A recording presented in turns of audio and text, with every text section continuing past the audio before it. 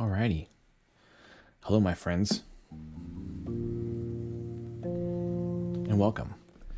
So I have been designing some presets for the Thenatan Tape Piano 2, which is a sweet little plugin. I got it for $10 the other day on ADSR Plugin Boutique, one of those, I think adsrsounds.com. And I got it because it looked like it had some really cool sound design mechanics built into it. I'll be doing a full review on this later this week, but I've been designing a preset pack that's going to be 50 presets, and I've made 41, and I'm just going to keep going, but it's taking longer than I expected because as I make these, I totally just get lost in these sounds. Just really awesome, beautiful sounds. Let me turn myself down a little bit. That way we can keep hearing this a little bit better. You can design just these really cool sounds, and so I've been making a whole pack, but it's a lot of fun, and I figured I might as well stream while I'm doing it because maybe somebody will watch this and get some use out of it. Maybe not, but it is what it is. But I figured since I'm sitting here designing these things, I might as well stream it while I'm doing it because it's fun, and I've actually been digging this plugin a lot, and you'll hear more feedback from that once I actually review it. But otherwise, let's just jump into designing some new patches for it. So basically, I just load up the initial patch, and I just start with nothing. I turn off all the effects. The threshold on the compressor by the default is too low. Basically, the way this plugin works, you got this home screen, which shows you your samples. You load up 4 samples, and you can load up a texture as well. It's a big old sample library you need to choose from. These knobs are your high-pass, low-pass filters. There's a whole macro setting for different envelopes, LFOs, steppers, and a custom. And there's effects here. You have a reverb, delay, damage, phaser, and compressor.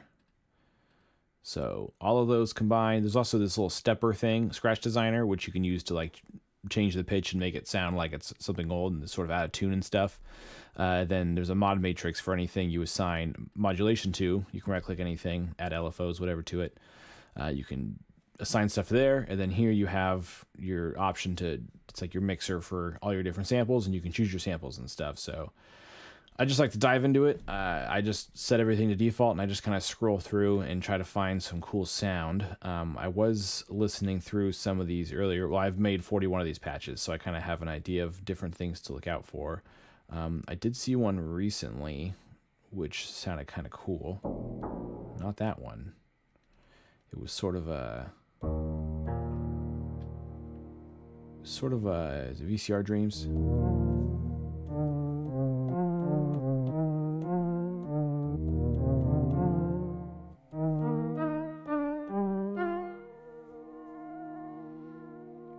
So there's all kinds of samples in here, and they all have different characteristics. We actually are going to turn the compressor back on for this one. The compressor settings out of the gate are very intense, but just know that. Overall, it's a pretty intense compressor, honestly.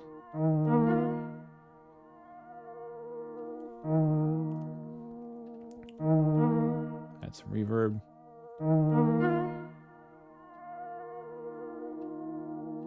Cut off some of the low end here. You got the low pass and high pass there at the bottom. But yeah, you kind of just add these samples in. You can change the width here, stereo widening. Pretty cool. Let's turn on another sample here. Let's find something to go along with this VCR Dreams. This is pretty, so I kind of try to listen to the sound. See if it's sort of missing anything. So there's not much of a sustain hold on it. It sort of fades out pretty intensely. So maybe we'll find something that has more of a sustain for it. Let's go to these pads. Let's add Dreams onto the VCR Dreams.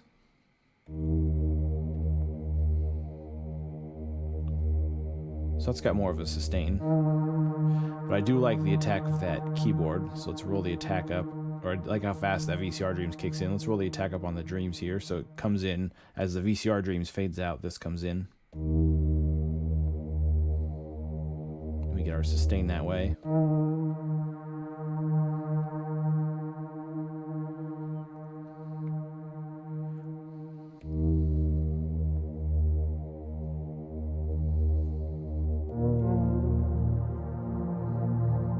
playing sounds all on the launch pad here. I've been messing around a lot with the note mode. I used to do a lot with chords, but I've been kind of learning how to play chords on the note mode. I set it so that every it puts it all. I could talk about this launch pad forever. There's no way to just to quickly sum it up. Basically, it's pulling. You set a scale, and then it pulls all the notes from that scale. So all these are in scale. The pink notes are octaves, but within the scale, because I have it set to every 4, it goes to the next line. 1, 2, 3, 4, 5, 6, 7, 8. At your scale, so you can make a 1, 3, 5, 7th with a 5th or with a 3rd, 9ths, all the things there. Then you get your 4th there, 5th there. It's fun. Anyway, you don't need to worry about that. Not yet. I'll make a further video about all the wonders and fun you can have with the launch pad, but I digress.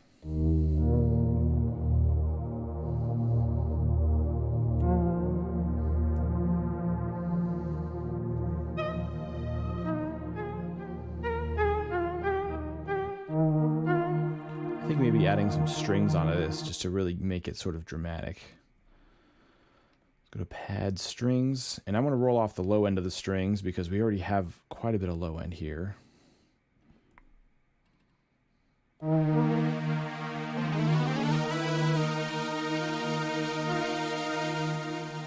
So then let's set the strings wide. And I'm going to have the strings pulse. So we're going to come over to our macros. And we are going to use this LFO here. Set it to a triangle. And we are going to add it to this volume. Add to LFO A. But I don't want it to go full blast. So we're going to come over here to our macro control section here. Make it so it only goes to, let's go minus 16 dBs. Let's set the minimum. Now we'll just play with our min and max to kind of mix the strings in the way I want them.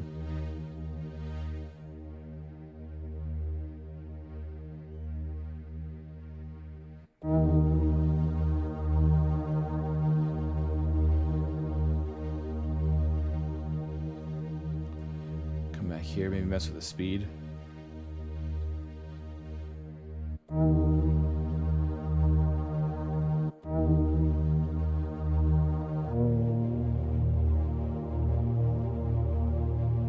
Adds a little rhythm to the strings.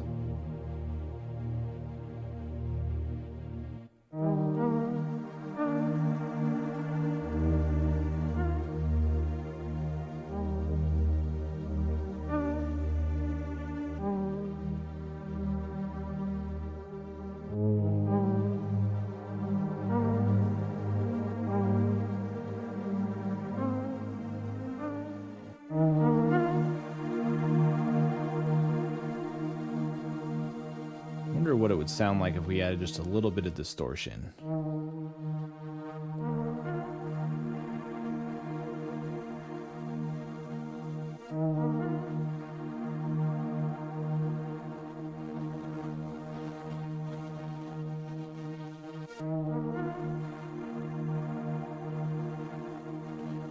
Just trying to create some atmosphere.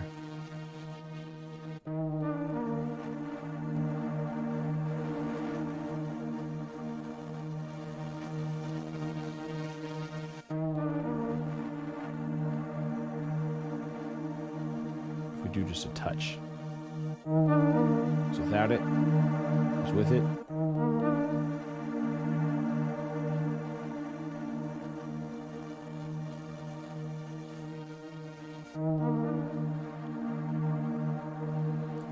So something that's a glitch with this program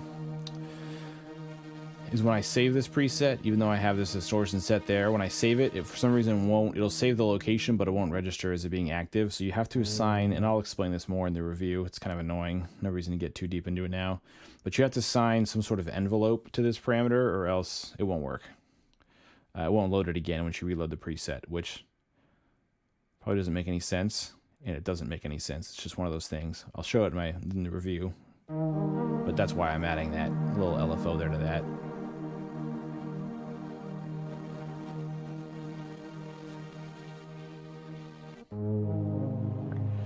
Now, something we could do is add another envelope here. Let's take our envelope A. We can assign this to our mix so that as we play, it gets more distorted. See if it drops down to 0. I don't know why it won't drop down to 0. That's another thing with these envelopes and stuff, is they're a little wonky. They don't quite, they're quirky. They work, but like sometimes the timing here, like it shows you the milliseconds, you hover over it, isn't accurate.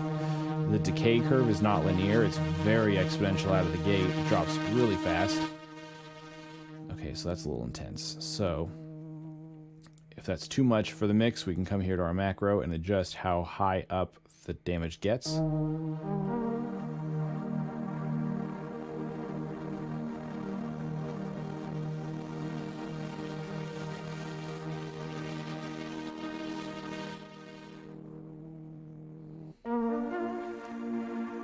So we can let it just climb, climb, climb.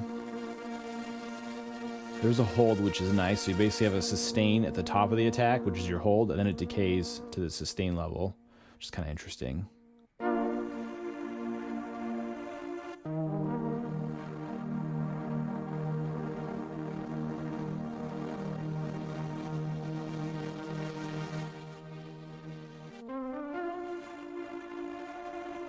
Let's go a little slower attack.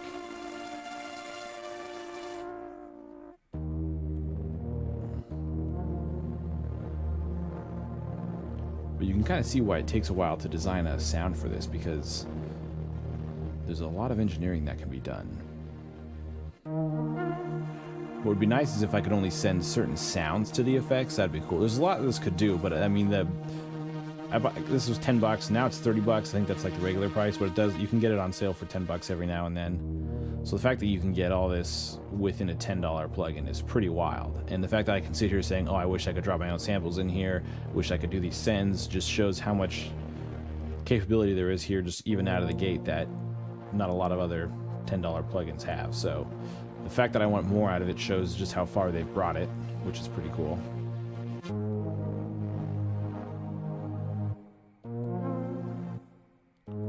I see the release goes down kind of slow. I want a fast release.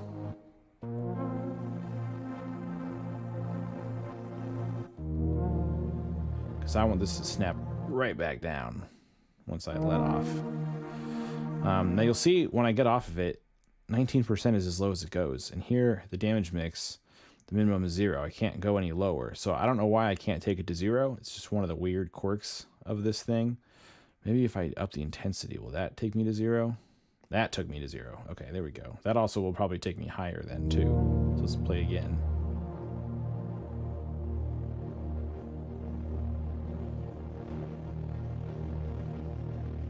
Crawls right up there. Where are we gonna end? 75, and then we lose it because it's gonna crawl up to 75. Well, actually, we'll have a little bit of a hold on there before it decays off.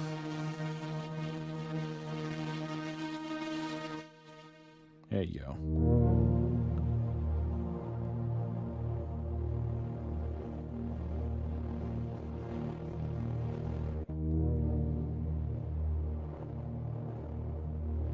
So now I'm at a point where I want to save it. You can override it as you go, but I like to save it initially. I have had this plugin crash a few times, so I like to not get too far without saving, because that would suck. So let's save this. Gorley. Let's see, pad. This is a pad. I like to categorize it. Also pads. We'll say Burning Dreams, because there's kind of we got that damage in there. Maybe Ember Dreams. Ember Dreams, Burning Dreams. We can rename them later too, so we're not committed. When you save a preset, it doesn't automatically load it. I'm still on the initial preset, but you can just click what you saved again to load it.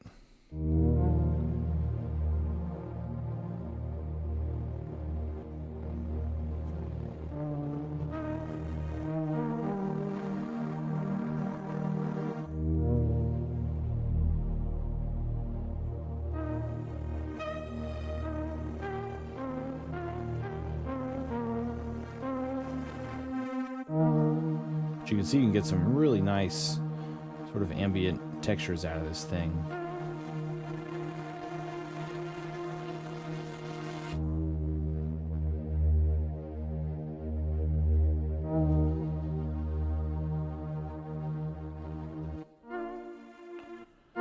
want to add a little bit of release in. There's no release right now. Let's go ahead and throw some release on these bad suckers. Maybe a little too long. A little less.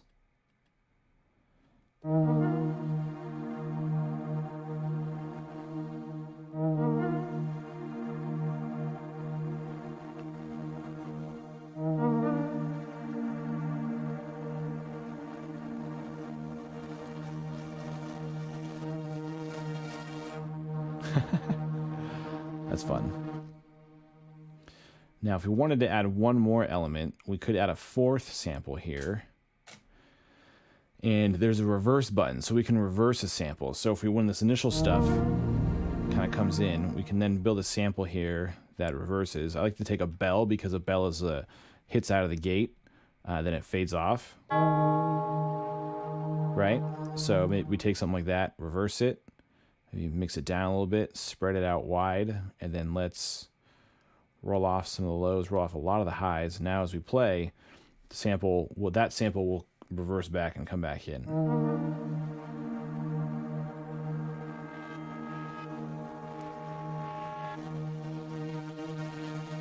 And these are samples, right? So when you play higher up, it plays through the sample faster. So you heard that even though I played one chord there, you heard the Kong kind of coming 3 times. 1, 2, 3.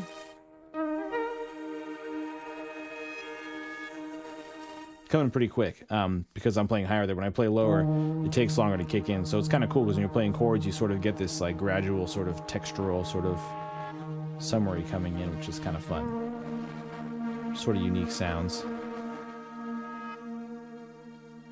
Let's roll off as much high as we can.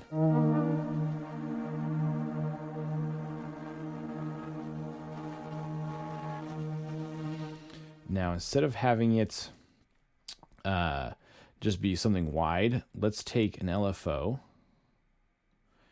and let's apply this LFO. Let's make it not wide. Let's apply LFO-B to the pan.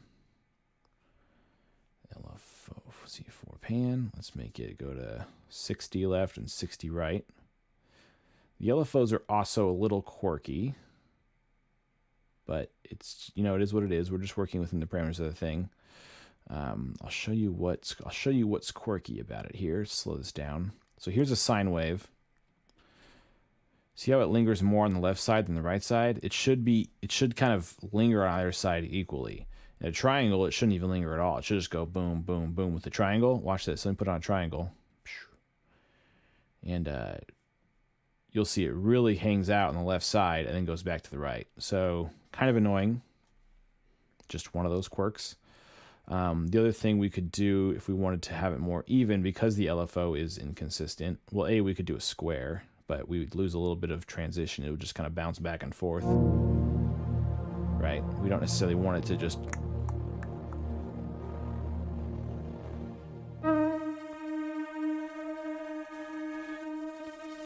Unless it was going fast. Let's actually try it going back and forth when it's fast. So we're listening to this Kong that develops in.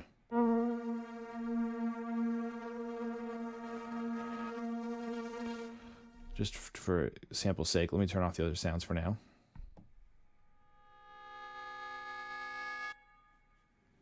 So that kind of comes in. It's a little harsh. Is there another sound that isn't quite as harsh? Yeah. That's much cleaner. Okay. So let's play a chord with this.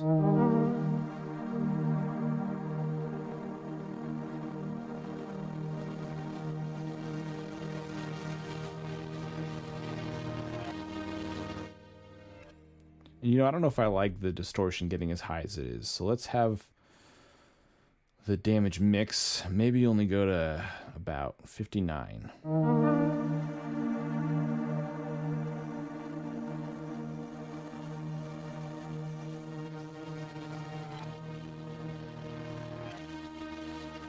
Here goes, that's that bell.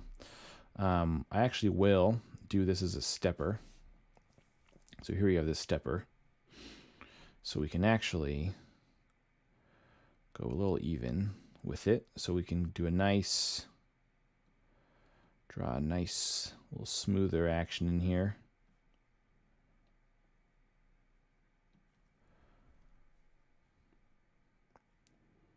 And this will actually linger at the top more than will at the bottom, so let's get equal bottom there. Okay, and then instead of this being LFO, let's go ahead and remove that. Let's turn this into the stepper.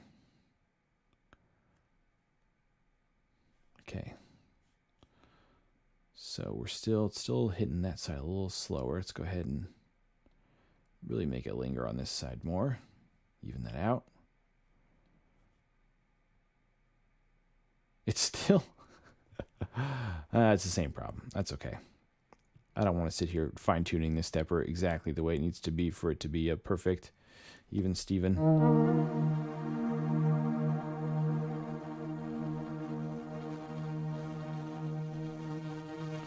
Set our pan back to -60, +60. And then let's go to our LFO again. Let's turn it back down. Let's go to like quarter note triplet.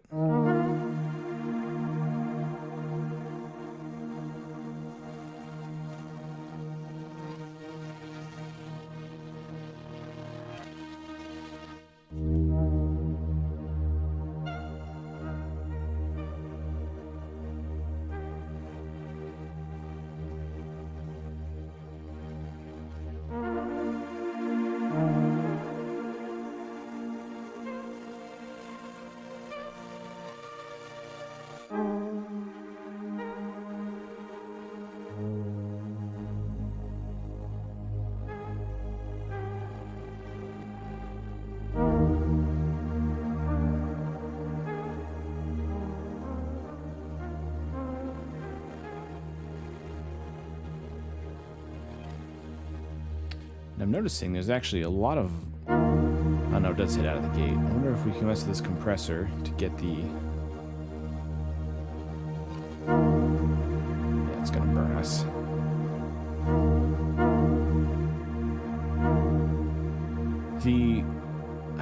This dynamics compressor thing is... It's weird. It doesn't... It has to... Some of it has to do with this compressor makeup. You can add in this compressor makeup, but you can't control it, which is kind of a huge pain in the butt because it like really makes up a lot of gain. So I can't use it the way I want to, but I mean, if you're really trying to get into the nitty gritty with the compressor, you can turn this off and then use the compressor of your choice in your DAW and have that in the chain. No one's forcing you to use this one, obviously. Okay, so we'll call that one a day. So let's go pads, burning dreams. Let's replace that with our updates. And then we'll load up an initial preset again and do the whole thing again. So turn off these effects. I like to turn the compressor threshold way up because it starts pretty compressed, and because it gains so much, it's very annoying sometimes. It gets a little loud. Okay, now earlier I also saw another piano sound in here that I thought was pretty cool. I'm going to just scroll through real quick and see if I can find it. If not, I'll just click a random one, because honestly, most of these things I've done, I've just kind of clicked into a random preset or a random sample and just kind of seen what I can add onto that sample. Let's change our key here so we don't get tired of the same sounds.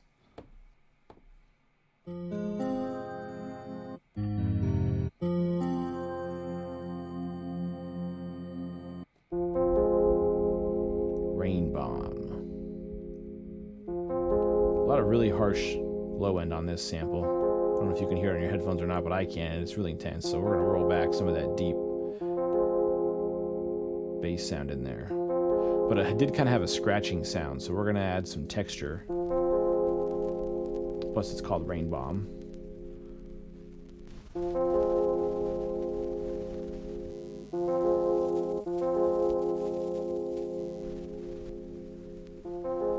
See if we can find a rainy-ish texture.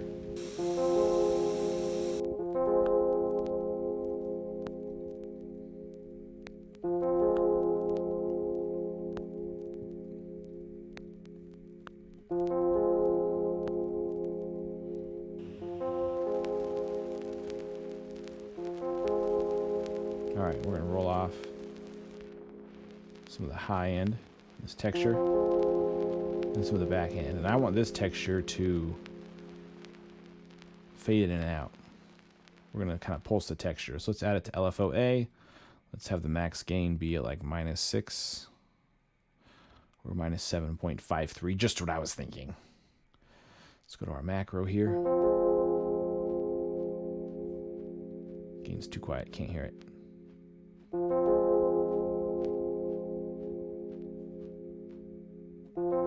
I also wish the LFO could go slower. Let's set a minimum on the LFO, because if it's at -100, it'll go all the way down, where I don't necessarily want it to go all the way down.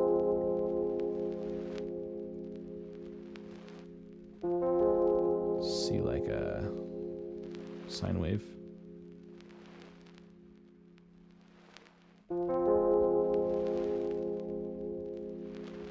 Let's have the minimum come up a little bit more.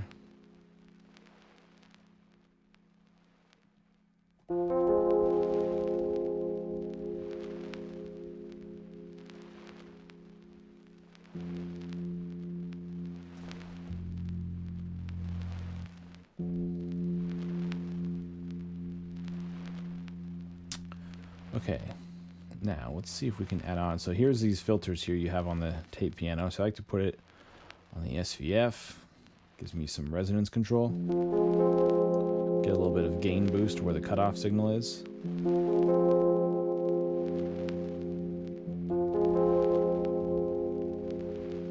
If there's some low end that's really bugging you, you can come here into surgical EQ and you can add these points.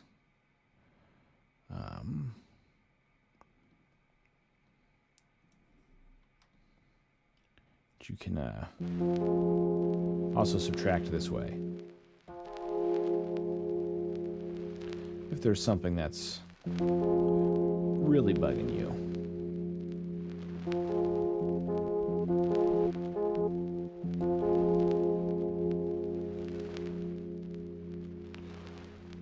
Okay, so we know we're kind of going for this vibe. Add some delay, slower delay. Let's go quarter and quarter triplets. Go slower. Let's go half and half triplet.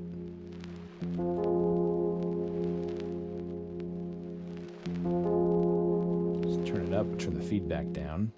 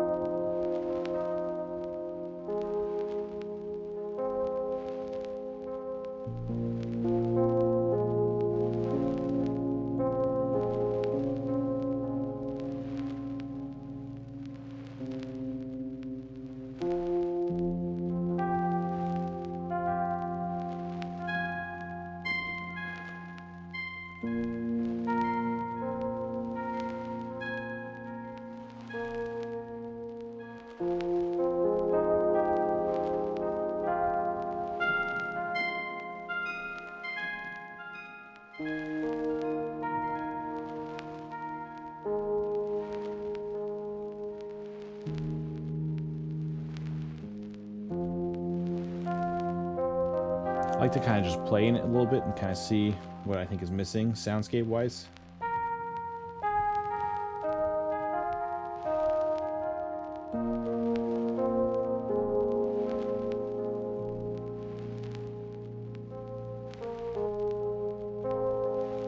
See if something gets annoying, like maybe there's a little too much noise, a little too much texture, so we'll take the texture down to maybe -8.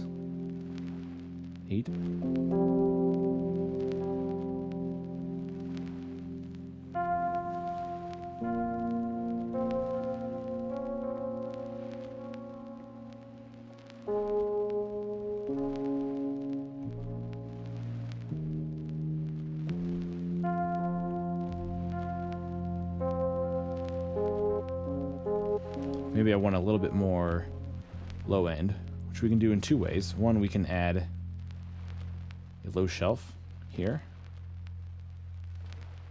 using your mouse wheel to adjust the cutoff.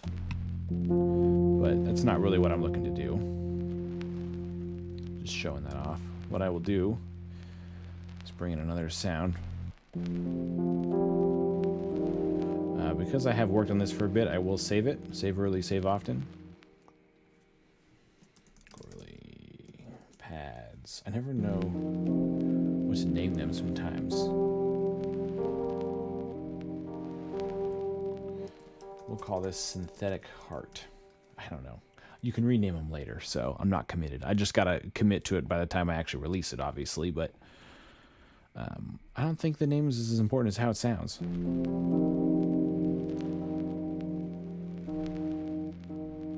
Okay, now let's add in another sound.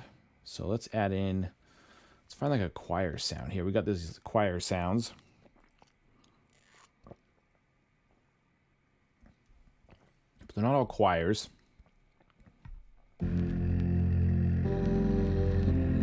Well, I mean they are, but some of them don't sound very sung.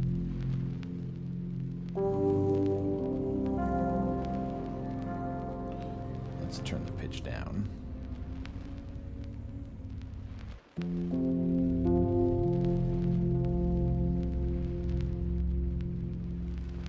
Change the narrowness. You don't want bass sounds too wide. Kind of depends what kind of track you're making, but it's a little too much tuna. Ooh, that's fucking weird. Okay, that's a miss. Let's go ahead and go pads here. There are these pad sounds. Some of them are pretty good in here. Let's put on, let's see what we just click one to see what we got. Let's reset our pitch.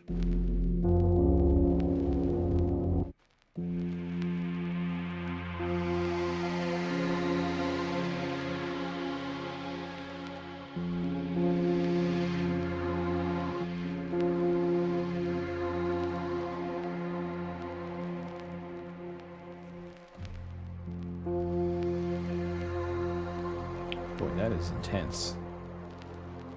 Let's whip the attack up on Mystic here.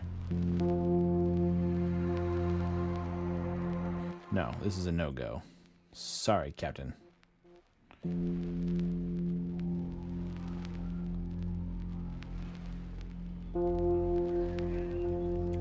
little closer. Add some character, but it's almost interfering too much. I'll do one that I know is good. These vintage synth mob. There's actually a couple that are good. Okay, that's good. Let's get some attack to that. Turn the gain back up on it.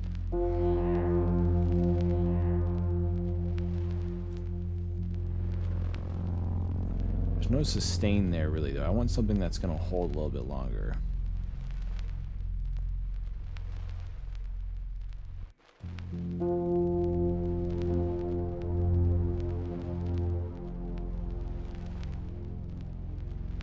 That's kind of got a cool sound.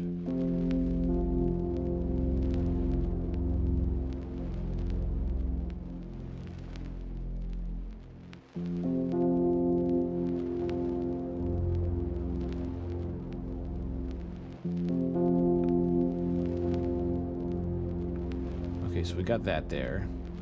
But that fades out, so I almost want to have something in here that comes back in to fill in once that fades out so we can keep the ambiance going. So I'm going to hit, there's this reverse sample button, as we talked about before.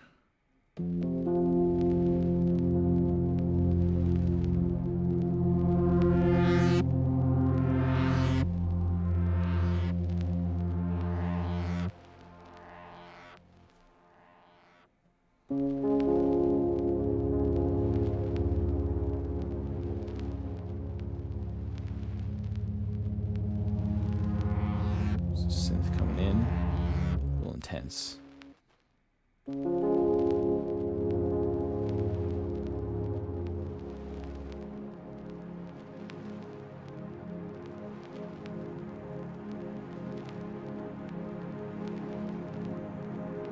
Interesting.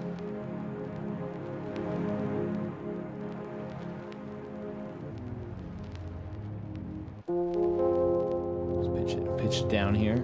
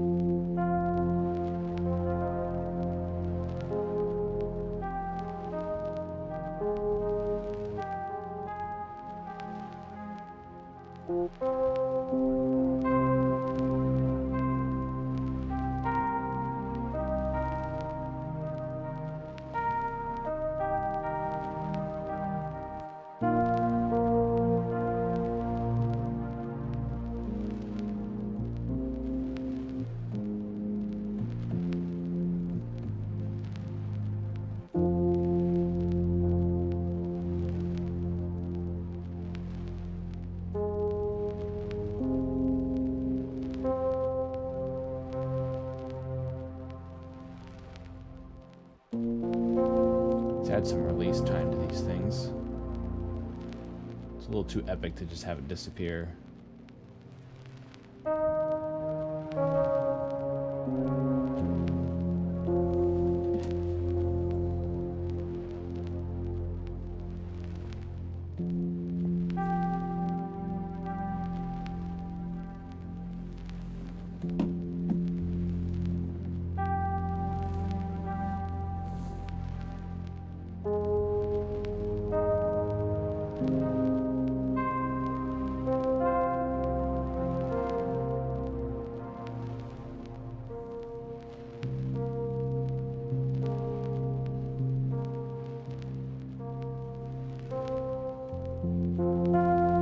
So this one's sounding pretty good.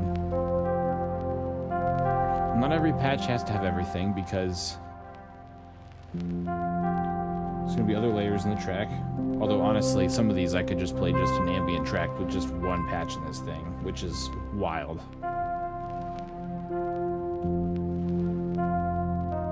I feel in some ways that this is like a $10 Korg wave state. In a sense. Obviously it's not a wavetable synthesizer, but...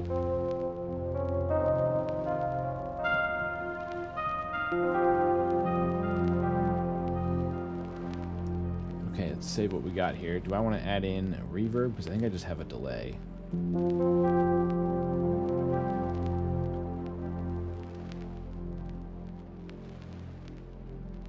Go to convolution.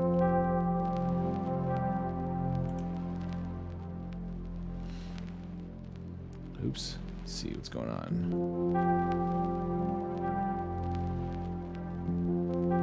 Hey. Homies from Thenatan tuning in. Somehow, somewhere. Getting the DMs.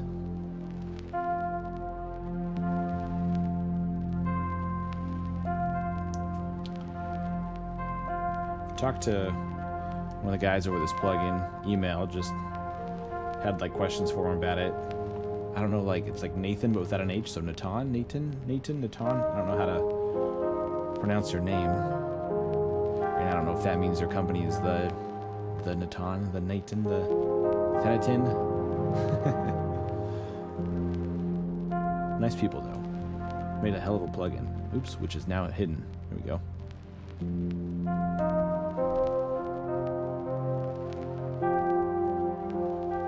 Turn the delay off so I can hear what this reverb's doing.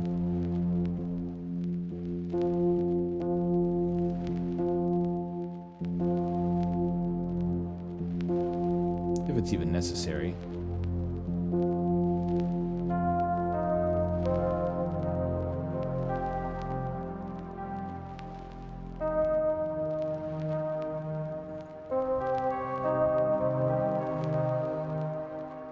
Alright, boom. Synthetic hearts. Let's get this all squared up there. Let's go back to our presets here, and we're going to replace this, override it, and then we're going to make a new one. Oh, I forgot to be marking these down. I've been marking these down because I need to count because I'm trying to get to 50. So that gives us 43, I think I have now. And there's some too that aren't ambient. I've made a few that are actually like really intense, like bass tracks, which is pretty dope. Like here's like a...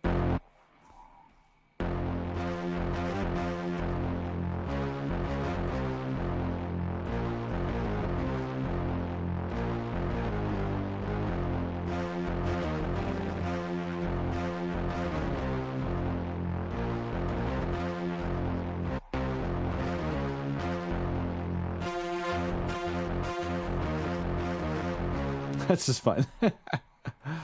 So there's stuff like that. There's like some stuttering kind of stuff. There's warm fuzz bass.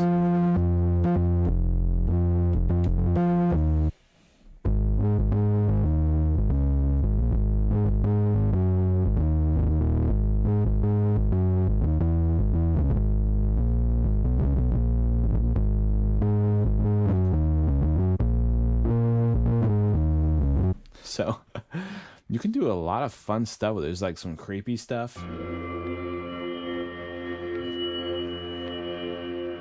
Spooky. Too spooky. 80s drama.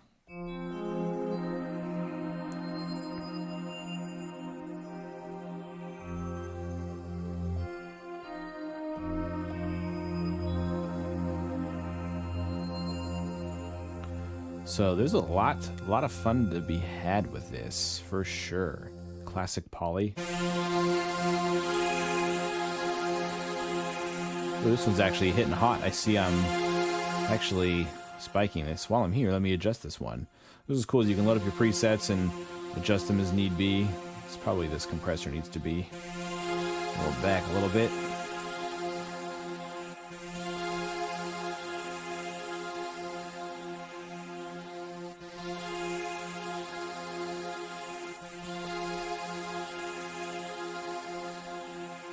Go. Do not want to be in the red. Really don't even want to be in the orange either, but set this back up. I need to go through these anyway and make sure, because it saves, the presets save whatever screen you're on last, so I need to go back through all these and make sure I actually saved them on the home page. If you make a change, you just hit this replace and override it, and you're running. Okay, let's make another one. We're on 43. Let's do number 44. Maybe we'll just call this one 44, and nobody will know why it's called 44, and it'll be our little secret. But let's see what it's going to sound like first, because sometimes it might be a cool name. Or maybe I'll just commit to the 44. I'm just going to do that. Fuck it. Gorley. The 44. There, it's our little secret. No one tell. Sometimes I'll decide if I want to work with something out of a gate. Like if there's just some cool feature I want to try, I'll like start with that, whether it's like an interesting macro or something like that, and kind of build from there. I can show you the Scratch Designer. This is kind of interesting. So the Scratch Designer, what it does when you turn it on is this is basically like a pitch shifter. You see the arrow on the side, shows you where it's going, and you can loop it. Oh, you know something I wanted to do actually was I wanted to create something in here, and I wanted to assign an LFO to the speed or even an envelope so that the speed is changing as it goes along. So that's how I like to kind of approach some of these patches, and this is just kind of sound design in general. Is I'll just like figure out an interesting effect chain I want to do, and then just build sounds from there. Okay, so we know we want to do this. So let's maybe make like a really intense chain where it's like, maybe it's like a sort of a sawtooth chain. And this only affects pitch. This cannot be used as an envelope. This is just for pitch.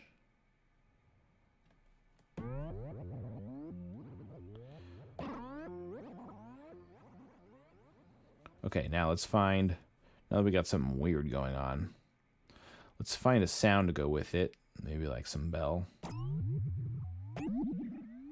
Some sort of percussive. I'm going to turn that compressor back on. Sometimes, oh, I also turn the channel volume way down.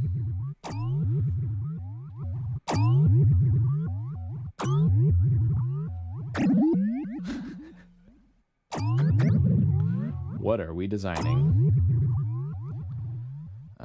Let's add something with a little bit more sustain to it. Oops, gotta turn it on.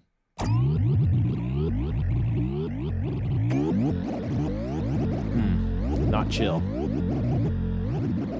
Not digging this. Don't have to commit to it either. I was just testing it. Let's see. Let's change.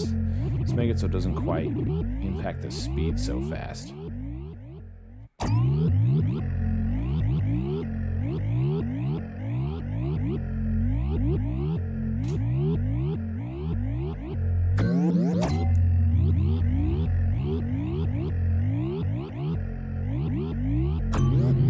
This is weird.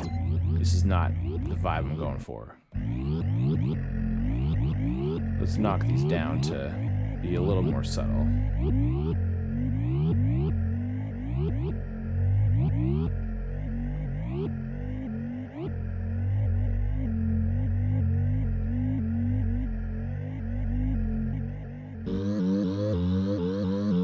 Okay, you know what?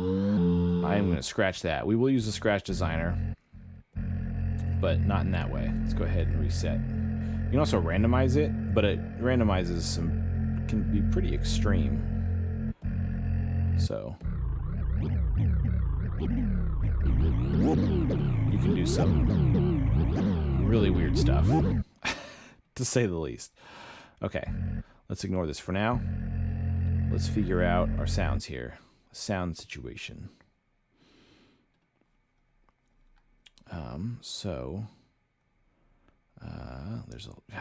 There's a lot of actually pretty good sounds in here.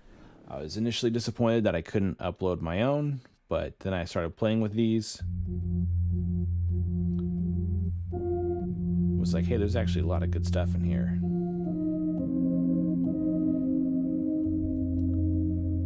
Some samples have some pretty intense resonances that go on inside of them, but you can use the surgical EQ to get rid of those.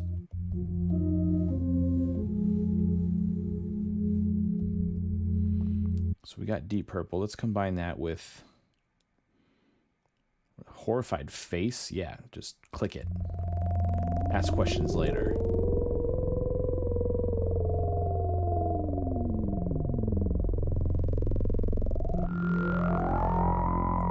That is super interesting.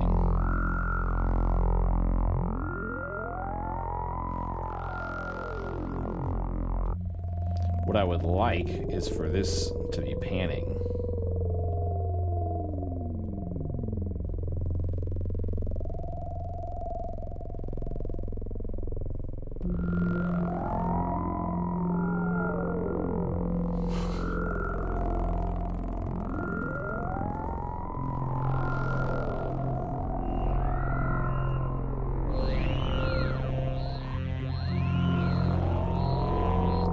Sounds in that when you get to the high end. Let's go ahead and roll back.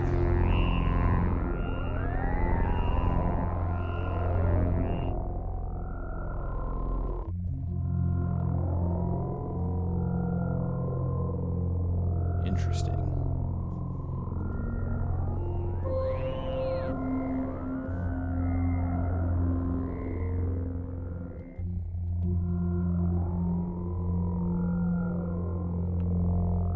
So you just never know what you're going to get.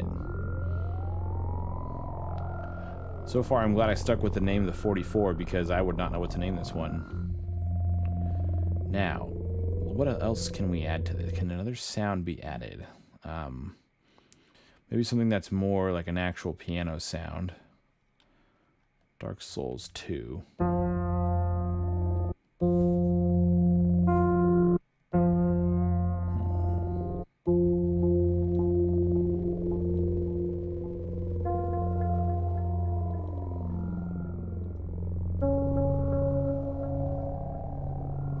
Get some big width, a damaged head. We could also add the same LFO, but invert it, so it's panning opposite of the horrified face we added in.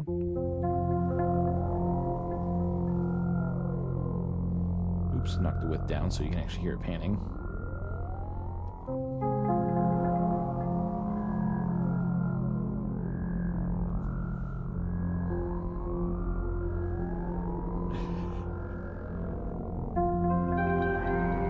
see why you can make some sweet ambient tracks with this thing.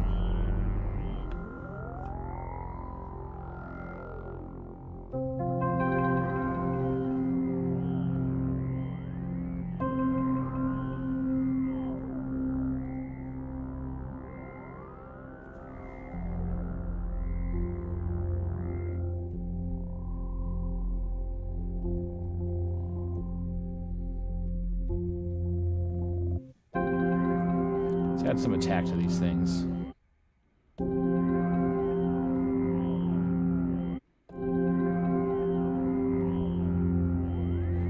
And some release. Horrified faces is crazy. What if I pitch it down 12 so it slows the sample down? Do you lose it?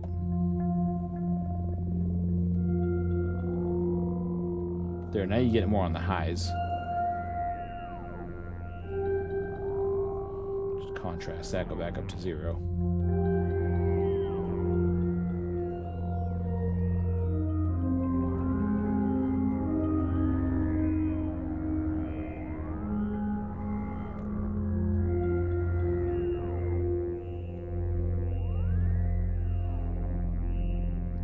Yeah, we'll go minus 12. I like the sample going slower.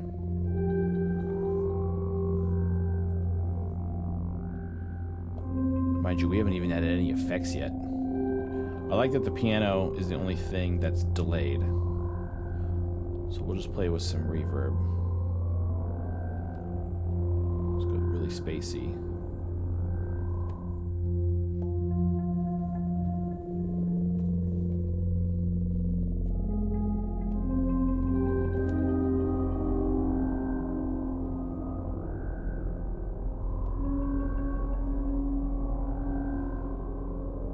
So here, okay, I will show you a use for the Scratch Designer actually, because this is a great example to use. This is a great time to use the Scratch Designer.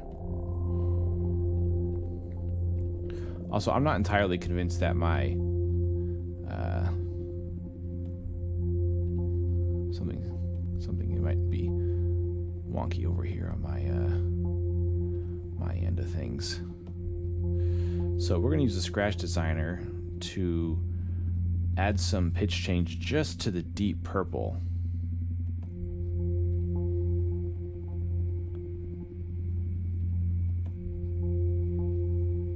Live making a beat with arcade. Is this is... Does it say I'm live making a beat with arcade by Output in Ableton? Because that is not what's going on. My Streamlabs is acting a damn fool as of late. It does say that. Unbelievable. Also, why is that the thumbnail? That's not the thumbnail I chose. Also, hi Gargoyles. I don't know how long you've been there for, but my chat in Streamlabs has not been working. I gotta, I'm gonna stop paying for Streamlabs Pro because the multi-stream doesn't work. I'm not even getting chats. What a disaster. What a disaster. I'm just gonna keep it open in here and just ignore the fact that the title is wrong. Ambient and LoFi. Patch creation. Tape Piano 2. Unbelievable. Unbelievable with this business.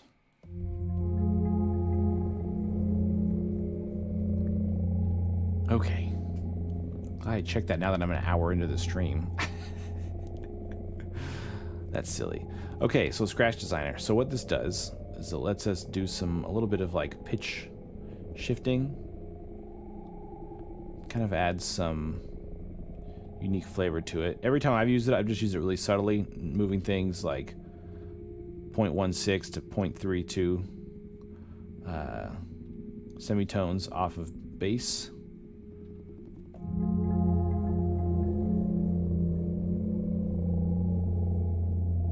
Let's go ahead and remove this macro control.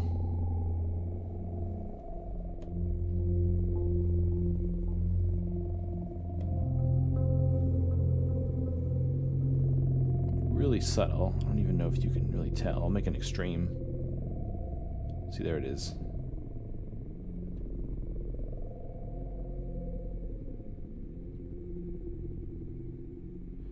But it just gives a little bit of subtle movement to things.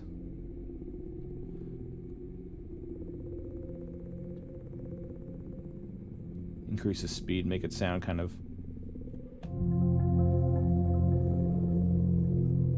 unstable.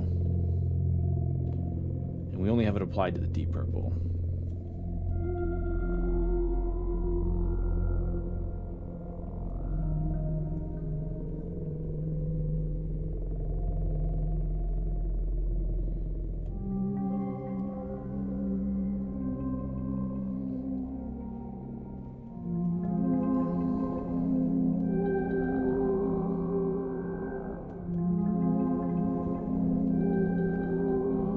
Ableton just crashed. That's weird, Panda, that your chats show up in my Streamlabs, but Gargoynes does not. I don't understand what is going on with my Streamlabs, but things are wackadoo. Wackadoo, wackadoo. Definitely canceling my Streamlabs Pro membership, which renews in like 2 months.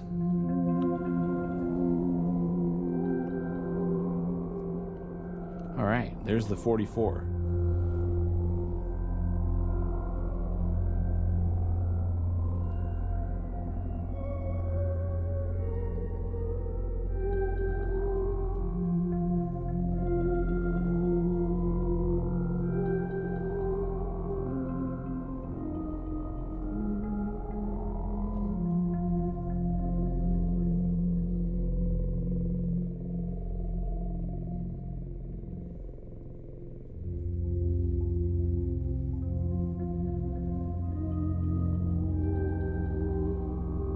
Fun, fun.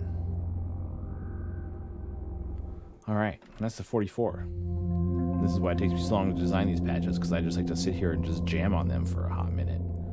So maybe compress it a little bit more.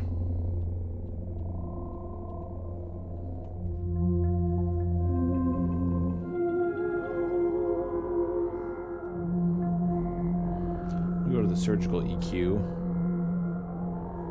We're going to add in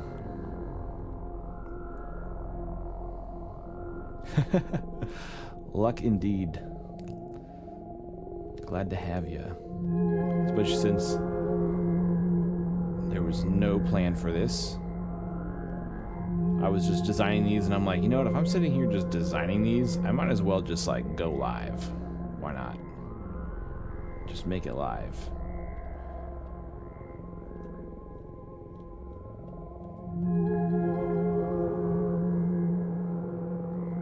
See what it sounds like with some low and removed.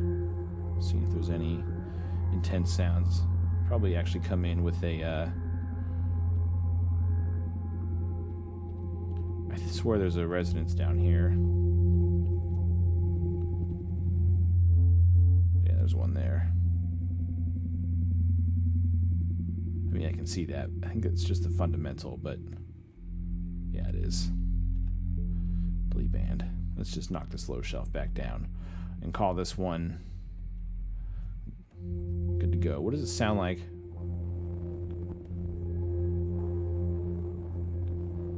Just a little bit of damage in there.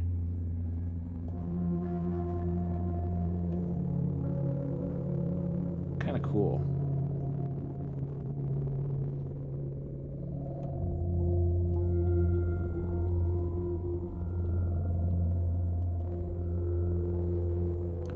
Oh yeah, how you like an Illustrator? I can show you so much. I have just been living in Illustrator nonstop for the past, like, I don't know, like 15 years.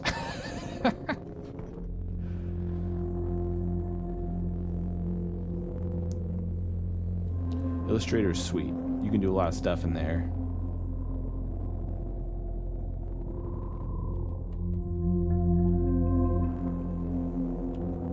I don't know if I like the damage. I like it, but I don't know if I like it on all the time. I'll put a setting on here so if somebody comes in to turn it on, it'll be saved in the preset. Sort of a recommended setting.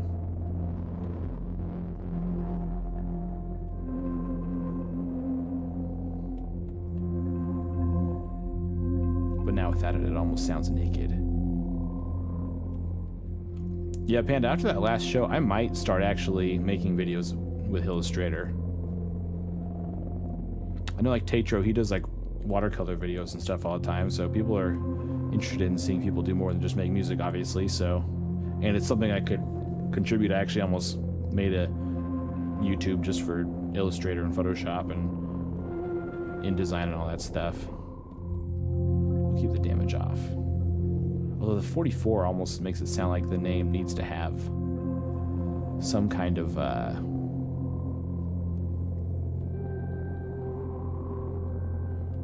distortion. I don't know why. It's almost like a monster name or something.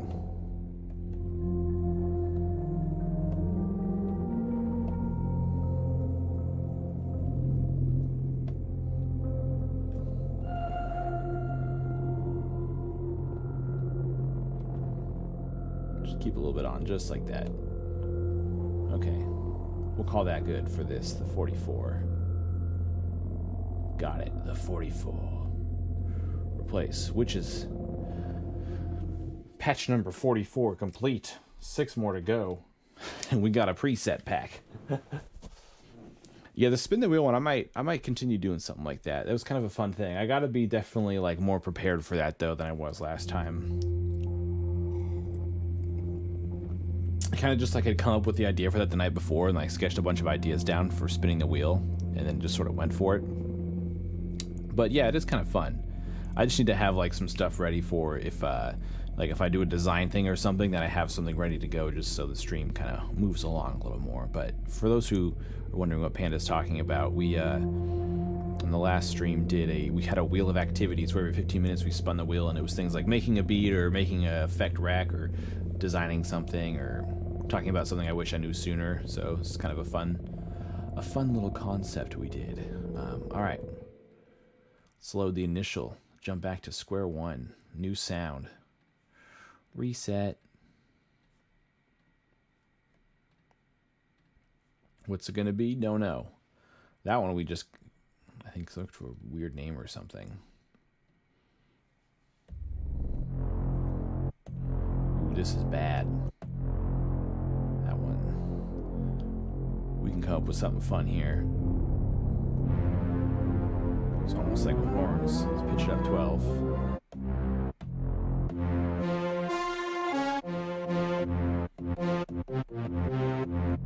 Let's change our key here. Let's go to a major scale this time, just so you're not hearing the same thing. I could sit here and play in the same key forever, but would like to be in a minor though.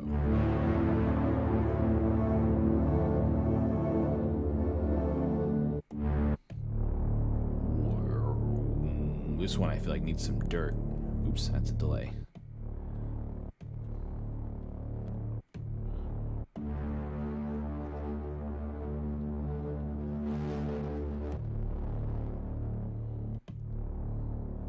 Maybe not.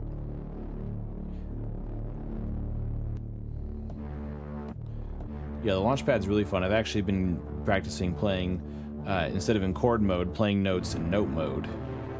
And just learning the relationship. I play with the I do for the 4 option for the how many notes it shows before it goes to the next line. And that gives you your root, your 5th above that, and then obviously your 4th below that, or your 4th is also below your root. And then your relative minor.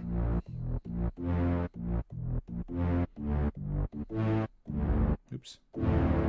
So and then you got like that's your root, that's your 3rd, 5th, 7th, 9th, kind of all in a little easy box there. You got this like nice little box to work in for each chord, and then everything just relates to each other. Yes, I agree, it is fun. I actually have started to like play and compose on this more than I have on the actual keyboard over here. It also sits on my desk, which is nice. I don't have to be over there. So when I'm building patches and stuff like that, I can like play whole chords, and it's less exhaustive because my fingers aren't like spread out like they are in keys, you know, doing like intense posture. It's like all really small, and you can kind of keep your fingers pretty relaxed and close and play whatever chords you need. Or, you know, there's 4 octaves played on one hand. Good luck doing that with one hand on a keyboard. Yeah, anyway. Okay, so we got this kind of intense sound. Suspense. So I'm thinking some sort of like trill violin thing or something would be kind of cool on top of this. So let's go here. There's these violins.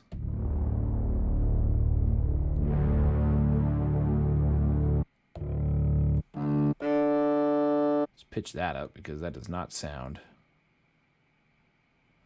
What kind of violin is that? What's the lo-fi violin sound like? Close to what we're going towards. Okay, but I want this to trill. So to do this, the pads do feel natural and they have aftertouch. This is not an aftertouch software, but they do have aftertouch for when you do, you can do some like sweet pulsing sounds. I do wish that that Tape Piano 2 was aftertouch though.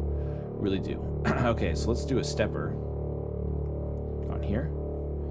Let's go to our macros, turn our stepper on.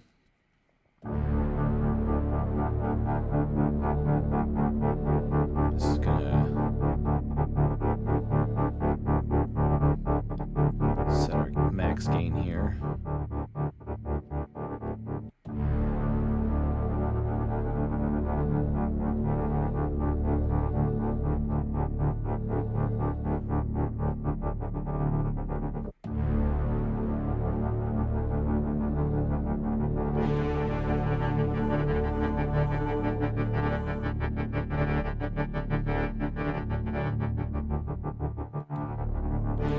Event type plugin. Yeah, they got quite a few.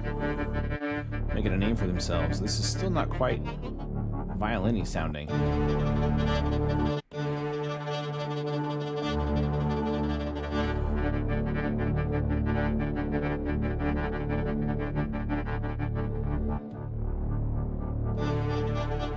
Stepper does not quite sound.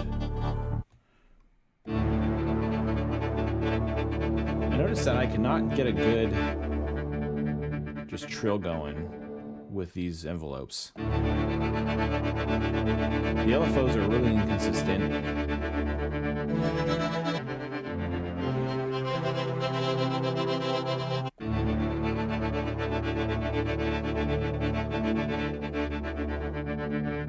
Change our global tune.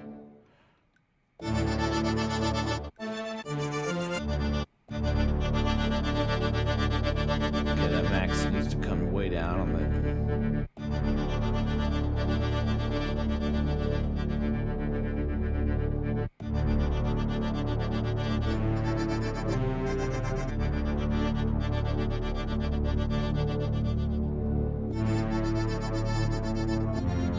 That trill is not working like I was hoping it would on the violin.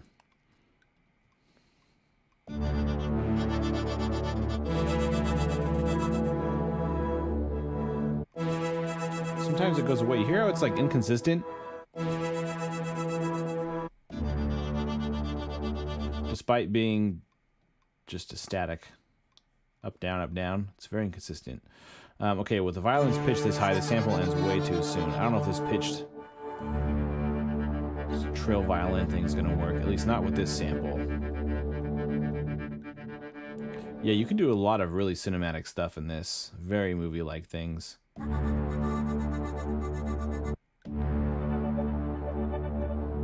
This one's called Tremolo. Let's actually remove this assignment here.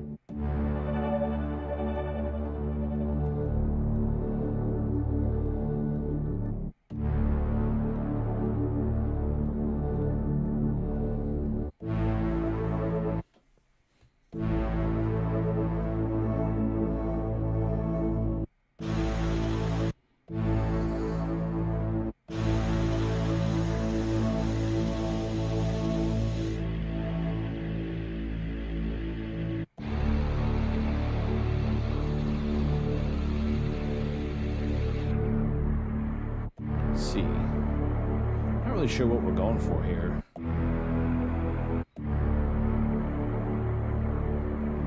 Go back to our regular sound because I'm a little thrown off. I know I like this sound. I'm just trying to figure out what to do with it. Let me add a second one on. Let's go 2 salutes. One of them is pitched up.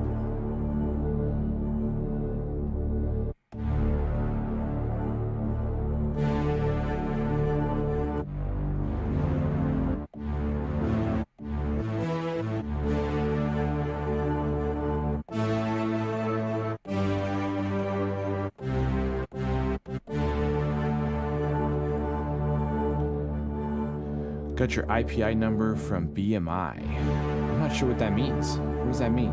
What's BMI? What's an IPI number?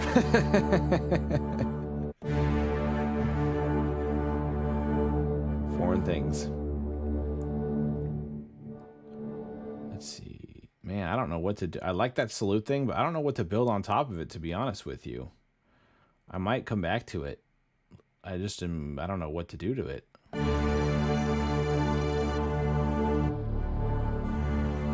Yeah, I'm stagnant on this salute one. I may have actually already done something with it before too. Let's switch to a different one. Let's make something fat. I know this was going to be ambient lo-fi, but let's make something huge.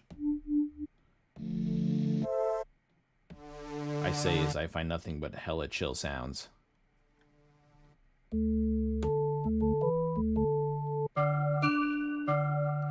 Let me put my global tune back down to -12.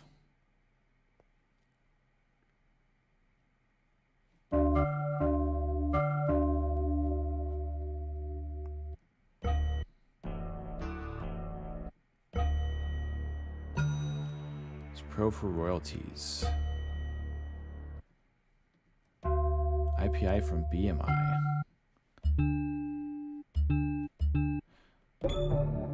It's a pro for royalty. Is it like a distributor then? Like DistroKid or? There we go.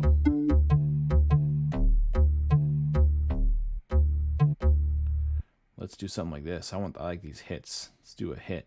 Let's find another bell.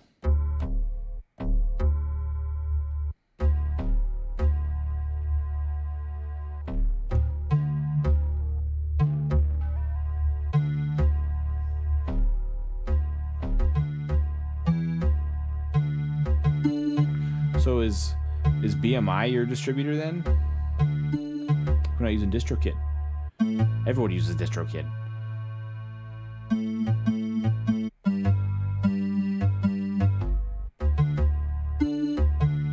Okay, now we're getting some bigger going here.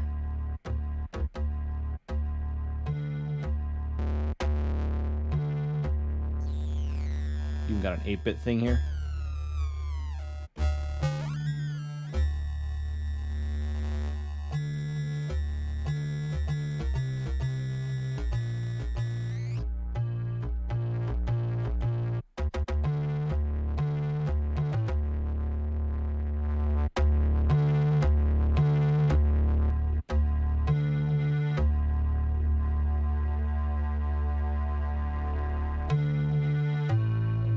So what's BMI that BMI is more affordable than DistroKid? Because DistroKid is pretty cheap. It's like $30 a year. I think there's even a link in the description of this video where you can save 7%. Okay, we got that in. Oh, you did it manually? I didn't even know you really could do it manually. I thought you had to work with a distributor.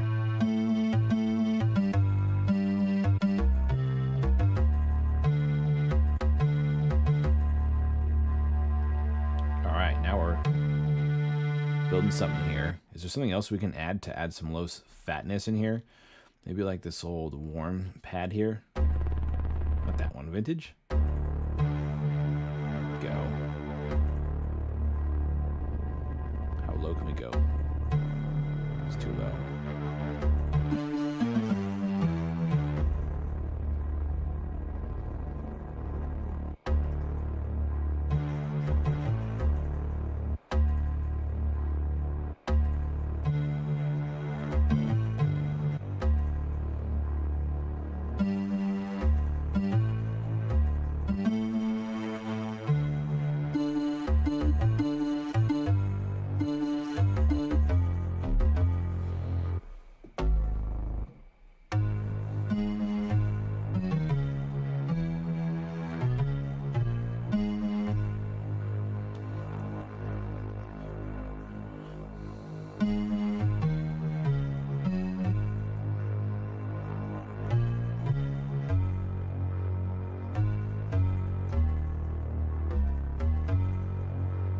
Now I almost don't like that pluck that's at the initial.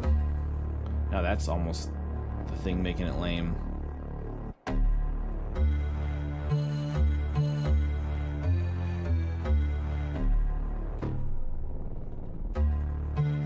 Let's maybe add some attack to it.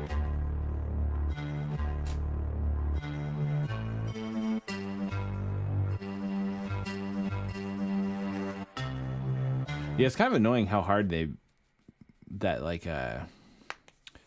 fact you have to like go through others' channels to do distribution stuff, but they collect all their royalties, which really it's like a huge time saver, not having to do that yourself.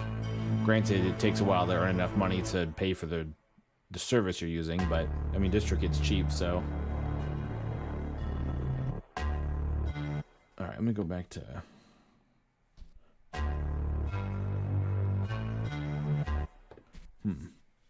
I just feel like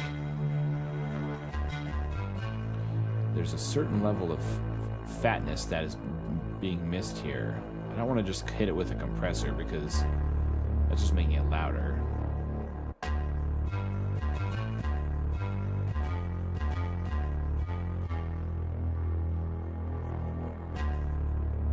I can always come back to it.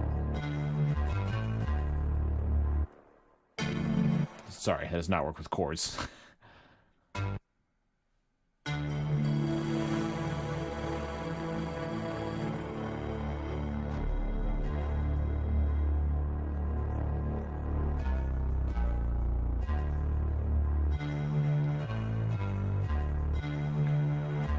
Alright, we'll save this one. We can always come back to it. I always have a bass in every pack I make called Nemesis. We'll just say this one's the Nemesis bass. Looking at pawn 5. I might circle back with you on something, Panda, because I might have a solution for you. But I don't want to promise the solution until I know if it's a solution, so I'll check after the stream. DM me now so I don't forget. Tell me to look into distribution. Did my batteries just die? I think they did. I have shot a couple videos on this battery set. Let me swap these batteries. I know you're dying to see my face again, so.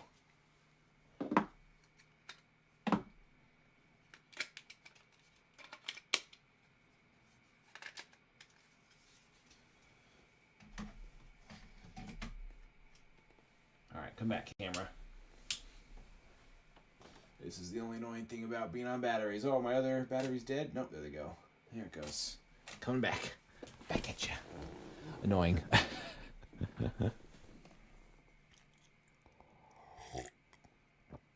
Alright. What's this bass sequence that I made?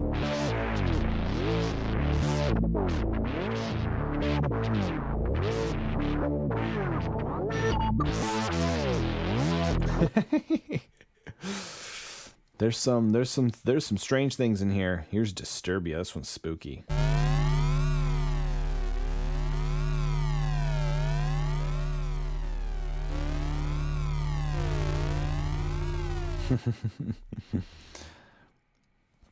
Okay, was that number 45? I only need to design 5 more. Gosh, it took me an hour and 20 minutes just to design a couple of them. That's why it's taking. I didn't think it was going to take me this long to do all these. I've been working on this pack for a couple days now. And that's why I'm also going to sell it for $5. Because this is a lot of time that I could be spending doing other things. But I'm actually probably going to use this plugin quite a bit. I didn't really intend to be attached to this plugin as I am, but I was like really impressed with the sounds that it makes and stuff. And there will also be a sound pack. I'm going to do both. There's going to be a preset pack. And then with my presets, I'm also going to make a sample pack, which is what's currently on my website. Right now, my website, on GorleyRecords.com, there's 2 things that are free. One of them is a preset pack for the Cherry Audio Surrealistic MG1, which is a free synth plugin, which I also made a video about recently. And then the other free thing on there is a sample pack called Contoured Waves, which is a sample pack made from Surrealistic MG1. So everything that I kind of make a review for, I'm planning on having a sample pack for that plugin that I'm reviewing, as well as having a preset pack. So there's big things happening over here.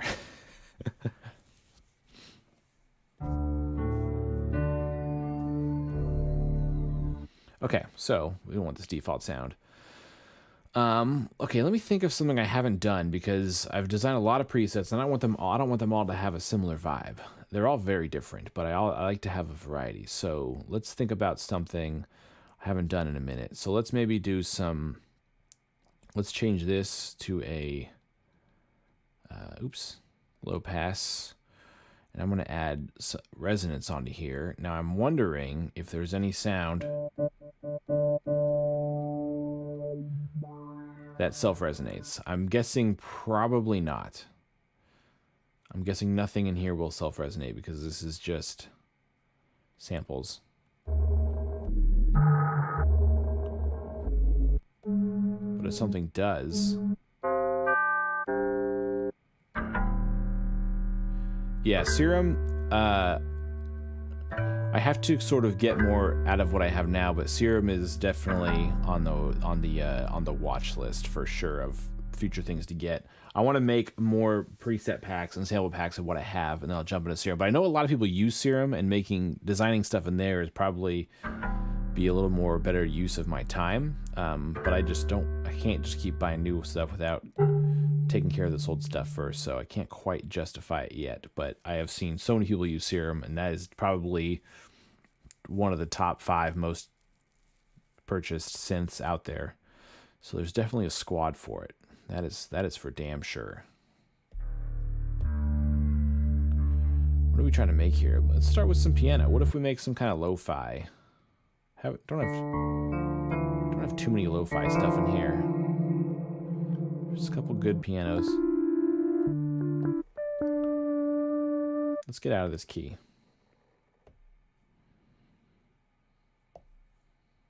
Let's go E major. Yeah, Serum is got a lot going for it, that's for sure. There's also another one I've been looking at, I think. Pigments, that's the other one. I get offers from Arturia for Pigments all the time for like $50, and I've thought about that one as well.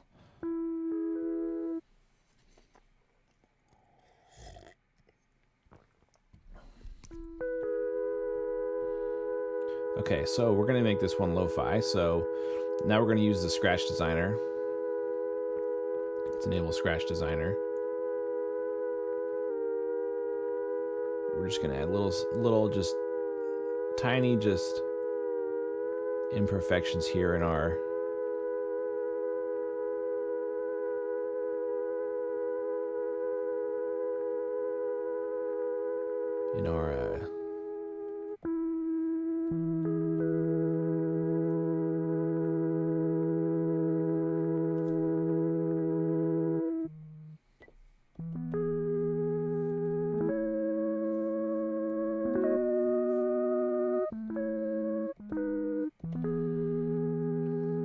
one of my goals is to kind of build like I really enjoy making like presets and like sound designing, just kind of exploring in plugins. So I'm probably going to start cranking out a huge store of all with just all kinds of preset stuff for sale, and I'm just going to gradually just have a mix of freebies and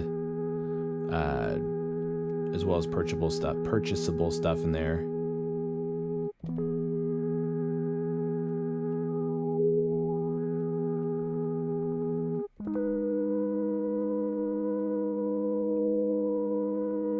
Let's add a little bit of, let's add an LFO onto this guy.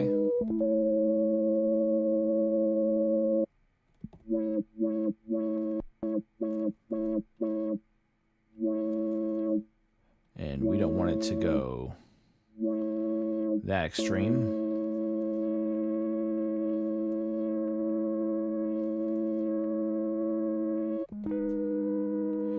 They do, yeah, I actually have a huge marketing funnel sketched out, and I'm not going to turn it on until I get like 6 things for sale in the store, but it's going to be a huge conversion funnel, which involves a lot of freebies.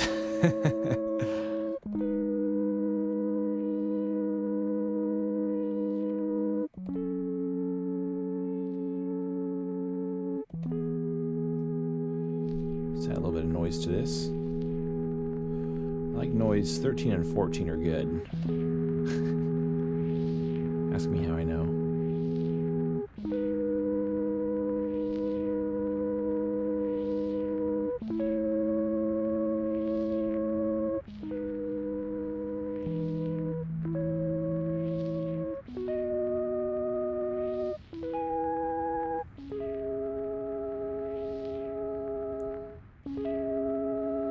Okay, now let's add in another sort of piano just to sort of shake things up. Actually, what I'm going to add in is a whirly. Too loud.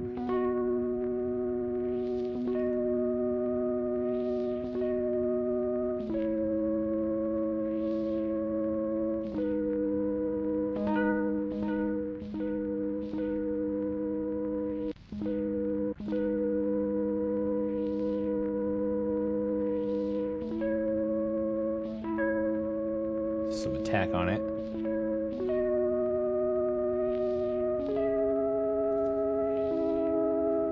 Oh, also, I have a Spotify release coming out next week.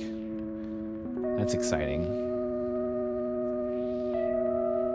It's like a melancholic ambient track. It's very upsetting, actually. It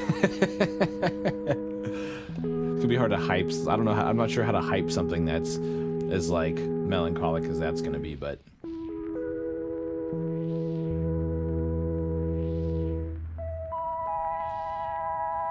Okay, now we got our little lo-fi piano going. Let's add just a little bit of damage for some warmth.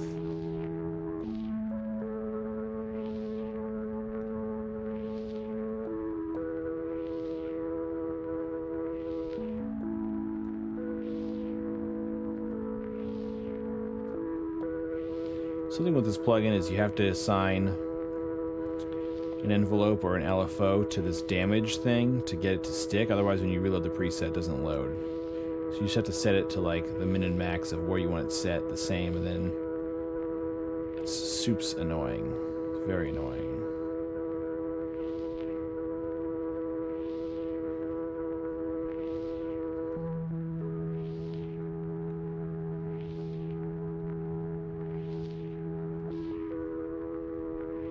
There we go. How's that?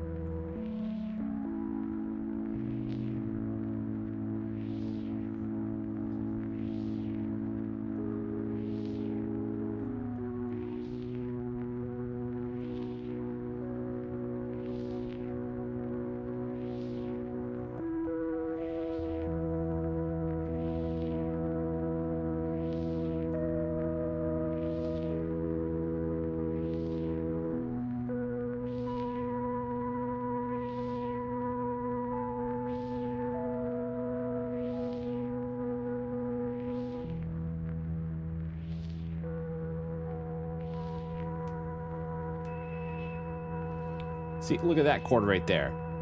How are you going to play that kind of chord on a piano, huh? That spans so much range. You'd need so many hands.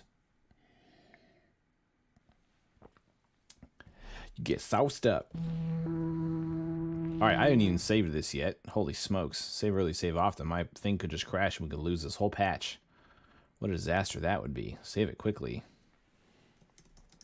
Orley keys. I'm going to call that Sunshine Lo-Fi. Why not? Boom. And that's number 46, which means there's only 4 more until this preset pack's complete. Once this preset pack is complete, I'm then going to film the review. So I'm going to have the review out this week, along with a bunch of other content stuff. All the content. Keys, Sunshine Lo-Fi, make sure everything loaded up correctly.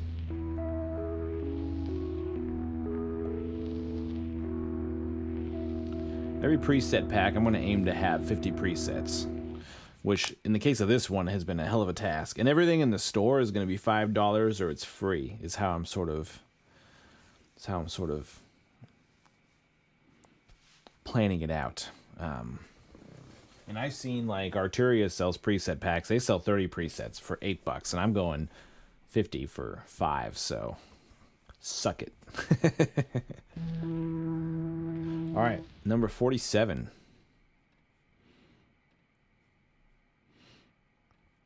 There's a lot of string stuff in here, and I've made sort of a symphony patch before, but I didn't intentionally make a symphony patch. Now I'm kind of tempted to intentionally make a symphony patch. I'm just going to blindly add. We have violins, we have a viola, which the viola is really deep. We have a cello. And then I'm going to add for the last one, wild card.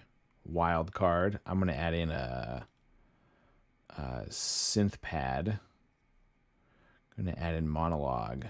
I don't know what this is going to sound like. The viola is deeper, so I'm going to keep that more in the center. The violin is higher, and I'm going to pitch it up actually 12. We're going to have that pretty wide since it's a higher sound. The cello is kind of medium. We'll keep it somewhat centered. We'll actually offset the cello and the viola a little bit. The monologue is going to be sort of a synthy sound, so we'll do that. So I'm just sort of seeing how I can mix this before I get started. The viola will turn it down since it's deep. The cello will turn it down a little more. The monologue I think is kind of louder. And let's see what that sounds like. Oh, are these effects off? Let me turn off these effects. Reverb can stay on. We'll leave the reverb on. Open this up, though, a little bit. Let's have the reverb. All right.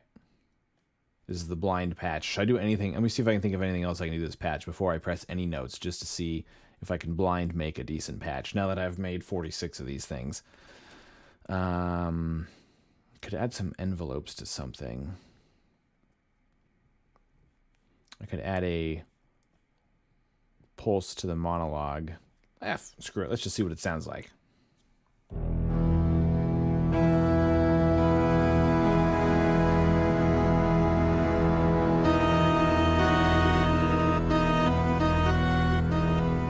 Oh, that's right. The cello is not a plus 12. The default in the third thing is plus 12, so...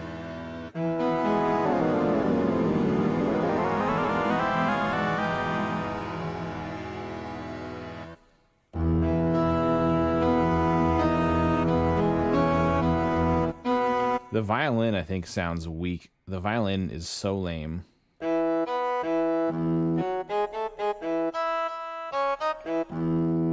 This sample seems like it was originated kind of in this range.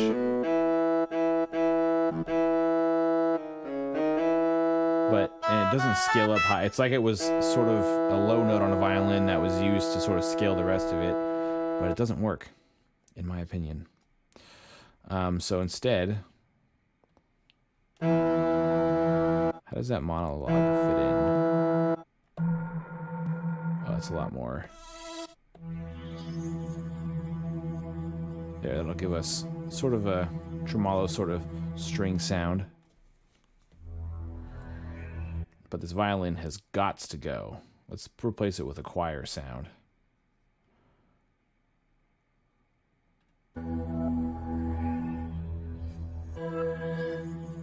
Is this pitched up to 12? Yeah, let's put that back at 0. Mono Man. Ooh, that gives us actually... Oh, it's you don't want a rhythmic texture in a sample player, though, because as I play higher up, it goes higher. Grid bass is a must. Oh, is it now?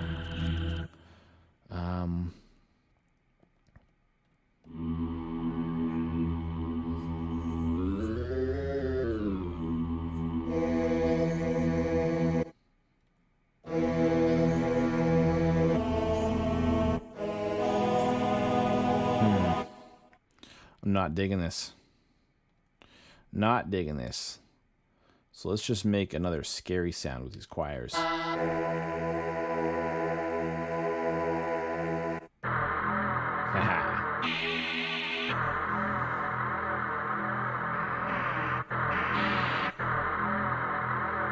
we're going to make this spooky.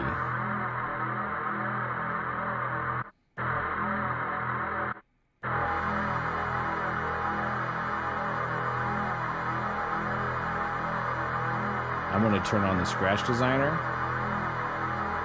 I'm going to have it go down an octave, and I'm going to apply it to that new sound we just put on. Oops.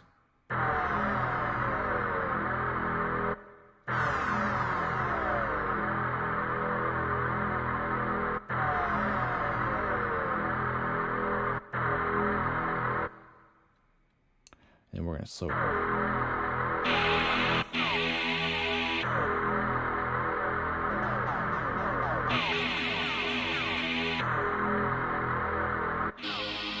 Yeah, it didn't really work the way I was hoping it would. I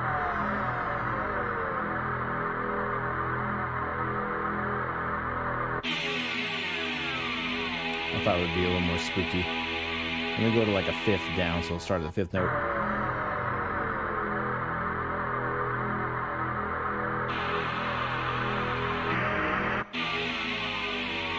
Yeah, it sucks. Turn that off.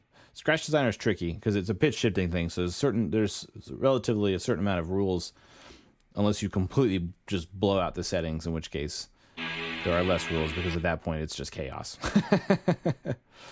Okay, let's add something. Let's add another choir here to get something spooky in here. Here's one called Monster, which I think might give us too much low end.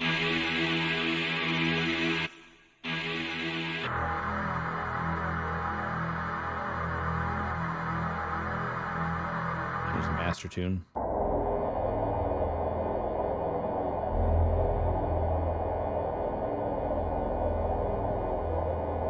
Let's see. There's collapse. Some of it's just kind of clicking in here and just sort of seeing what we come up with. Church.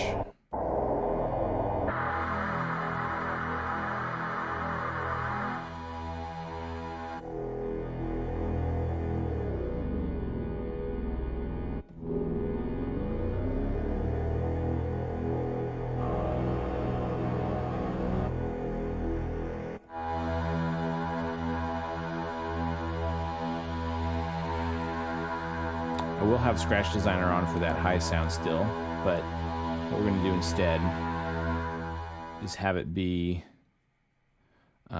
just a very subtle up and down, just a little...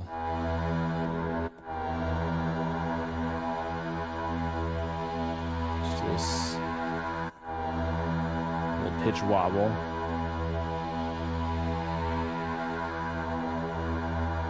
Just kind of give us some tension. Yeah, Terminator, Skynet, exactly. Big bad boy nemesis action going on. Get to the chopper. Okay, let's leave that there for now. Let's get a little farther along here. Maybe this even needs to be pitched down.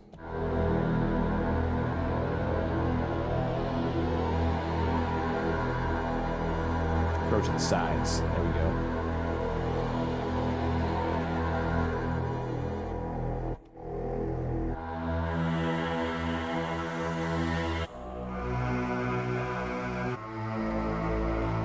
Yeah, I don't want to be in a major key for this. We're spooky.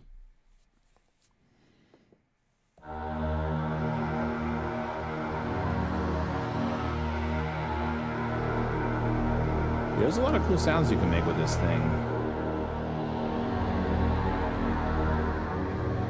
Okay, so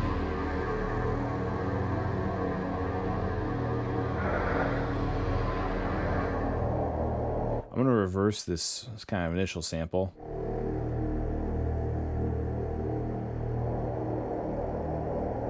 So it's that air you hear coming in at the end there.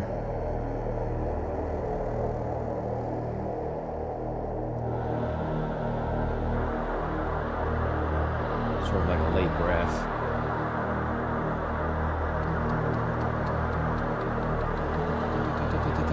I almost need something like that sort of trickling in. So this is a fun trick. All right, let me save this because there's a chance that when I add what I'm about to add, it could crash because I'm about to make it do some work. We'll call this Mono Spookfest. That almost sounds like a slur. I'm not going to call it that. I meant spooky, but Enemy.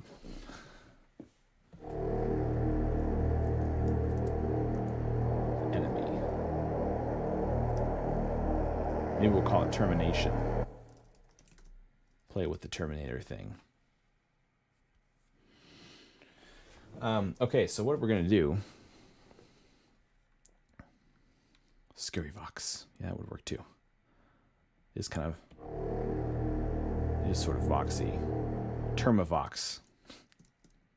Now it just sounds like a... Terminavox. Termavox. Termivox? Termavox. Terminator Vox. Sounds like a... It sounds like we're selling a pharmaceutical or something. Where did I just save that? It was mono. Boy, there's so many presets in here. Gotta scroll through a big old list.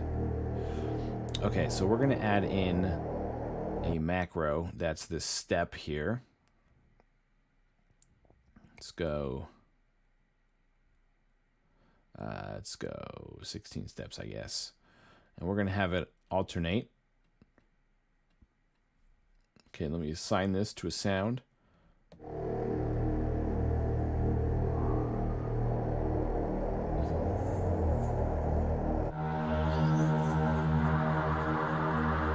Okay, so let's assign this to here. We did stepper. I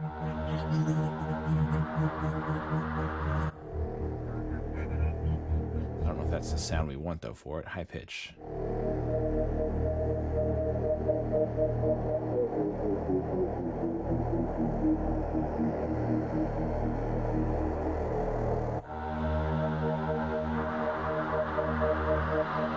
Okay, so we're going to reverse this sample. So it comes in later. Where is it? There it is. Really knocked down. This is actually kind of a pretty... Some intense resonance is going on in this sample.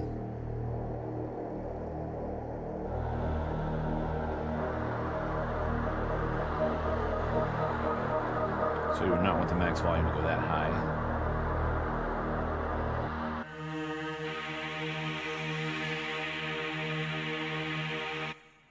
That one sucks. New sample. Cool.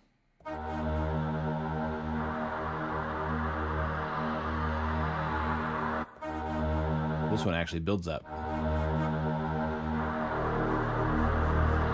Still a quick sample. I'm trying to find something that has a long sample time. That's the thing, is that long sustained notes are not always possible with all these samples. Some of them will like loop and sustain for a long time, but a lot of them don't.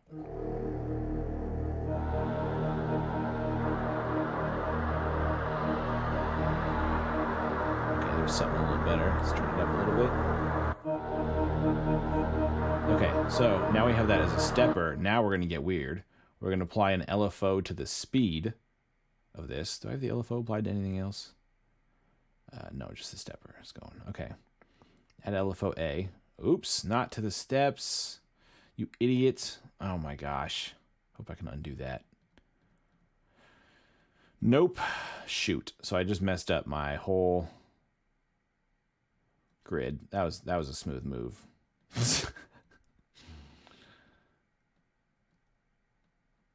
Dang it. I suppose I could do less steps, but I might want to do something more to it. I'm just getting it set up. Okay, I don't want to apply LFO to the steps. I want to apply LFO to the speed. Big oops. And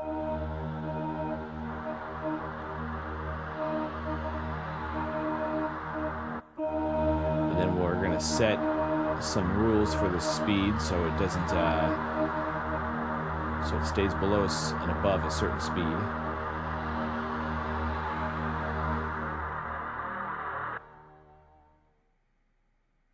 Trying to figure out exactly where those are at.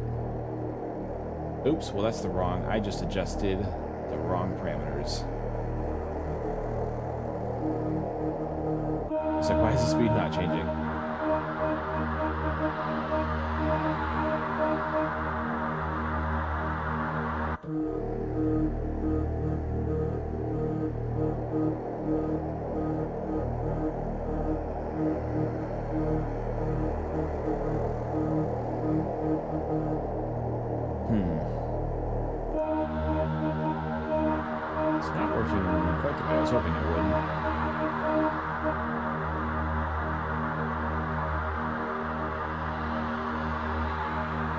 put it on noise or random LFO, and we'll just get like random speeds.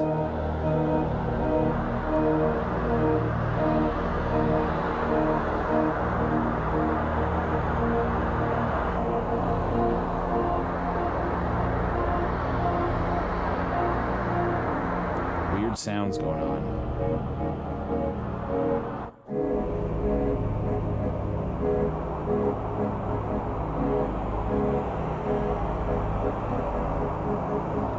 The other move is to create a stepper like this, where it builds up at the end. So this sometimes is more work than it's worth, because now you're coming in here like this. So you can go every other here, and then work your way back and say initially it's going to take 2 to build, and then it'll only take 1, 2, 3. Shoot. Let's go 4 to build. First one, 4. And then 3. Oh my gosh, this is so touchy. And then 3 again.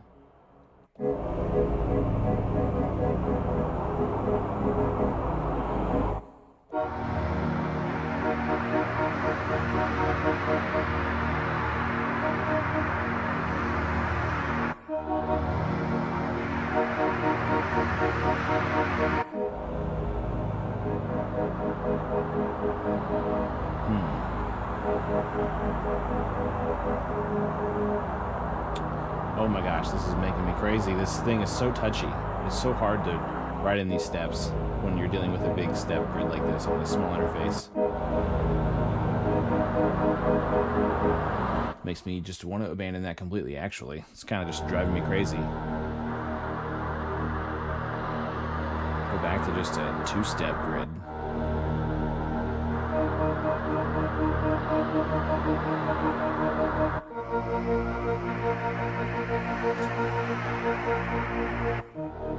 There's actually a different way we can do this. Watch this.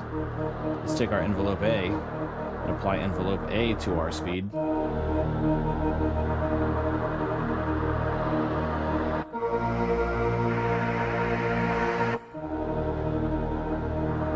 Let's really increase that release speed fast. It goes a little too fast.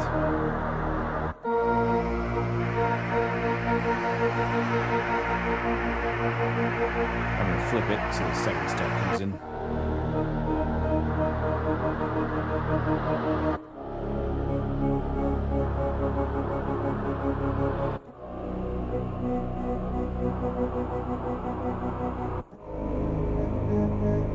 There we go. That's more what I was looking forward to do.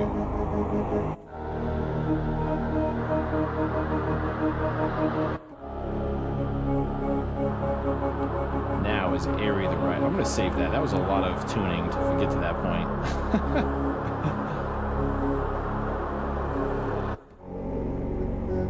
Save early, save often.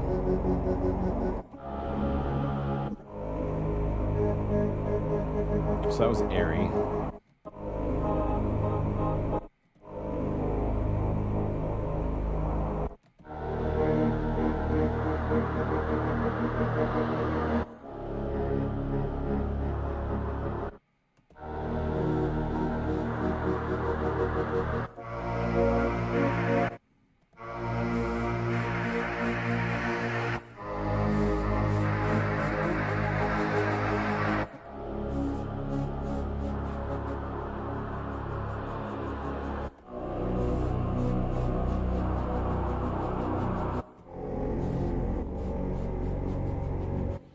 Let's change up what we're playing here.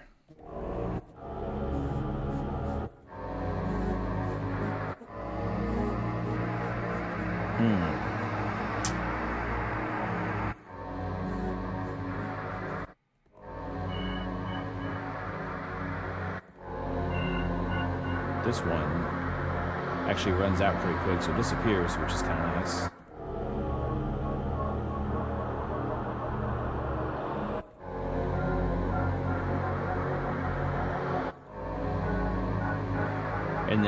use the preset. You can just turn off the sound if you don't even like that sound at all. It gives you some options.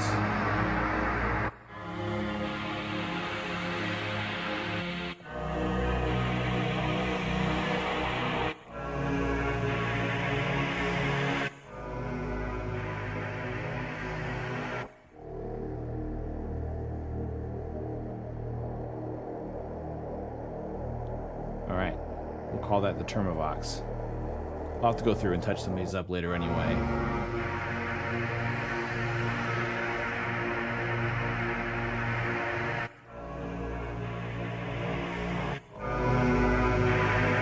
up the compressor a little bit just to boost it. I try to get everything a pretty equal volume output on the top of the plugin here. Okay.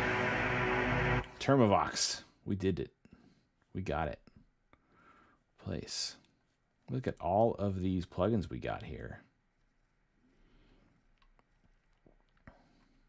All of these plugins. So many good things.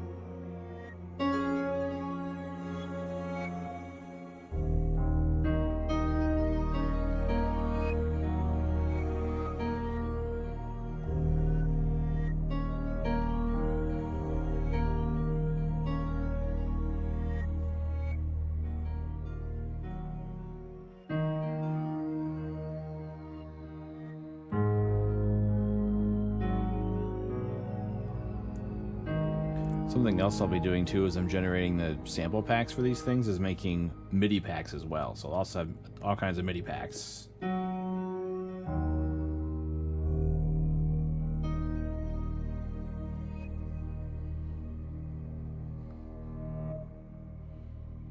Here are all those sort of textural elements that come in. I mean, this is all just one VST it's coming out of. You get these like little reflections coming back. Like this one I think has some like, this one has this it has two samples here that are reversed. I don't know why I'm pointing at my screen. You can't see that. Use the mouse here.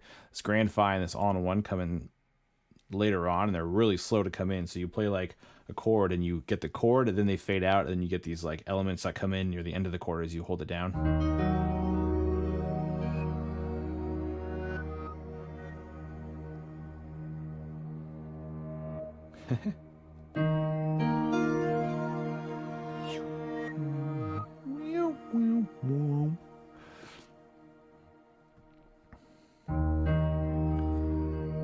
Thenatan in the chat.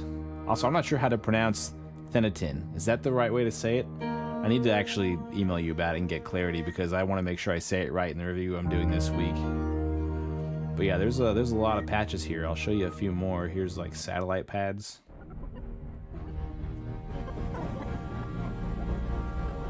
Let's change our scale here. Random. Let's do a random one.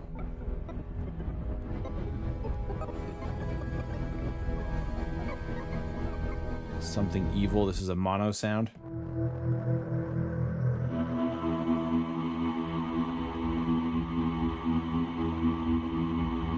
Okay, I thought that's what it was. And then Natan. Because once I emailed you and I saw that your name was Nathan or Natan. Sorry, I'm totally probably messing the pronunciation up. I was like, oh, it must be the. Then whatever. I was like, that's clever. Let's see. Here's the symphony. This one's kind of crazy. I gotta get mentally prepared for this one.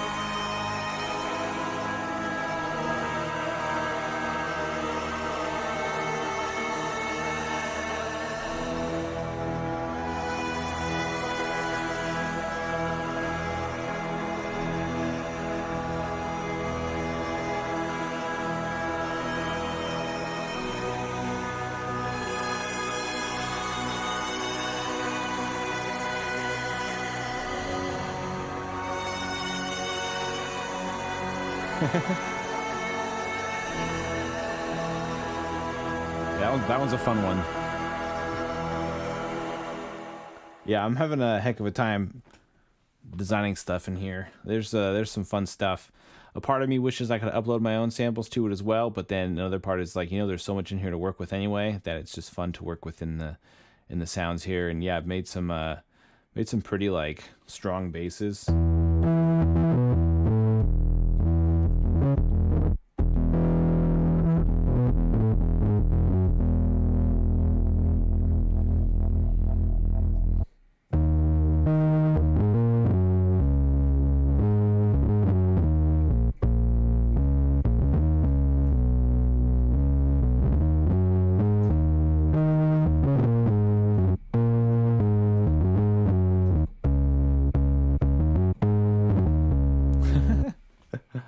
Fun stuff. I'm on patch, was that 47? I gotta cross off. That was patch 47 of 50. So there's a really, I gotta sort these. I've kind of just been naming them, but now I've kind of figured out a naming convention now that I'm halfway through. I gotta rename everything, but go here to G sharp minor, baby.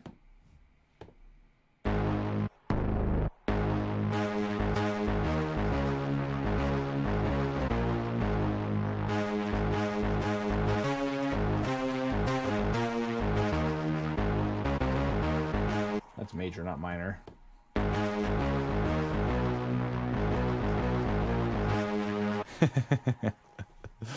So many sweet sounds.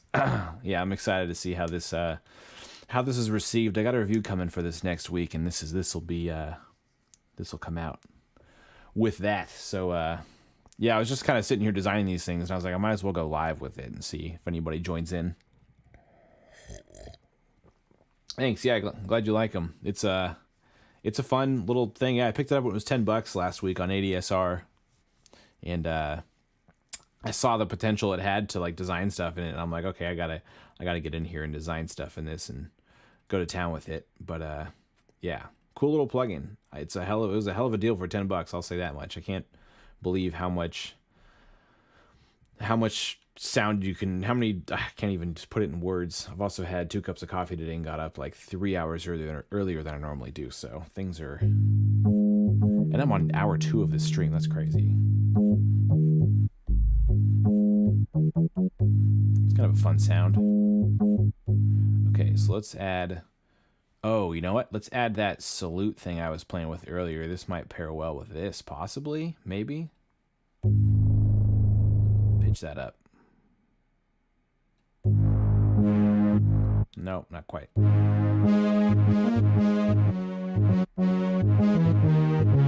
it is.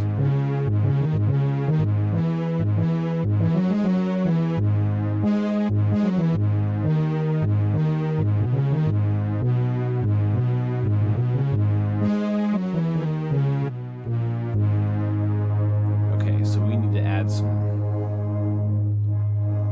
I want to add some. So we're gonna add. Want some pulse in here. Let's add the stepper to the volume. Control our max here. Let's go to max 9.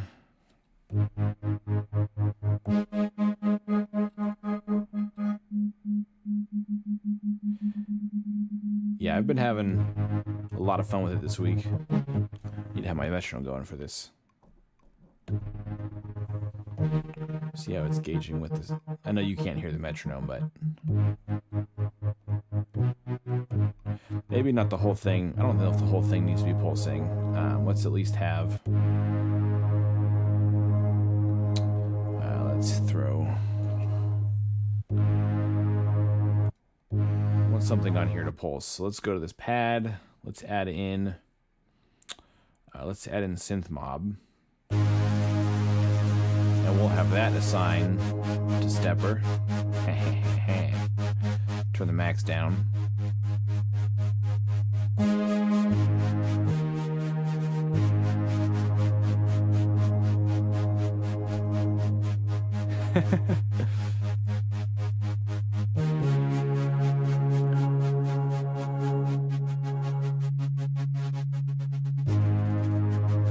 the same trick we did last time, where we're going to assign envelope A to the speed. And we're going to start it off at... So first of all, control the max speed.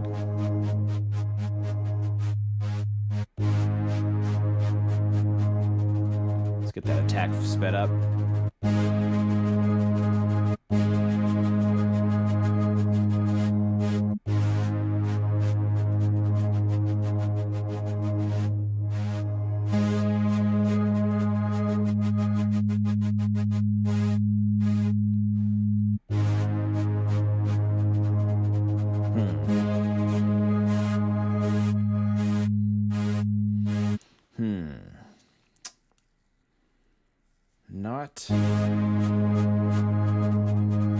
Let's remove that macro for a sec.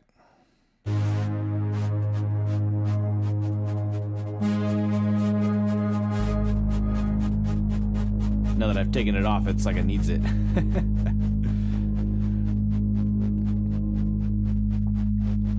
Yeah, so something I'm trying to do is the plugins I have and I'm trying to make preset packs for them, and then like do a review for them and launch the preset pack along with like sample packs and stuff, and do like a whole deal with every plugin and stuff like that. So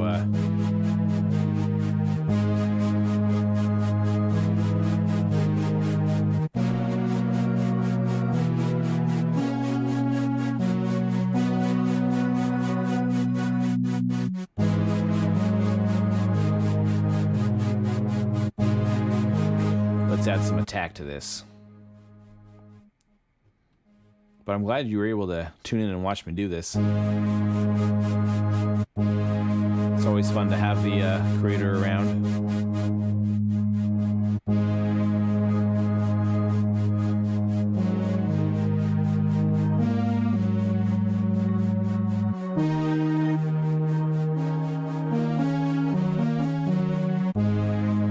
It's too quiet now. Turn it back up.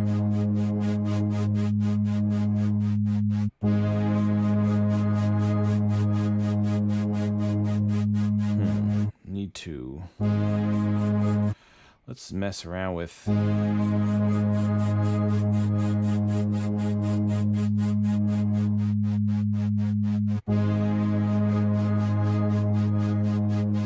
having the LFO control the pan. Let's get a sine wave going. Slow it down a little scoosh.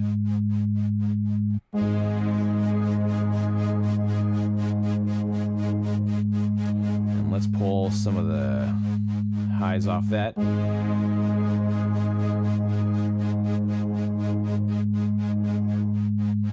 problem, man. Thanks for making a dope plugin. I have all kinds of... I've already recorded so many...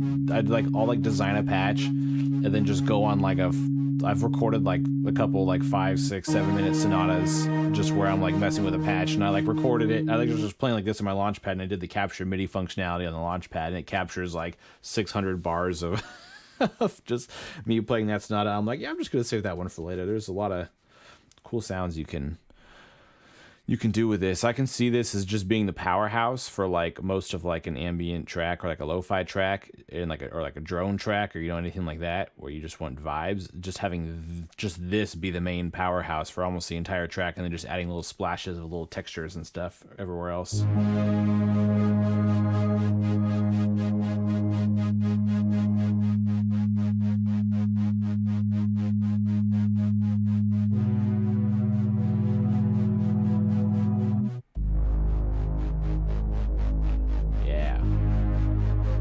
Getting kind of mean. You can name this patch. What do you want me to name this patch? You pick the name. It has to be appropriate, though.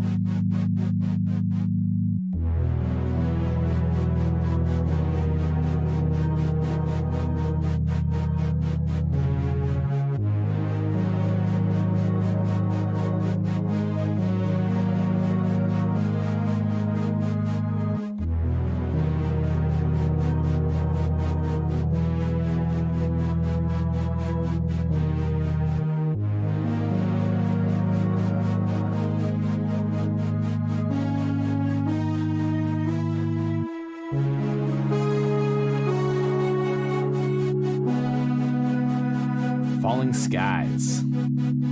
It is done. You have spoken.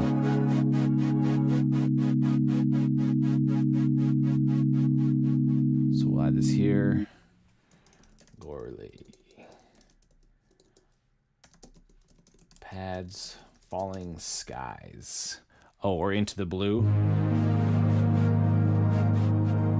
Falling into the blue?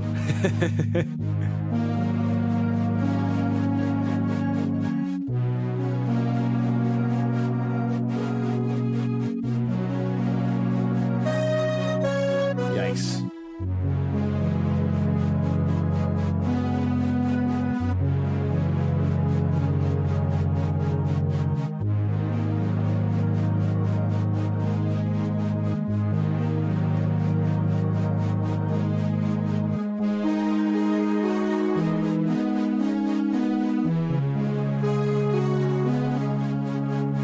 Oh, I better finish saving this so I don't lose it in case it crashes or something.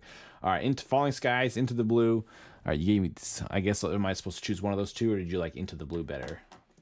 Into the Blue. Falling Skies is fun. That was your initial instinct. Yeah, I try to keep the patch names, somewhat relevant. I need to go through and reorganize them. But basically, the different categories I have are like pads, keys, bass / mono. Because some of them, hey Gargoyles, what's up? Sorry if you were trying to chat earlier, Gargoyles. My chat wasn't working. I didn't know people were chatting. But yes, there will be a sample pack for this, Gargoyles, and there is also a free sample pack right now on my website, gorleyrecords.com. But anyway, yeah, there's different categories: keys, pads, bass, and then mono, because not everything works polyphonically, which is fine. It's just like sometimes here's mono beast. If you try to play like a 1-3-5 chord, I mean it works, but it's not suggested. Oh, you know what? This is actually one of the glitches that's happening, I think. No, it's assigned. Is it happening? No, it is assigned. Never mind.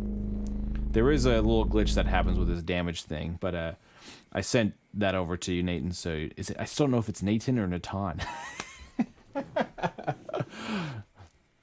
I'll email you for clarity on the pronunciation, I guess. But I did send you a video of a couple little quirks that happen here and there. Nothing drastic, just things that make this unique. Okay, so that was number 48 we made. Was Falling Skies. All right, new one.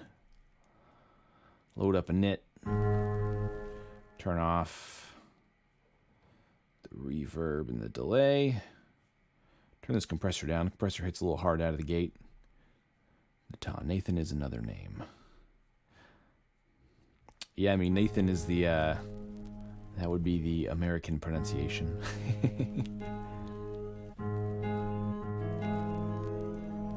Okay, let's turn this texture off. Let's get into the sounds here. Sometimes I just like to click a random one and see what happens. Scary Co. I just made a scary one. Zombieland. What's Vaz? I actually don't know if I've heard this one.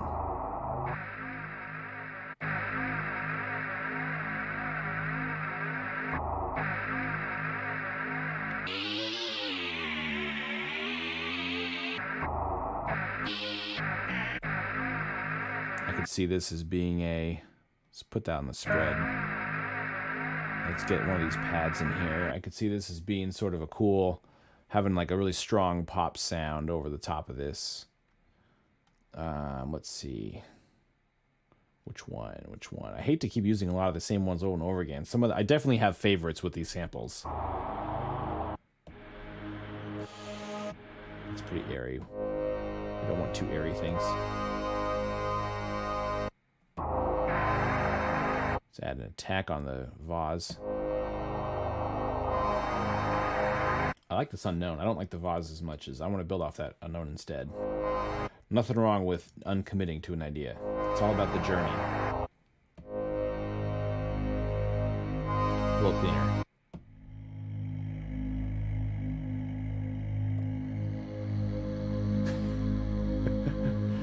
Yeah, and I will have an actual regular review too as well. That'll be good to repost if you want to share also. That'll have the more of the details in here. But yeah, I've listened to a lot of these samples. I mean, I've been just doing this for the last couple days in an effort to kind of build up preset packs and stuff like that. This is nice. So now I'm going to add in, I would like sort of a higher flare coming in, but I want it to come in later. So I'm going to add in a third sample. I'm going to just reverse it out of the gate. Not even knowing what I'm going to pick yet, but I know I'm going to want it to be backwards. Let's maybe do like a bell that comes in kind of later. This Kong is nice reversed. I've done that a couple times. I think I've only done it once, but knock the pitch down so it goes a little slower. For it. There it is. Let's get out of a minor because this is a little bit more of a uppity sound.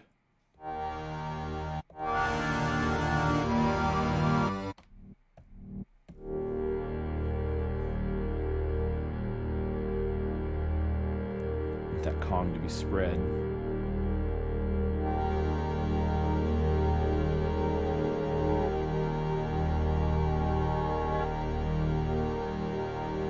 Let's go ahead and add some reverb. We're at that point. I try to work dry with everything until I know what I'm building, obviously.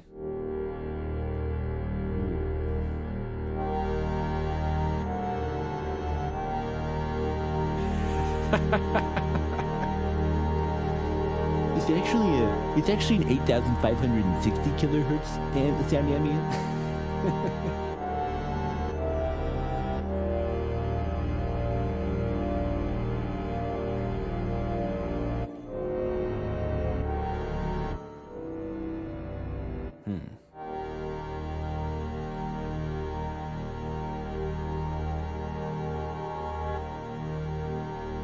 I almost want to have another textural element in here, though not necessarily a texture.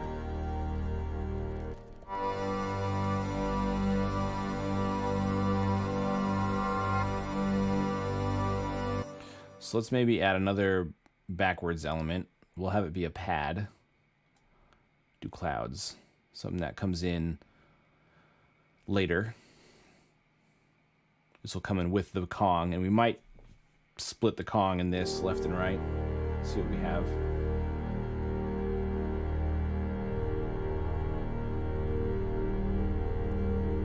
That was really subtle. I couldn't even hear that. Let me turn the other things off.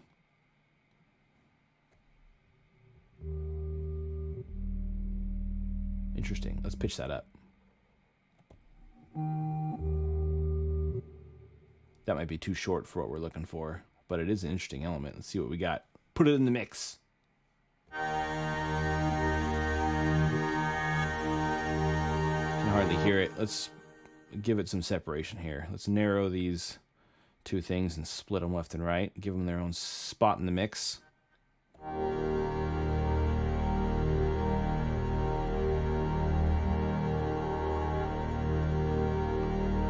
Can't really hear the clouds. So let's find something different.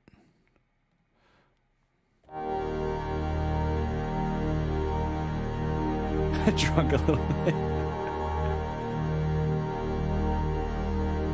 All is forgiven.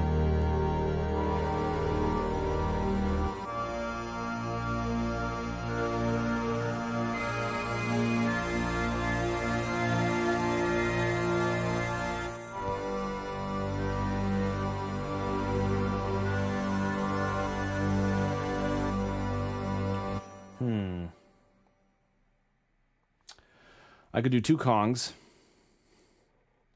They're both reversed because I noticed that you cannot have one sample of this. If I load two of the same, so I have two Kongs, they either have to both be reversed or both the same. If you click reverse on one, it reverses both of them. Something that I just noticed. It does, which is fine in this case because that's what we're looking for. But one of them is going to be pitched down, so it comes in slower. So one will be 12 and one will be 0, and then one will be on the left, one will be on the right, so we'll get sort of a stereo delay. Aha!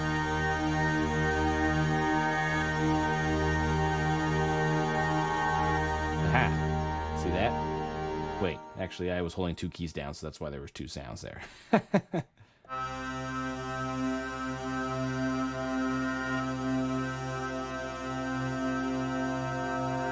There, the second one's very subtle. We'll turn the second one up a little louder because it's pitched down. Okay.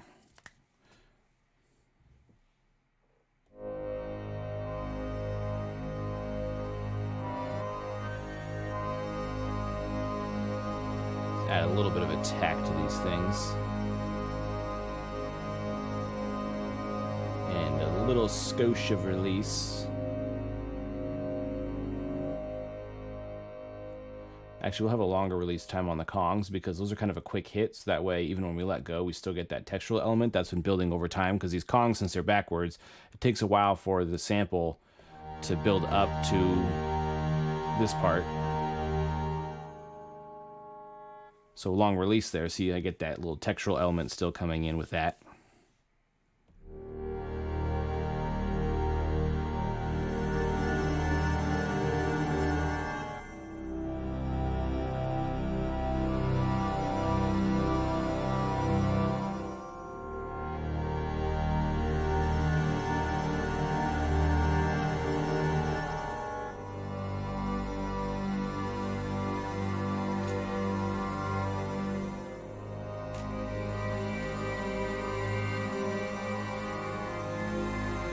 So the width is a stereo width. So the wider it is the more stereo width it has. So here, let me save this real quick, and then I'll show you. I just want to make sure I just like to save where I'm at in case something crashes or something. Things happen.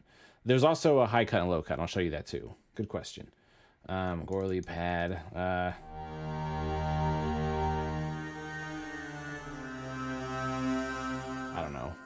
I don't know what to call this one. We'll name it later. Rename. Pad rename. You got to go select it because when you save it, it does not select it right away. Okay, so I will explain the difference here. So the width is the stereo width.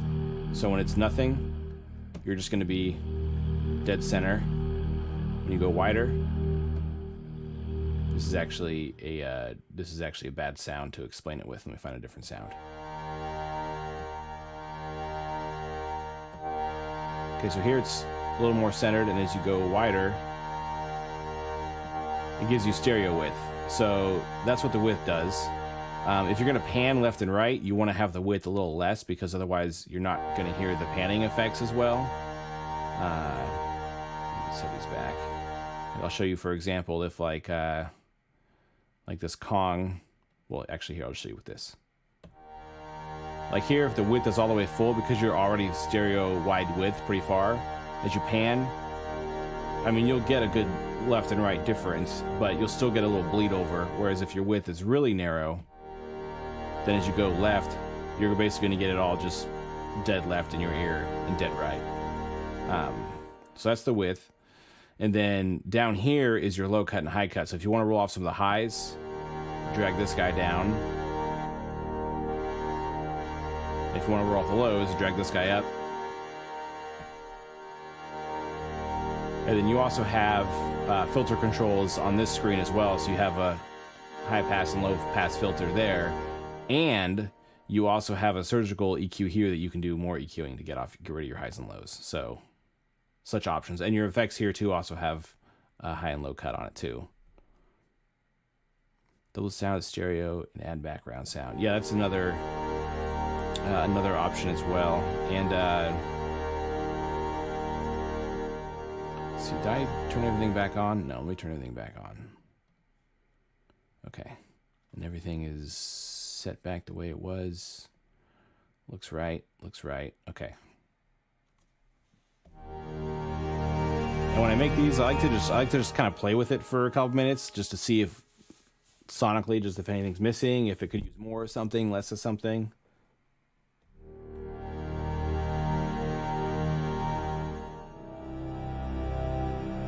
Like maybe a little more release on the keys.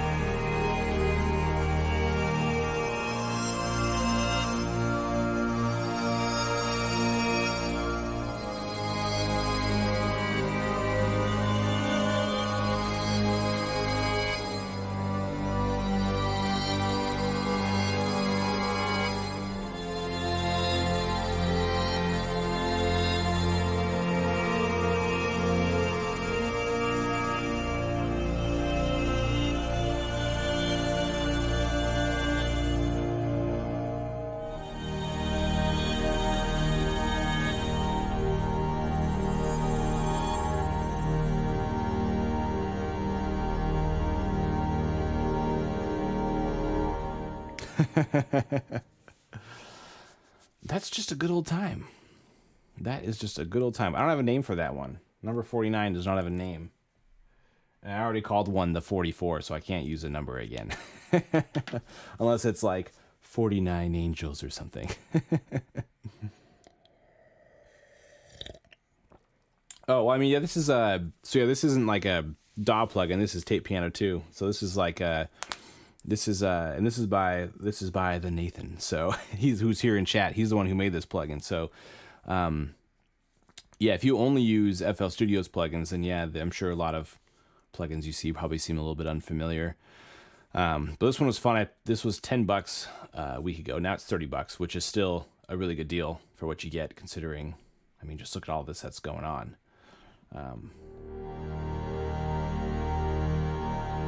Maybe I'll name this one like Sweet Vibrations. Let me replace it first of all, make sure it's saved. Then we'll rename it Pad Vibrations. Vibrations. Okay, and that should give us, we should be at 49. 1, 2, 3, 4, 5, 6, 7, 8, 9, 10, 11, 12, 13, 14, 15, 16, 17, 18, 19, 20, 21, 22, 23, 24, 25, 26, 27, 28, 29, 30, 31, 32, 33, 34, 35, 36, 37, 38, 39, 40, 41, 42, 43, 44, 45, 46, 47, 48, 49, 50. I've done 50. I missed one. That's 50 plugins. Holy smokes. Or 50 presets. I might even eventually, down the road, release a volume 2 of presets, which will be 100 presets, which is more than the default ones that are in there. Well, not if you count the Tape X1, I guess. There's a lot in Tape X1, which is basically volume 1, and then Tape Piano 2's presets are volume 2. We'll call mine volume 3, then my second one after this, volume 4. Boy, yeah, so there's just some fun stuff in here. Let's reflect. Pipe bass. Ooh. That one needs to be turned down. I'm hitting the reds on that one. In the plugin. That's not what you want.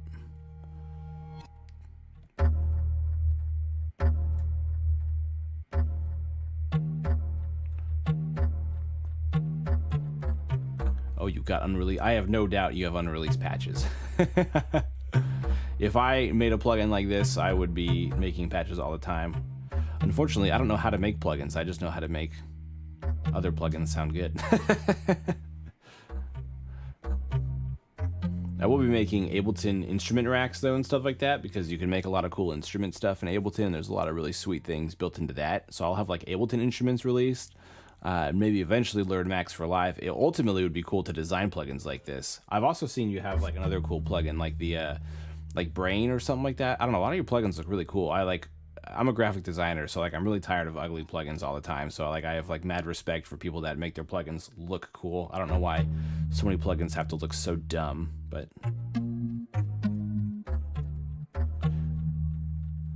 we got pipe bass. We made a change to this one, so let's make sure we save it. Pipe bass. We'll replace that, and we got to rename it because it needs to be bass first. Bass pipe. Soft lead plugin and vocal edit plugin. What kind of vocal editing are you trying to do, Gargoynes? 80s Drama is a pad. Let's make sure this loads on the home screen. I noticed some of mine don't I didn't have them on the home screen.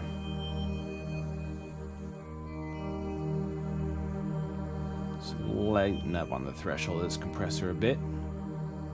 Okay, there we go. Home screen it. Replace. And then rename Pads 80s Drama. Pads.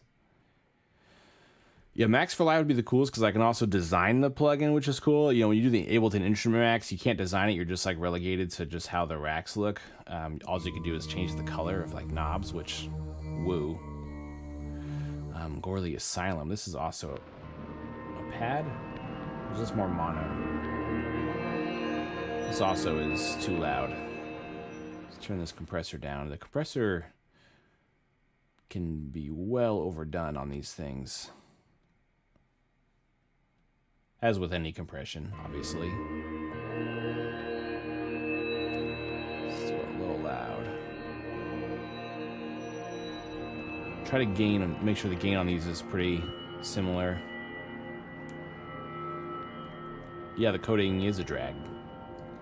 It's great if you know it, that it's unlimited power, but if you don't, then yeah, it's just a drag.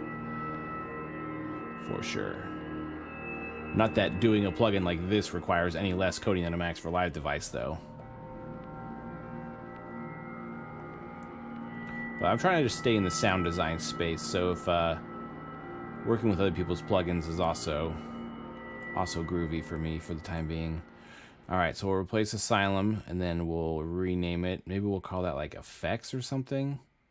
Have another category. In the meantime, we'll just call it Mono. Mono is anything that, even though it sounds like I'm talking about mono versus stereo, it's mono. I'm going to have clarity in my instructions that if it says mono, it means that it's just idea to be one note. Monophonic, not mono stereo width. Bass Nemesis.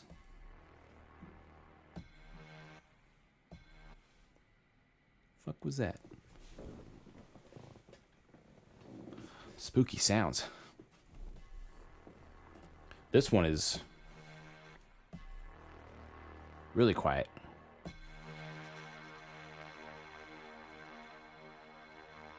Sound Goodizer. No, personally record and edit like auto-tune.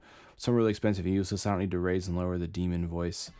If you're doing auto-tune, I would recommend Waves Tune. I have a review about that actually, and there's a link on there. You can save like 10%, but it's always on sale for like 30% off, or like $30.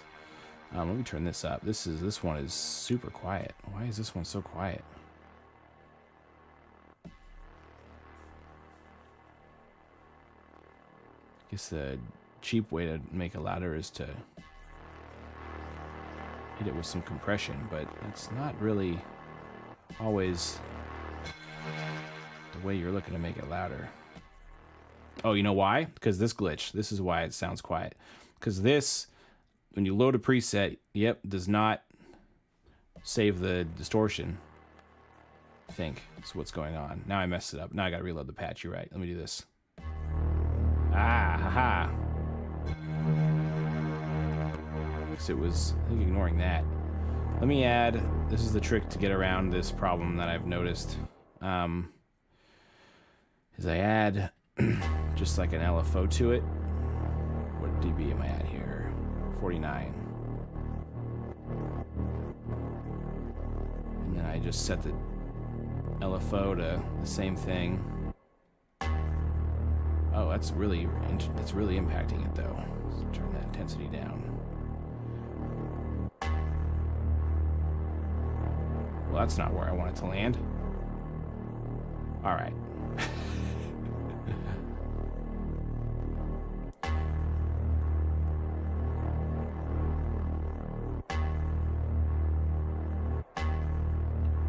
Dang nabbit.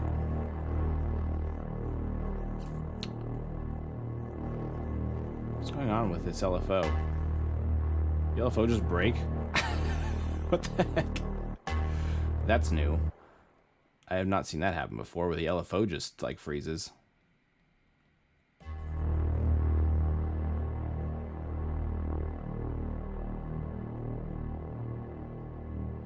It's weird that when you reload it the second time, the distortion comes back. Because the first time it doesn't save it, unless you add an envelope to it like this. But why is the LFO? The LFO shouldn't be going that high. This is probably... Oh, because I had the intensity at 0. That's why the LFO froze last time.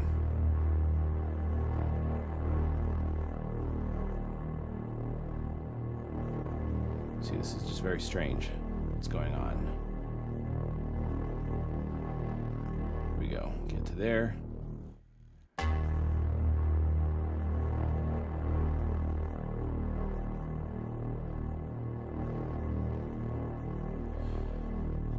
Because I notice if I assign an envelope to this, even though I don't want it to move, then that's what saves it. Otherwise, when I load the patch, it doesn't kick in all the time, most of the time. Okay, that's why this patch was sounding quiet though. So we fixed that. This is why you go through and review them all. Make sure things are good to go. All right, bass nemesis, replace. Now it should be bass pipe we cleared, bass sequence. It's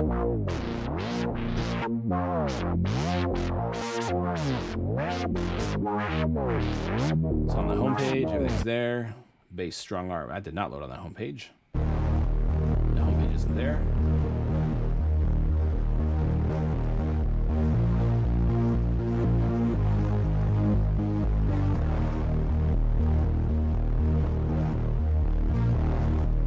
Fun one.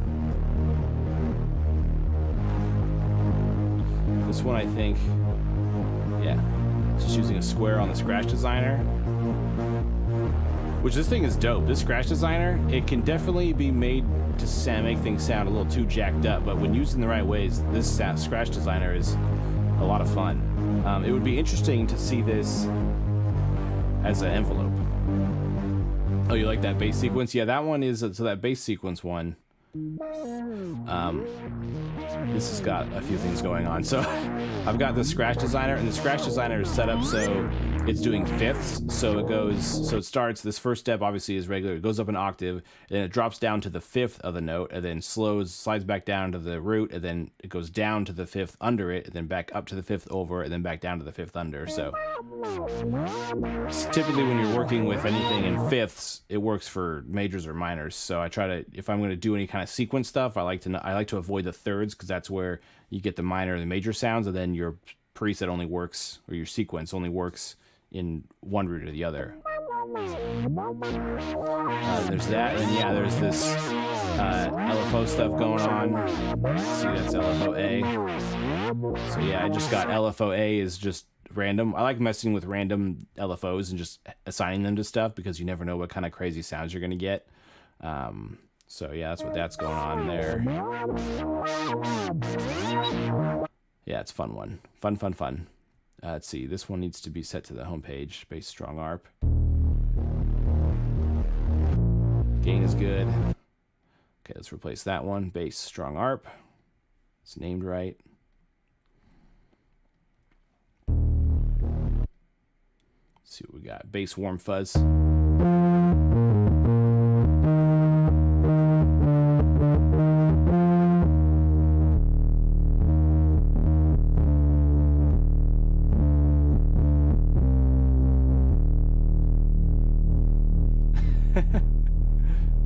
Yeah, it does take some time to set up a sequence. That one actually didn't take that long. I kind of just knew I was playing in fifths, and I just was kind of messing with. You basically can know at that point that your root and your fifth over and fifth under, an octave over and octave lower, you're sort of 5 safe notes that you can mess with, and you just sort of play with the sequence in there. But yeah,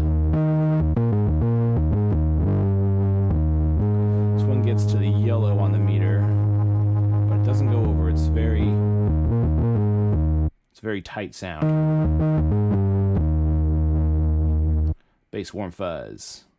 And did that load on the home screen? I think it did.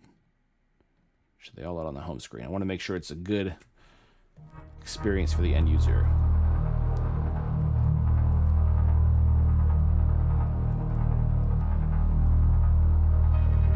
This one, I think I pulled some resonances out on the EQ. Yeah, there was a really intense sort of low mid resonance going on this track I had to pull out. There's still this one's a pretty resonant-y.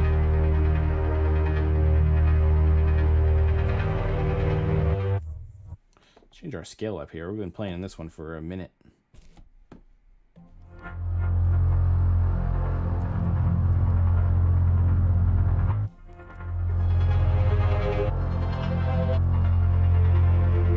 Does get a little loud, so let's go ahead and open this threshold a little higher on the compressor here. Might help with some of those resonances too.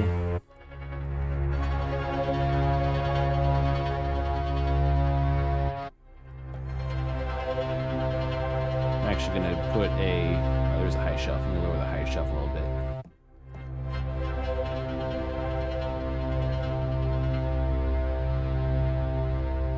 Bright ideas. Mono. Oh, this needs to be named. Actually, I was playing that as a pad. A little intense as a pad. So we'll rename this one. Well, actually, we'll replace it. And then we'll rename it.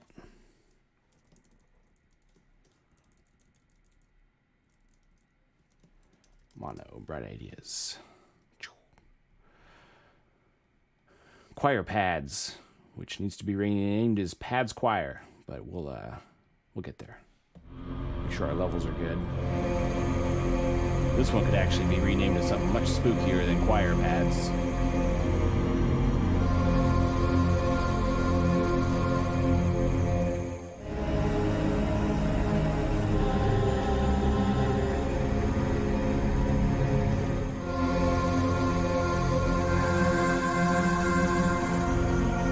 Kind of getting to the dark orange there on our gain in the plugin, so we'll just go ahead and let's change this compressor. Some of these I left the default compressor on in the initial settings. Can sometimes be a little intense for some plugins. A knob that controls the compressor makeup might be kind of nice. Sometimes the makeup gain is a little too strong, but it's okay. Not dire.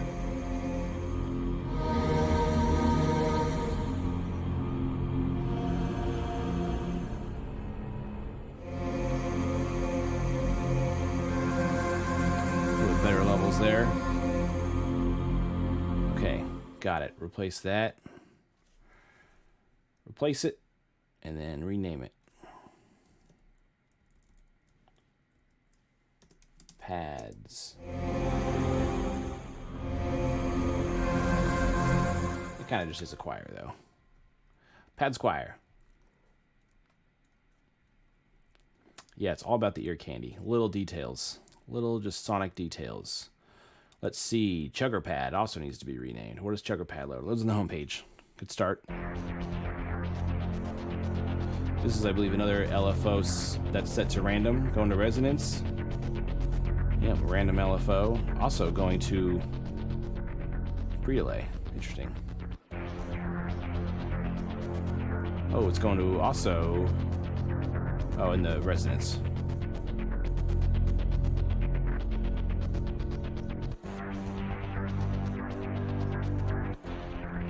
Gain seems okay on this one. Could be maybe a little bit louder.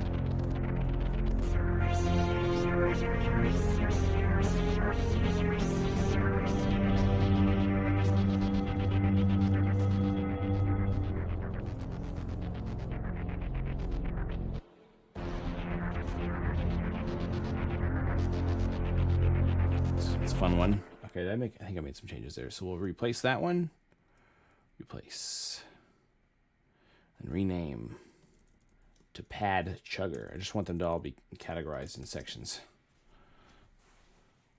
I know in theory I could do a similar folder structure to this. I just want to make it easy for people just to import them all in one folder. Okay, cinematic synths. Close the home page. Nice. Oh,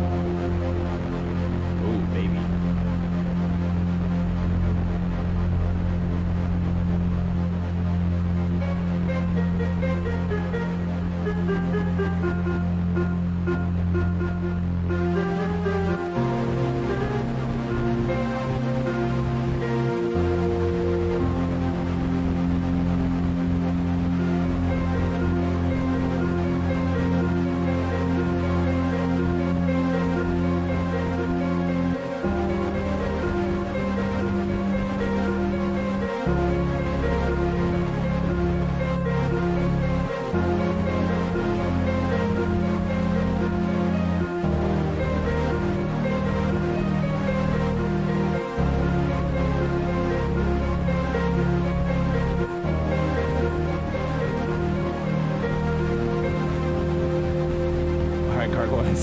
Thanks for hanging out. Drink some water.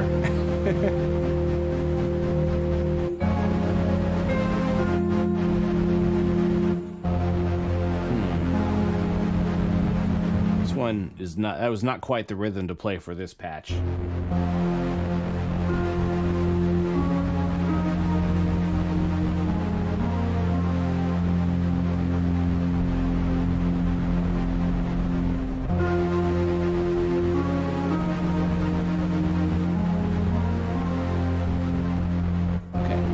good on that one. Everything loads right on the right pages and everything. Okay. We'll replace that one. I don't know if I made changes or not, but... Oh, I need to be making sure that the distortion thing is... I didn't notice the distortion thing going on where it didn't load it right until like later on in the plugins, or later on in the presets. But I should have been auditing that too. If anything ever appears quiet, it's definitely because of the distortion thing. Okay, so then this needs to be renamed... Sure, I replaced it. This needs to be named Pads Cinematic Synths.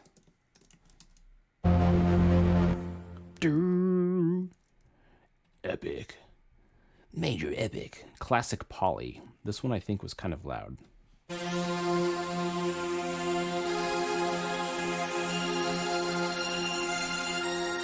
No, I thought this one peaked for some reason.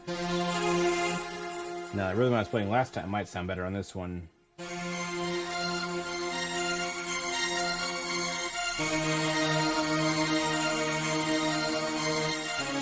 It gets a little loud. Let me go ahead and adjust this loudness here. No macros on this one. Macro free. Compressor's already pretty low threshold. Let's just turn it down.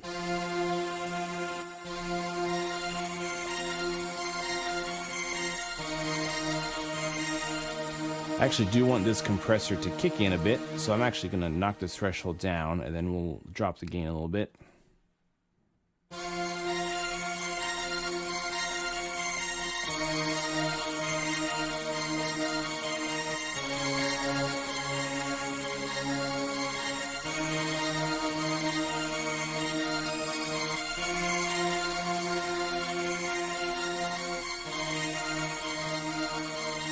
Yep, that one's nice. Got it.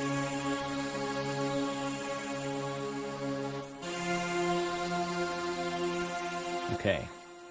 So we'll replace that. Classic Poly. Oh, let's do our check of the distortion thing there. Although this was already pretty loud, so I imagine that was not happening here. Classic Poly, replace. And then rename. Pads Classic Poly. Although I don't need to technically say poly because pads entails polyphonic, but hey. But hey. Daydreaming. Loads the home page, no distortion. Let's change our scale here. Let's go ahead and go into C minor.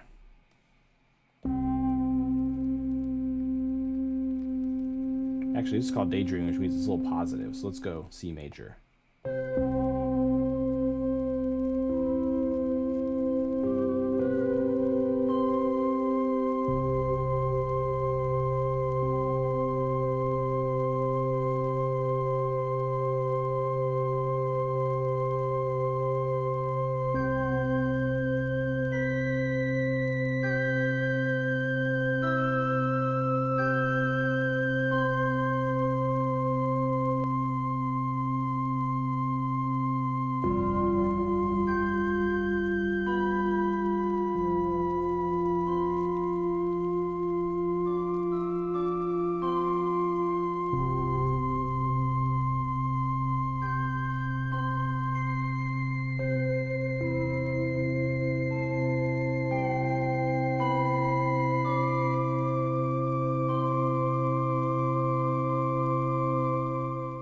Daydreaming. Huzzah. I don't know if we made any changes there. I think we just played it as it was. We'll replace it anyway. And then we will rename it. Oh, my batteries died. Nope. Nope, they came back. Sometimes they... Usually it comes back, but sometimes they die. Sometimes they die. Pads, daydreaming. It's dark in here now. It was light when I started. Shazam. That didn't turn on. There we go. It's dark in here, so let me turn on my pink light. Okay, we renamed it Dim Bells. Any distortion? Yes. But we're doing the 8-bit, not distortion. Okay.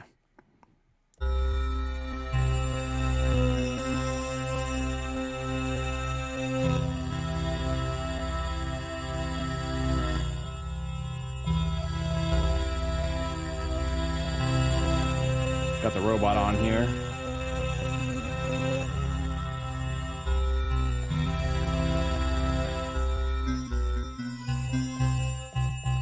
add some release to these. They are bells after all. This one's all bells.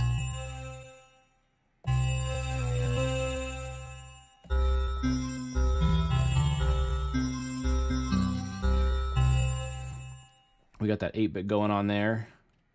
Go home. How high is the 8-bit going? I don't know if the 8-bit needs to go quite that high.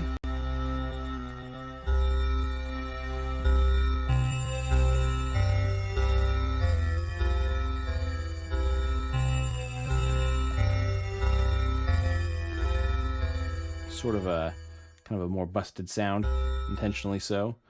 Okay, that was dim bells. Got it. It's more of a garnish, if you will. Replace dim bells. Man, I don't know what to name something like this. Mono, I guess. I guess it would be mono. Not really a pad. Can be played as a pad, though.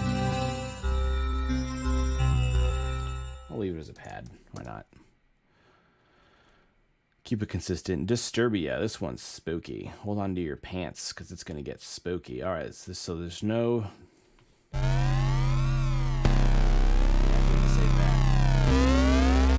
Okay, first of all, wow, loud.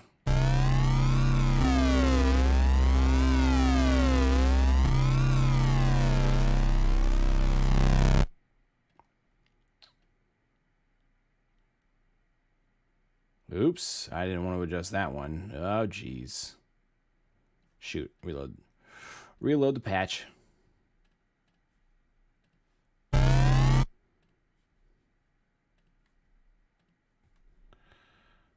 Let's turn this, fix that compressor.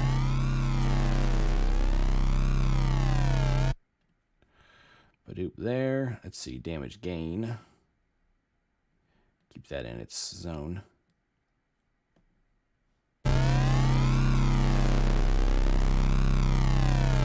Actually, I might mess with having that come in and out. Maybe inverted with the 8-bit.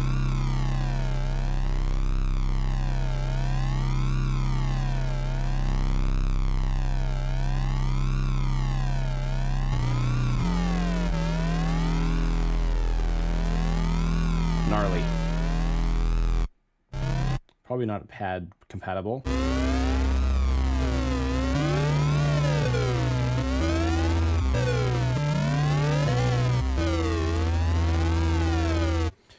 Okay, so I might actually make an effects category just because I have a bunch of couple miscellaneous ones that don't quite fit in the way I want them to with everything else. Let's rename this effects.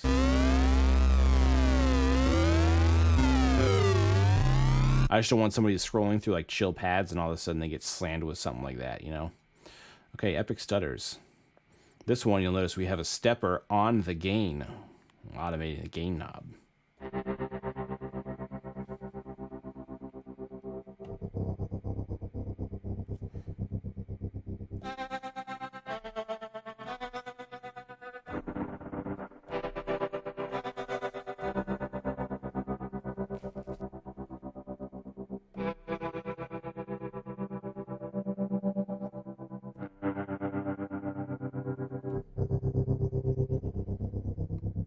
That stutter.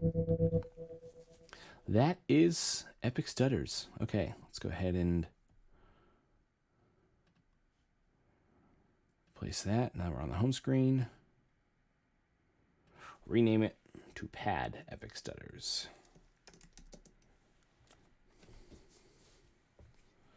Whew, man.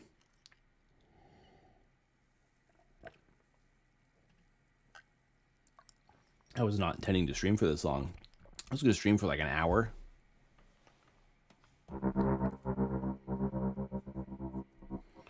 Okay, FX Serbia, good old days. Just the good old days.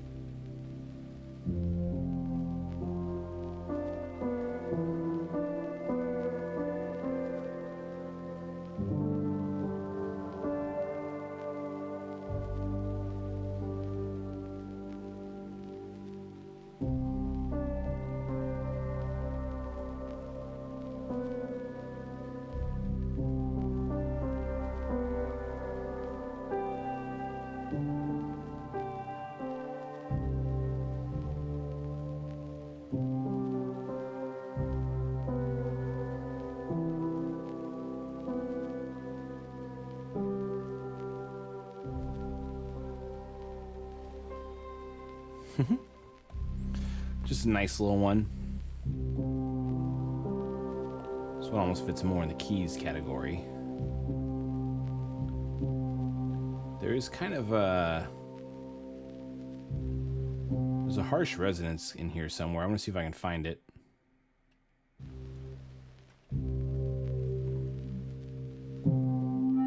Ooh, right there.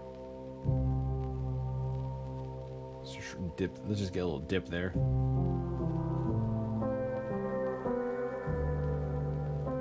That's with it on. Let's turn that off just to compare. You hear it? See how much cleaner that sounds?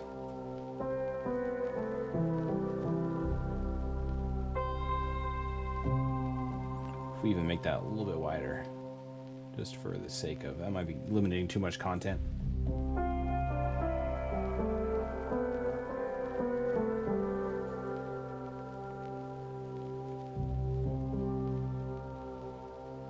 Let's call that groovy right there.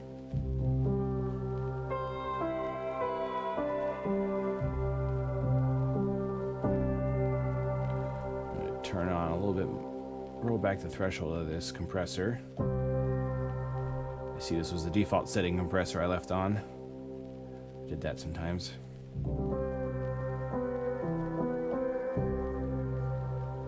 Compression is something I was such a noob on for so long.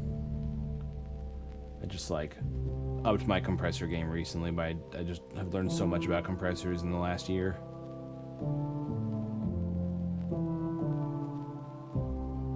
Alright, good old days. Save that, replace, rename, keys, good old days. Heaven's Gate. This was the very first patch I made that just kind of, this sort of is what opened my eyes to just the true power of this plugin. This one's called Heaven's Gate. This plugin, very first one I designed, which also might mean there's a couple errors here and there. Like the compressor I already know is going to be too compressed.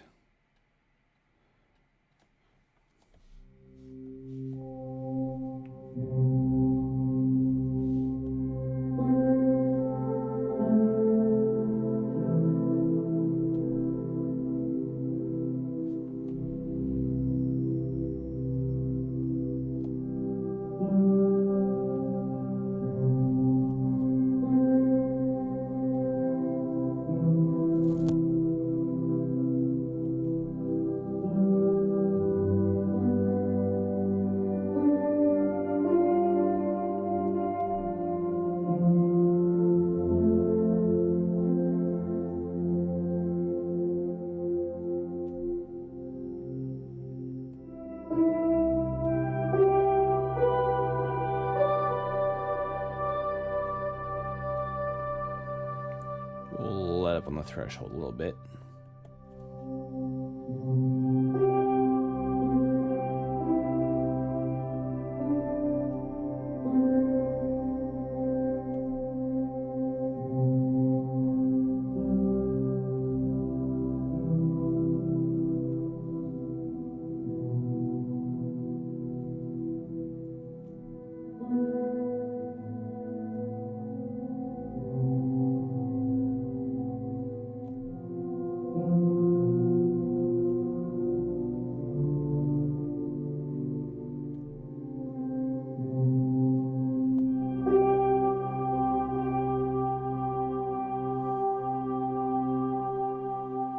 Boom. That was the first patch I made. And that's when I was like, oh my gosh, this plugin is ridiculous. Such power. I know there's, you know, a bunch of other ways to make sounds like this, but it's just really cool that everything's just like here. I don't have to load up a bunch of different things. Okay. So that one seemed like everything was good with gain and everything.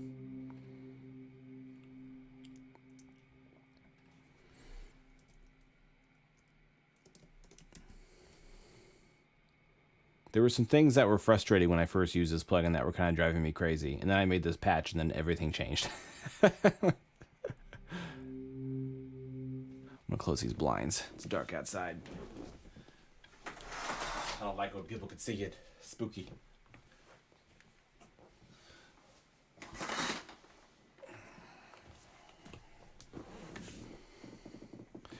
Hypnotic keys.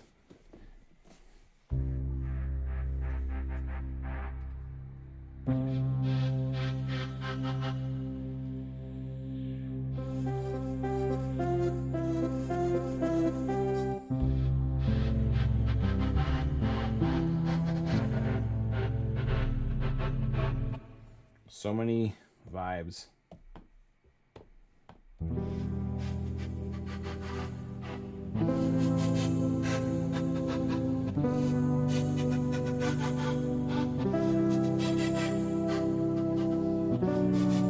Oh, I've learned TP2, don't worry.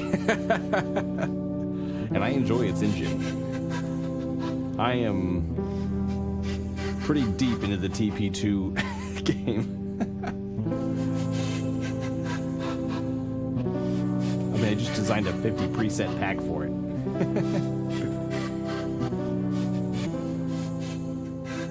Hypnotic keys. All right. Everything's where it's supposed to be. Place that. Make sure we didn't mess anything up. Hypnotic keys is a pad. I probably shouldn't call it hypnotic keys then. It's not really... There's a little too much effects for it to be played as a standard key, like a standard piano type of riff. It's where I kind of differentiate pad and keys. As keys, you can kind of do more like...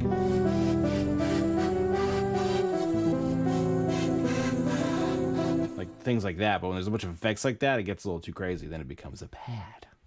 I know there's, full-on definitions for these things. That's just where I draw the line. We'll call this hypnotics with an X. Okay, renamed. Keys breathy. So this one I named keys. So let's see if I can actually play it like keys. Yeah, there we go.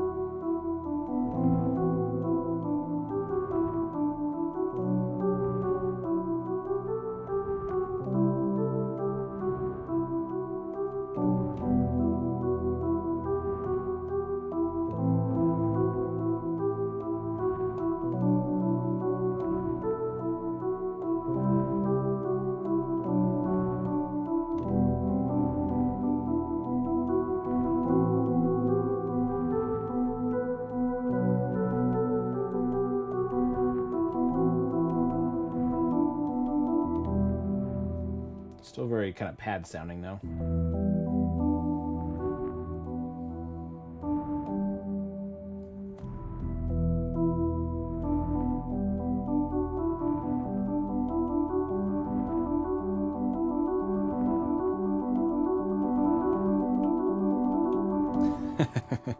Launch pads are so fun. I fucking love launch pads.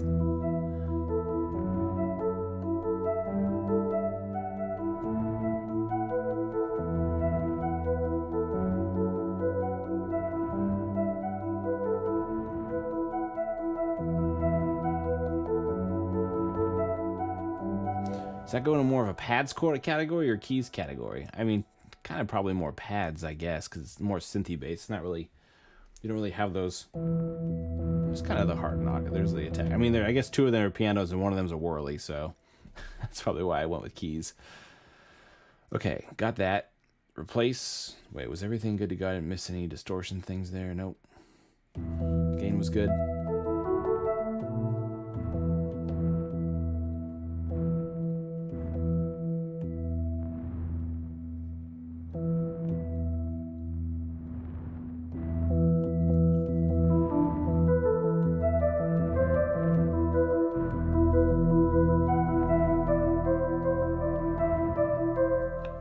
Good to go. Added both pad and keys. That would be cheating. Yeah, like turn off the high pass and low pass filters and have it in there twice. That's a little too skeezy for me. Even for me. And that's already says it's keys. Okay, we'll keep it as keys. Oh, because now we're in our, okay, so now we're in some of the things that we've renamed. So some of these are going to be duplicates. That, well, not duplicates, but they were earlier in the list and I renamed them. Now they're down here. I think we did good old days already.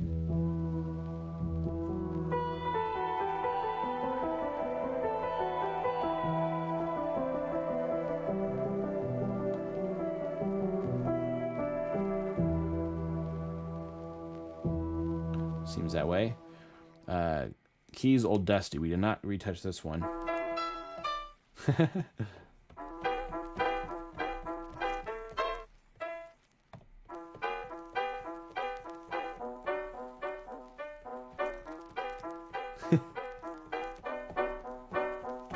Just an old fartsy.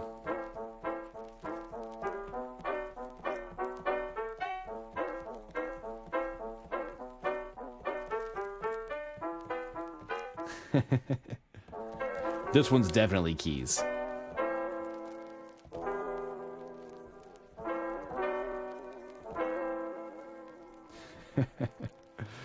Keys, Old Dusty. I think that loaded up as it was supposed to also. I don't think we had any problems here. Yeah. That one we did. This was the one I did just before I went live, actually. This was the one I went before the stream started. This was number 42, I think. Keys, Sunshine, Lo-Fi.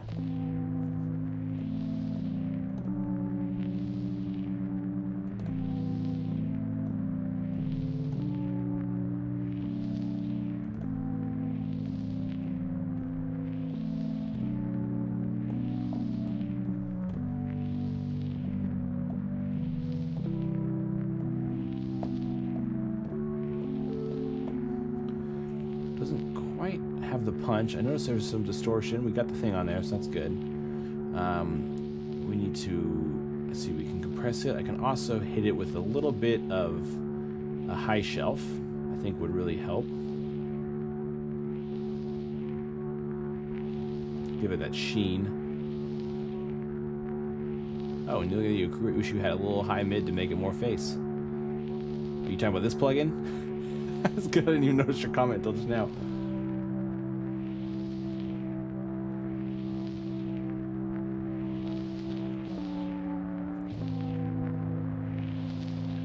And then now if we roll back that threshold on the compressor to lower it, we might get a little more kickback.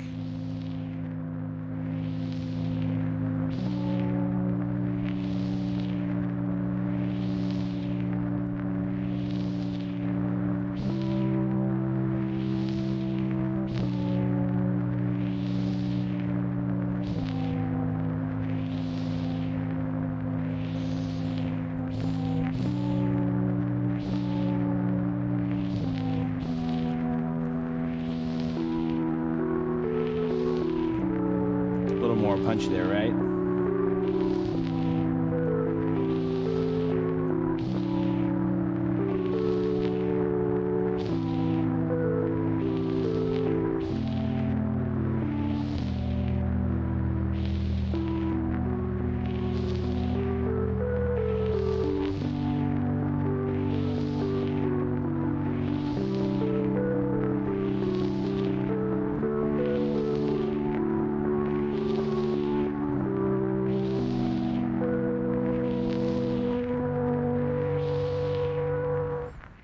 All right, boom. Sunshine keys on iPhone speakers too. That's good. It's good to know it sounds good on iPhone speakers, because if someone puts it in a track, it'll work there.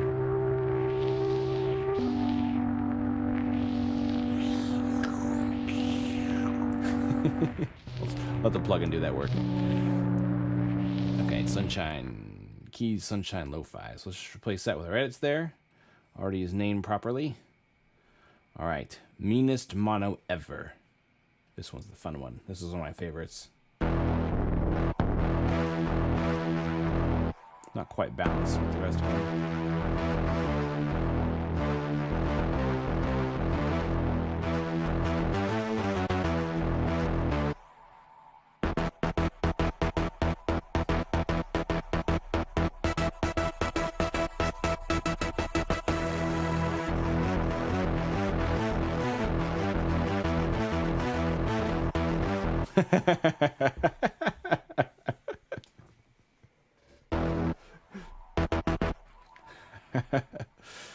This one's fun. I'll turn it down a scooch though. But it's supposed to be kind of in your face. It's not peeking in the plugin. I mostly just want to make sure I'm like just below it where it's gonna maybe hit yellow.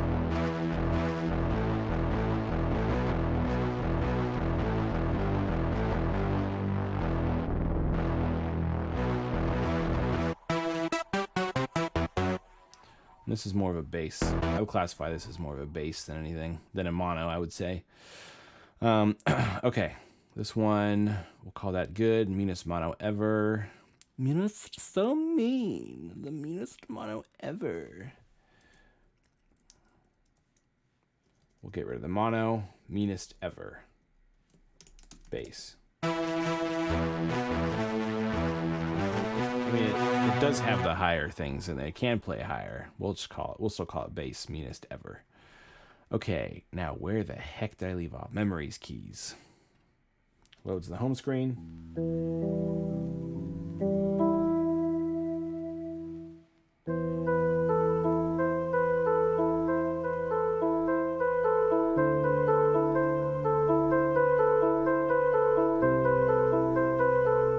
There's a resonance in there we got to eliminate.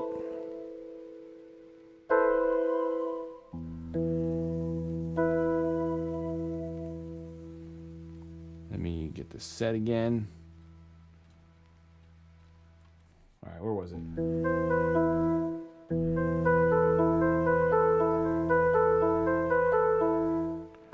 It's about in here somewhere. Oops. Ah. Ugh, echo.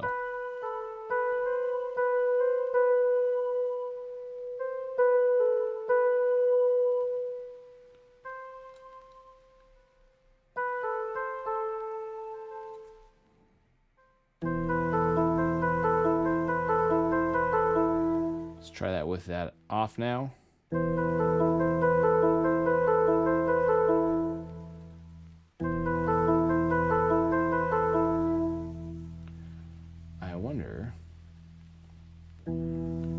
Actually put a little, gosh, something just sounds kind of shrill in this mix.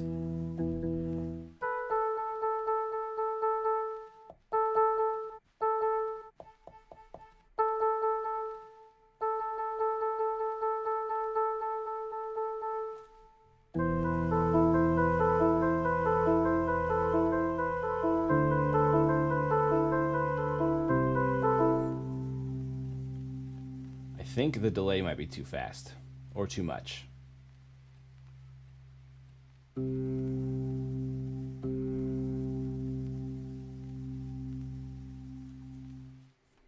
Maybe a scoosh more room size there.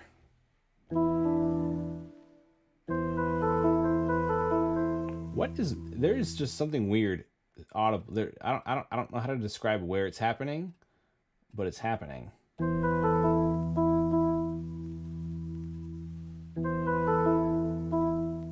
And it's being delayed, and that's why it's the C90.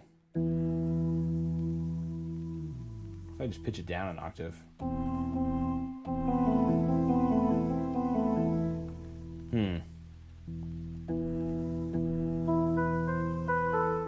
Am I just being crazy? Something just doesn't quite do it for me with this.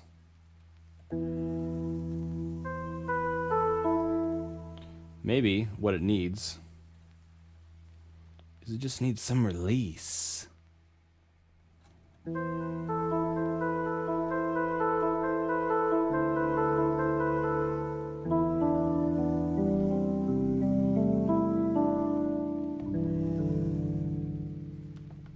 Go ahead and change up our chords here.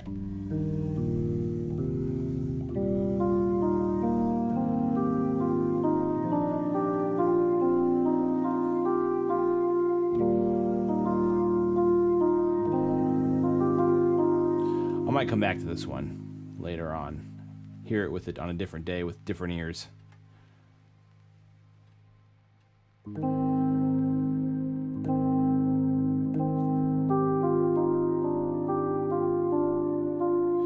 Yeah, it's sort of a resonance, but also just sort of this sample just kind of hitting a little fat. It's the way it's releasing and everything. There's a couple things. It's not there yet, but I'm just okay. I'm just gonna skip this one for now.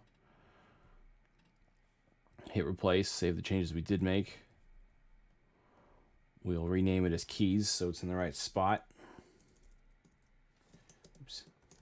Keys, memories. Or I could just have it be a pad and it's, I mean, changing the name doesn't fix the problem, but it might change how people play it. Okay, keys. Mono Asylum. I think we already did Asylum. That's a B. There's a B. Mono Beast. Did we already do this one? Yeah, this one we had the distortion thing going on. No, wait, not this one. Actually, maybe want to have this one hit a little harder on that distortion.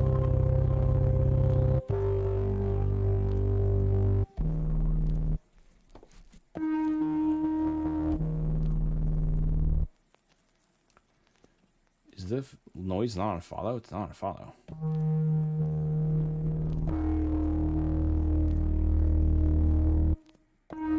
Let's get some release.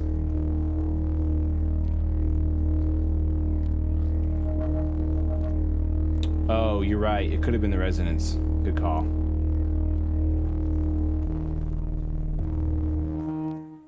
That was way too much release. Let me get this one checked up real quick, and then we'll go check that. I'll bet you that's what was going on.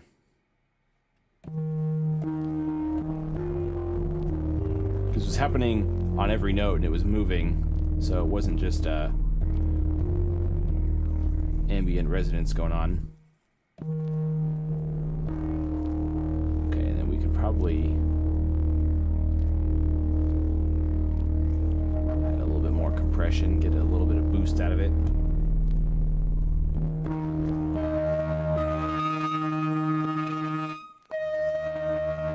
That high is really intense. So let's go ahead, roll back the filter a little bit.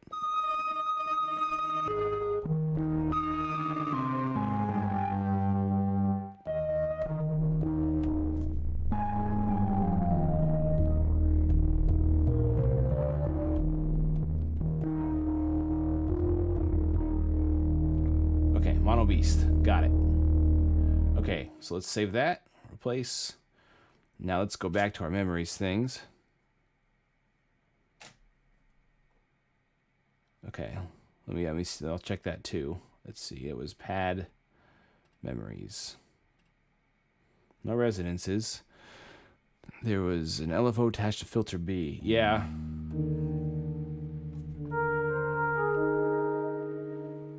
I don't think that that's causing it, but maybe closing the filter more maybe might do the trick. LFO-B, filter B frequency.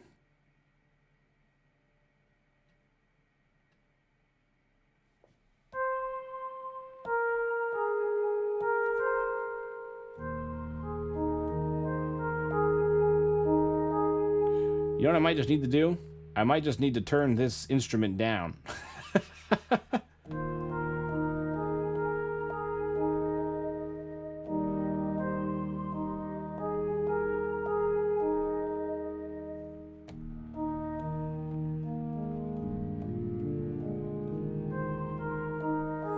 That helped.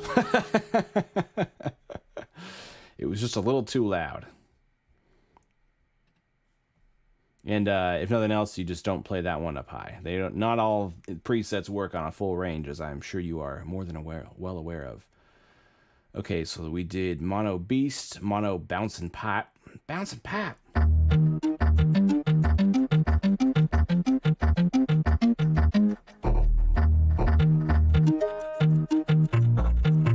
See it hitting the red?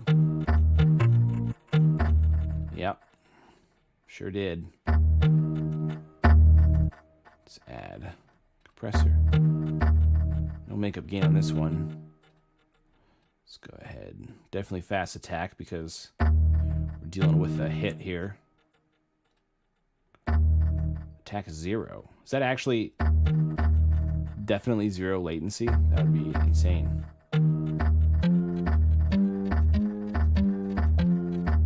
Do a little bit slower though, so we still get the impact. Just have it not be quite as... Not still peaking. Let's turn this down.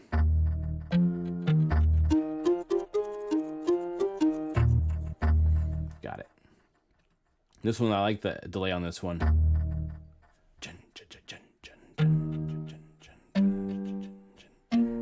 Gives you a good little back rhythm going. Okay, mono bouncing pipe. Got it. Save it. Replace. Mono, bright ideas.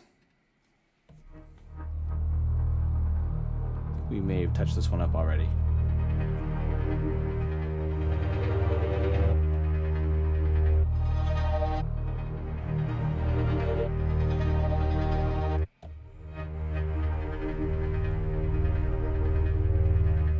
This one seems okay. Ooh, no. That's a lot of low end going on. It's too much happening there. Probably didn't hear it on whatever you're on, but holy smokes, there was a lot happening there.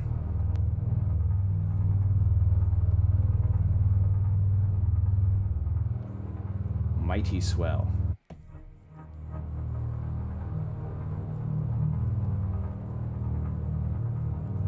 There's also a resonance. Oh, okay. I've already addressed some of this. I still hear resonance though.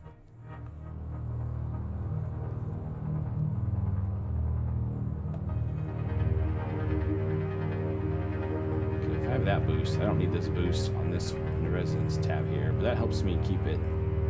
Yeah, just keep it. Yeah.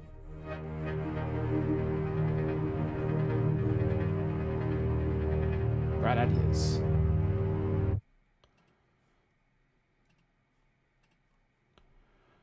Mono, Termavox. This one we did today, so this one should be fine.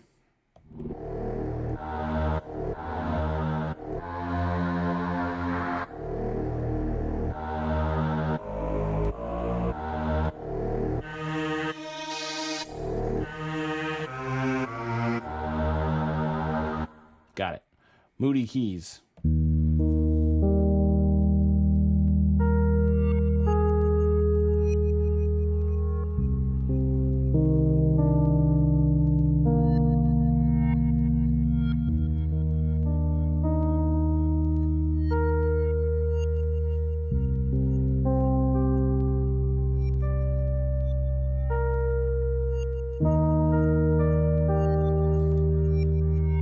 I like the little atmospheric things in this one.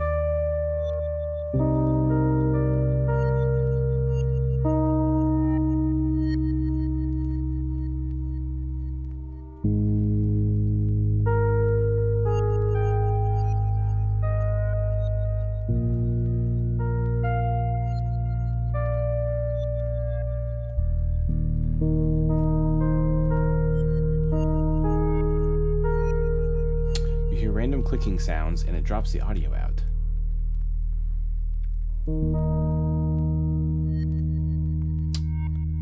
There isn't a texture in this one. That could be the clicking, but the audio dropping out, that is probably an internet problem.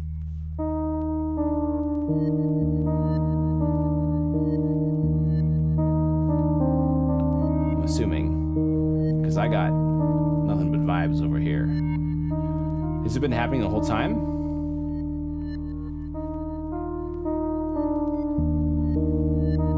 I'm not peaking or anything. I'm running an audio interface picking up audio, so everything I'm hearing in my headphones basically goes into my second audio interface, which is in the input, not fixed. Yeah, I think it was just an internet thing. YouTube be like that sometimes. That's Moody Keys. That one's one of my favorites. How was the audio levels? Ooh, it gets hot. It gets hot. I'll bet you this had the default compressor on it. Sure did.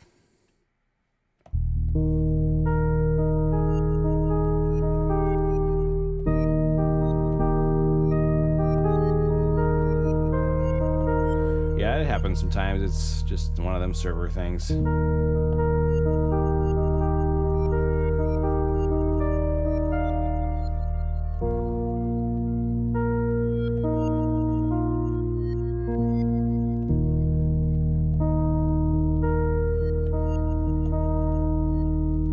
Yep, all right, that'll work. That'll do, pig. Let's replace that. And then rename that to Keys Moody.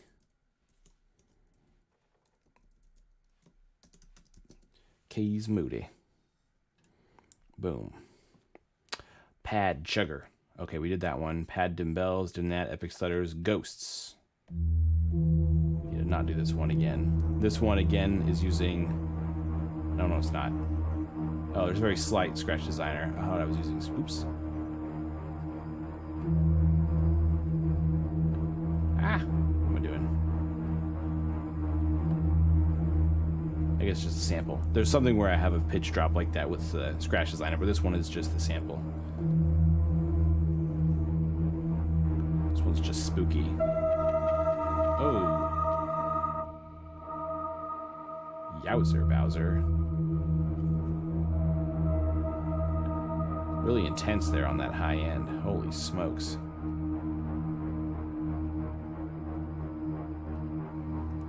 You hear that sort of like subtle chugging in the background? It's this really subtle strings I have on a stutter. This high pitch needs to be a little quieter.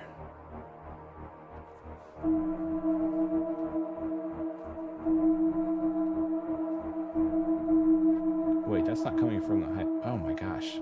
Horrible sounds going on. I am sorry if that was really loud.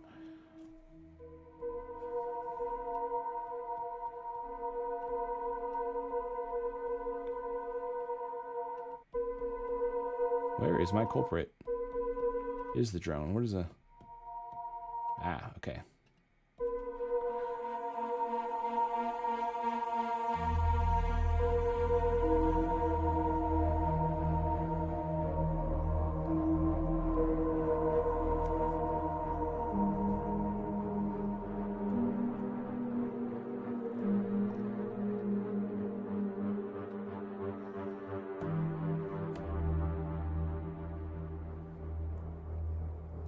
It's too scary.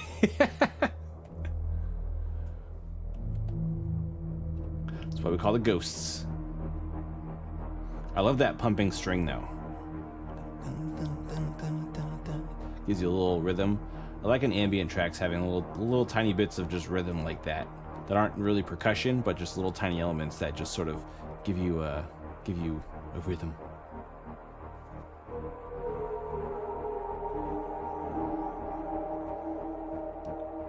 All right, pad ghosts, got it. Replace. Boom. Heaven's Gate, we redid that one. Hypnotics, we redid that one because we changed the name. Pad Magnificent.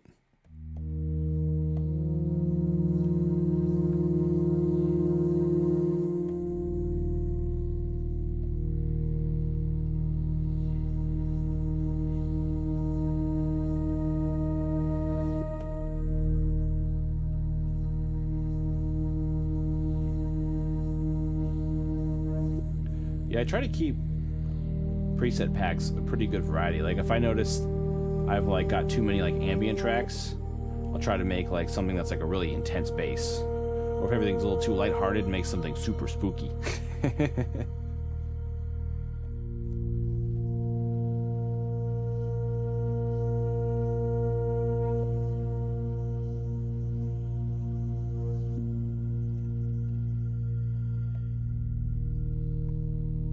Just get a little bit of a dip. Actually, we'll do maybe add a low shelf.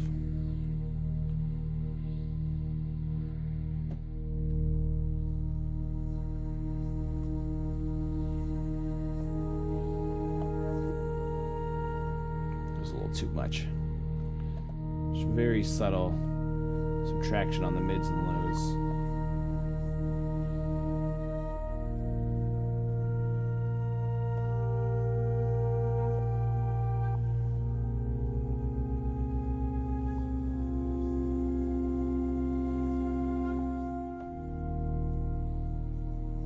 I like this one a lot. This one's a vibe. Pad magnificent. Replace. Pad memories. That was one we were just messing with. Pad synthetic heart. Let's change our scale up here.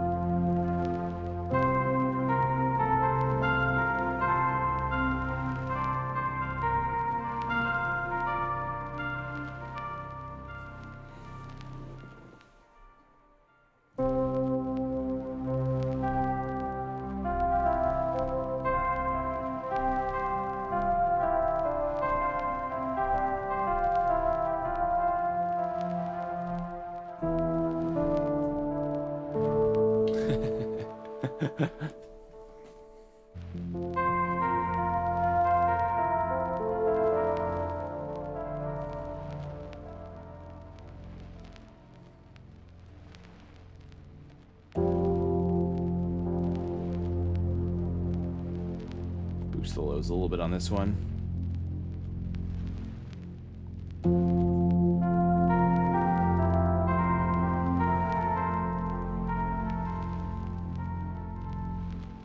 Okay, pad synthetic heart. Got it. Volume level seem good. Not peaking anything. That's the trick. I noticed a lot of the default plugins, they actually peak really bad. I don't know if it's because you made them and then ran an update and like the compressor default or something changed or what, but I noticed that they often peak pretty intensely actually. I'll show you. See how we're hitting the reds? Hitting reds. Like you can hear it peaking too. It like the peaking isn't coming from the track, it's coming from the plugin.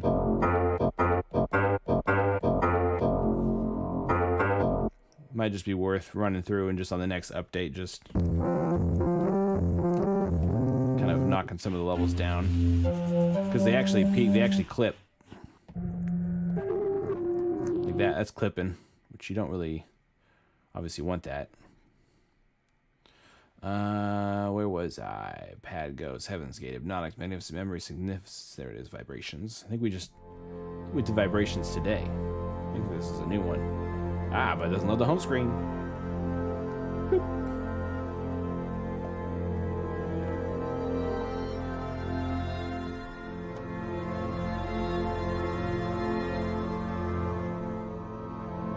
Good levels. Well, not good. Well, a little too much.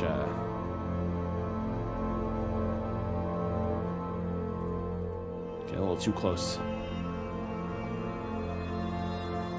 That's one thing I like about these launch pads too. It's like really easy to like get max velocity without like wearing your fingers out on a keyboard. So when you're testing stuff like this, I can like whack it, and I'm not like feel like I'm fatiguing my fingers. Like if I'm playing on like I have a MPK Mini, which I'll mess around with sometimes, but otherwise playing like a full scale keyboard, sitting here all day doing this, my fingers get so tired. Especially this is a weighted keyboard, so it's got action hammer keys, whatever it's called. I forget what it's called.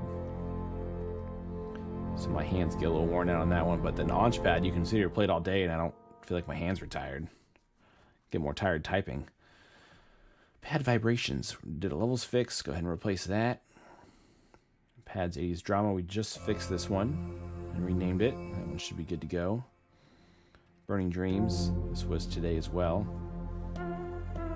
Does not load the home screen. Also, the levels are peaking here.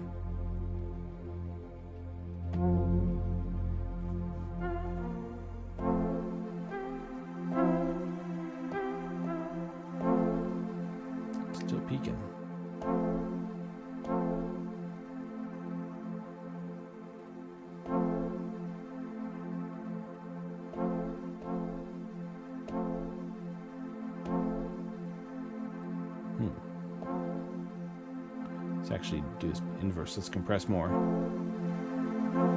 Then back off. Actually, we turn the compressor makeup off.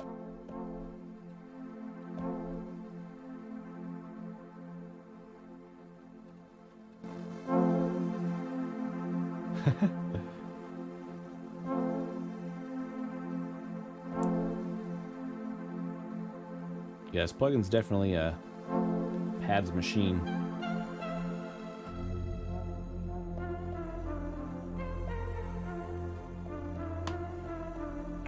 Okay, we're gonna gain a little of this back here through some EQing. Let's get ourselves a little high shelf.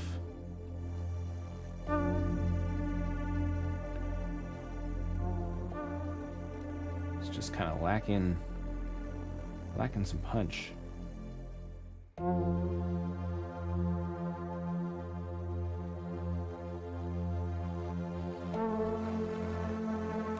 What if I really hit it with a compressor?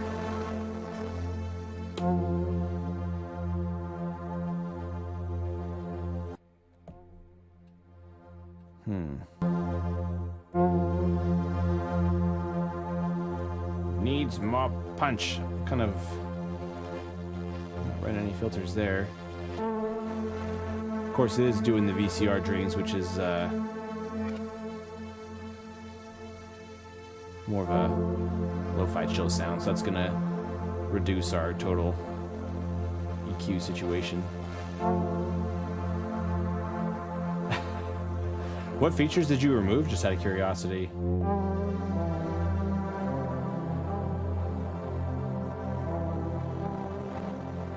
I imagine CPU limits are would be a thing too.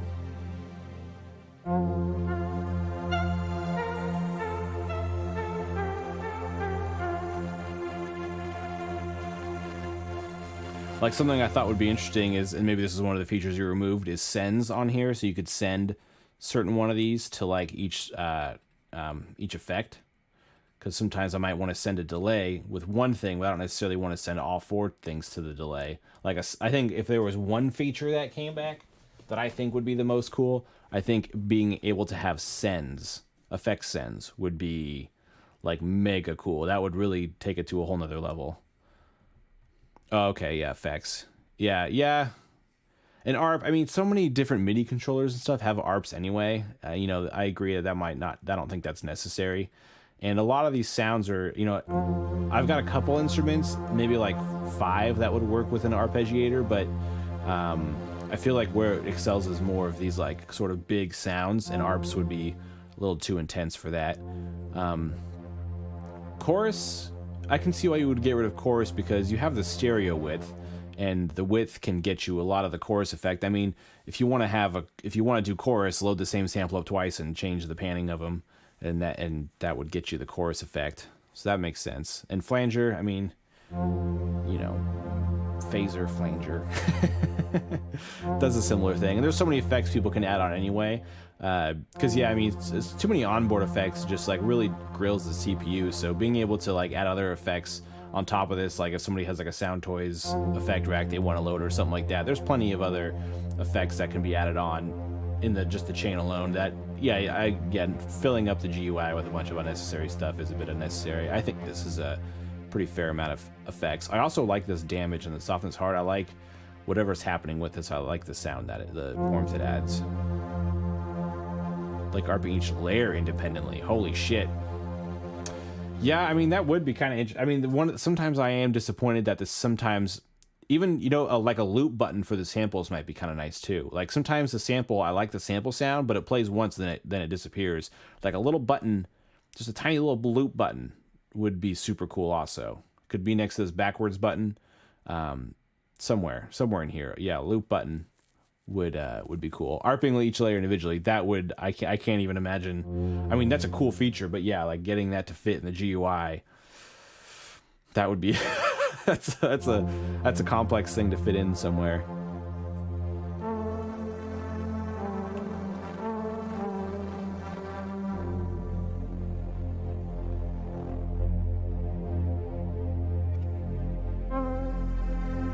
Are you just a one-man team? Do you do all this by yourself? Do you have like a development team, or is every Thenatan plugin or the Nathan plugin. Just you. All right, we'll call Burning Dreams here good for now. Replace.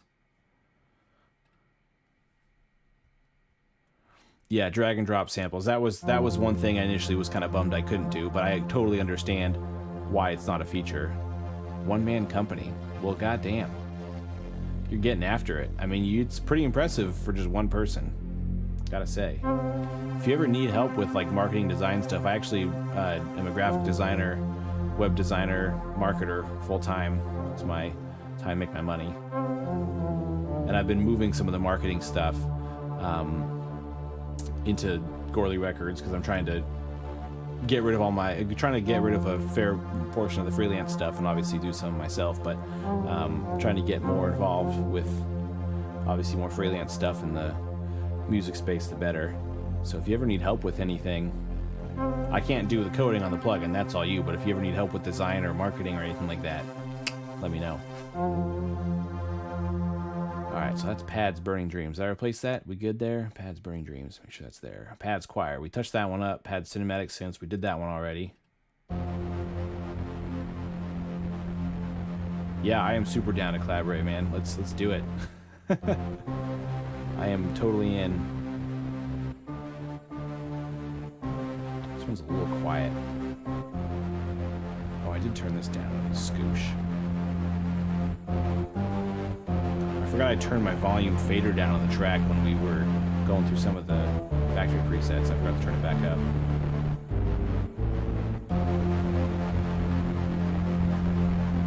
I think a high shelf on here would be cool. Oh yeah. See how that just came alive?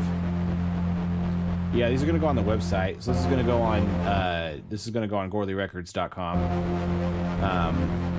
I got links all over my IG and stuff for it. This one is going on the site. Yeah, this one's going to be $5. I have one up now for free that's with a free plugin. I figured if a plugin is free, like a synth, I'll do like a free preset pack for that, just so people that can't afford to buy stuff, they can do that. But any of these paid plugins, I'm just going to... The whole premise of the store is everything's $5 or it's free. So I'm doing like these huge preset packs for $5. I'll be doing like huge sample packs for $5, and I'm trying to just make them just a really good deal so people like can't say no to buying it. Like, you know, if you think of like people use Splice for samples a lot, right? And Splice charges, they have a, you know, you get credits, but then the credits get you a sample, so you figure every sample is, you know, worth, you know, 5 cents or whatever. So if I'm selling sample packs, it's got to make sure it beats or exceeds that price.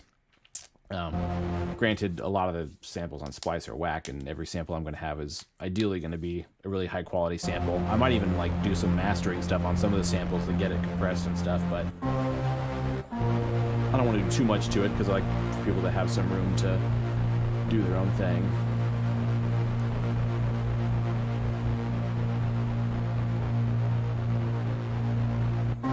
Yeah, I'm hoping to hit some of them. Yeah, so I'll do the review and I'll talk about this in the review. Hopefully I can get some, but basically, yeah, I'm just going to fill my store. Like, I'm just starting to fill it now. This is the first paid thing that'll go in the store. Okay, cool. Actually, yeah, so one of the things I was going to do, I don't have it set up yet, but I was planning on, when I do these packs for different developers, reaching out to them and giving them an actual affiliate link, so you actually get like a commission off the sales you generate.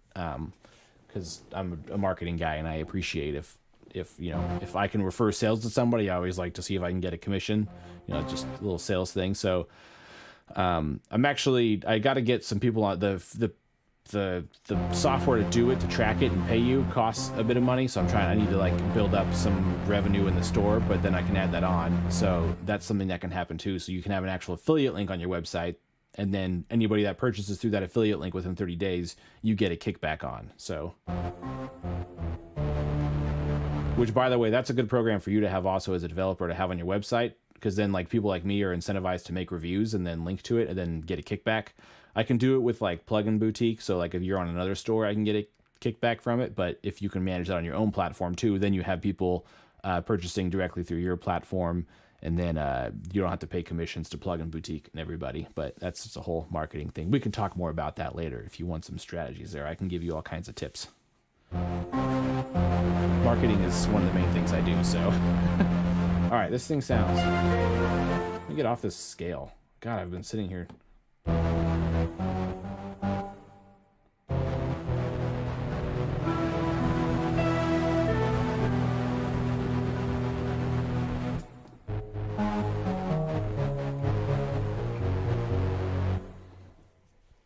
Okay. We'll call that one good for now. Pads, cinematic synths.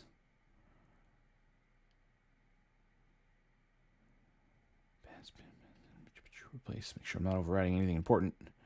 Okay. Pads, classic poly, we did that one. Pads, daydreaming. Cool. Yeah, I'll let you know too if I get that affiliate thing set up sooner or later. I wrote a whole marketing strategy that is going to be unfolding for me over the next couple months that if it works, will hopefully work. We'll see. Classic poly did that. Daydreaming, we did that. Falling Skies, that was yours. You named that one. But it didn't load on the home screen. And we're a little loud.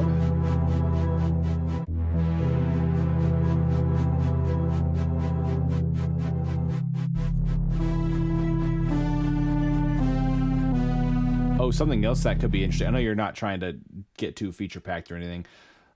Being able to set limitation. I don't know where you're going to fit some of this stuff in, and maybe you don't want any of it. It could even be right above. It's like something that. Sorry, let me say what it is. Something that is a cutoff for keys. So like after you play over a certain note, it like cuts. God, what am I trying to say? Key splits. So like if I want like maybe sample 1 to only play like C0 to C2, then I can do that range. Like maybe it can be a bar that lives above the cutoff filters, a similar style thing where you drag it and it's like the highest note and the lowest note.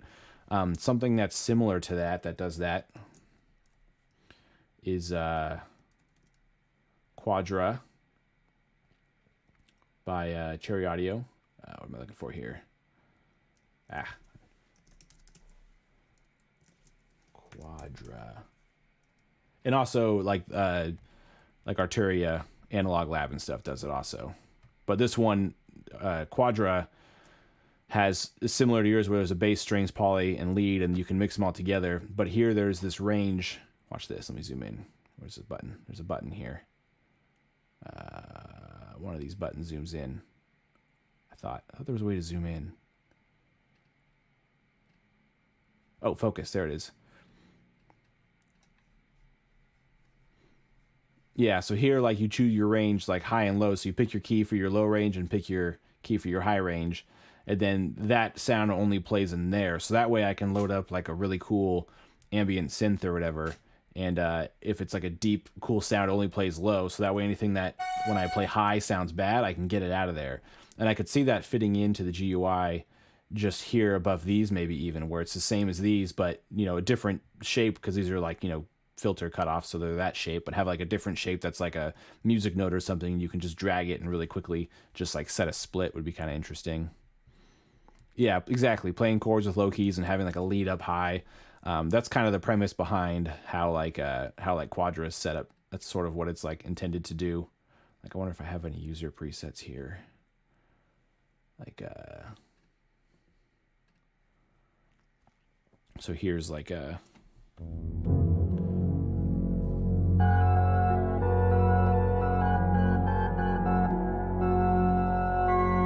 like there, that sound is only up high, but the bass, or is this actually set up as a split? No, that's everything as one. Let me pull up just like a random thing here, but I think you get the idea. Oh, here, marathons. This is a cool one. So here you have like the strings, poly. Zoom in. How do I use this focus mode? Gosh, that is not the best interface. So here, those like a strings, poly, and lead mixed in. The poly is range 72 to 108. The lead is 71 to 48, and the strings are the whole thing. So now when I play, I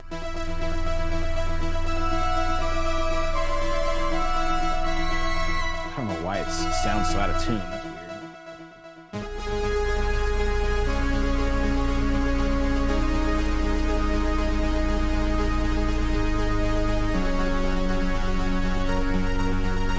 It's like there, the arm kicks in up there. It all stay separate. That'd be something kind of cool.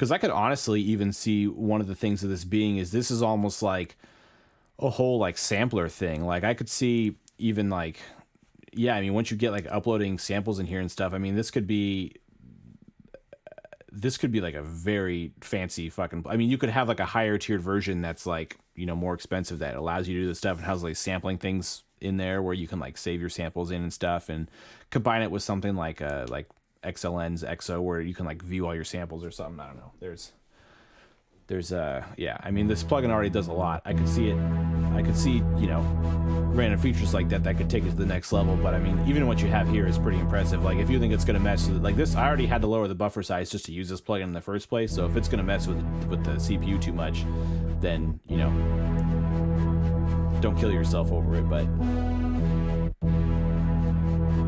let's see, this could use some ads, falling skies. Make sure the homepage hits.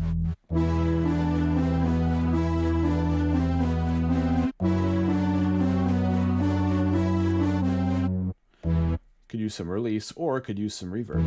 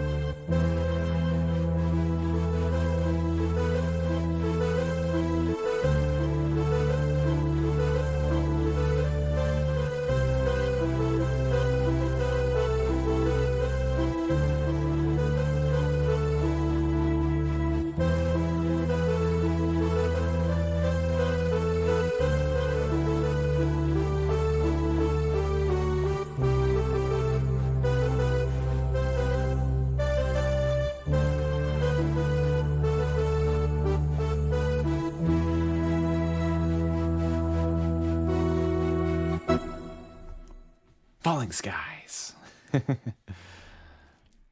Okay. Levels were getting a little high, actually. Let's... Oops.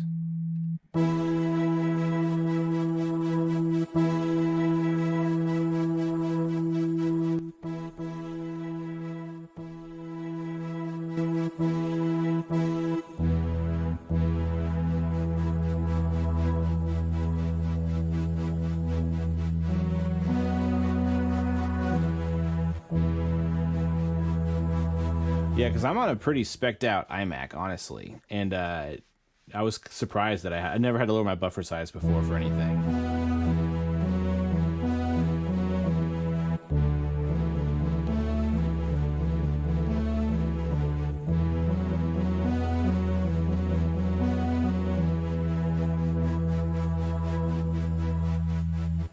I think, too, I wonder if, in terms of saving CPU, is if having... because when you first obviously when you loaded the initial patch, the macros are totally turned off. When you turn them on, they're all turned on. I'm wondering if when you turn macros on, if they just, you know, anything not being used, just turn off just by default, just so it's not triggering. I don't know how much that takes up, but...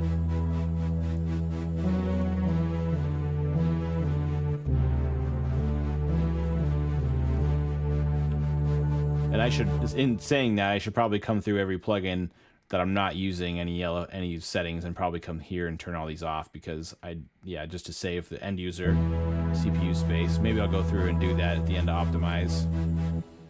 Turn off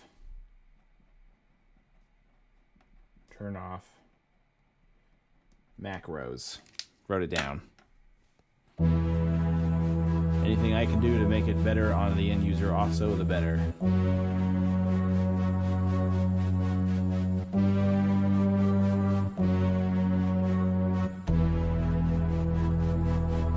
Love just the low end on a lot of these things. You can just get these really beefy low end sounds. So dope. All right, Falling Skies. Did it.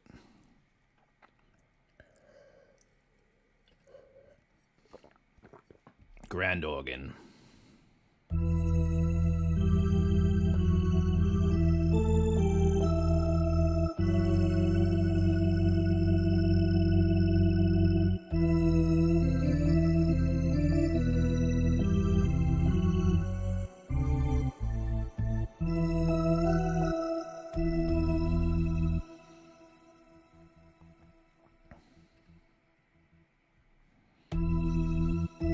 I think definitely one of the low-hanging fruit things though is changing the compressor makeup power switch to an actual makeup gain knob, because it's really hard to dial in sometimes. Like this could just be a knob, and then when it's at 0, it's turned off or something like that. Just an idea.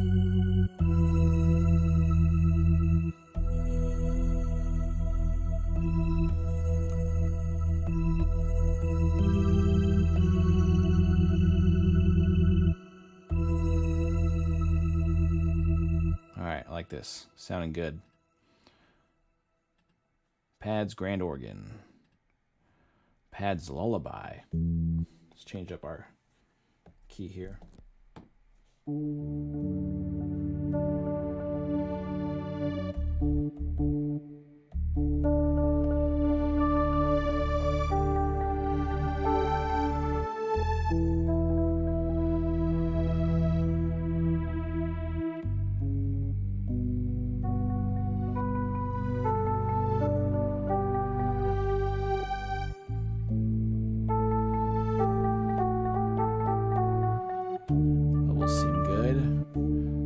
Good. It hit the homepage. It did.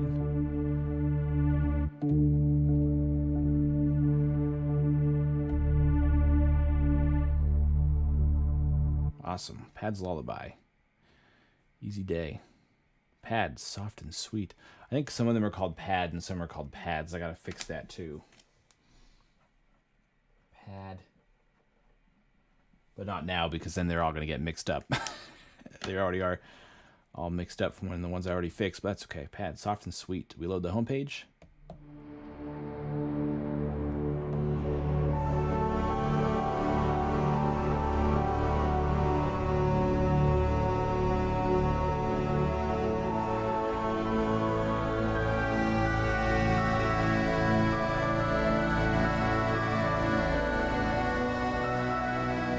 All right, man. See you later. Appreciate you hanging out. I'll hit you up with email if I need anything. If you ever need help with marketing stuff or whatever, you got my email too, so let me know if you want to work on anything together or whatever. I'm available and looking to work.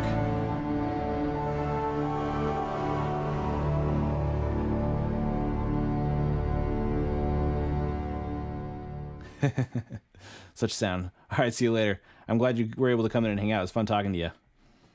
Hopefully I didn't overwhelm you with suggestions. It's a cool plug, and I'm very impressed by it. This is going to be the basis of a lot of tracks I can see in the future, so good job on that. You pulled me away from Analog Lab.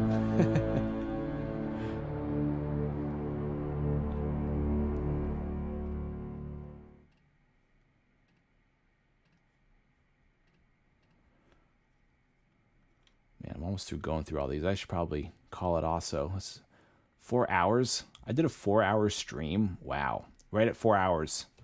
We can just call it right here. Holy snap. I'll play out. Snapdragons.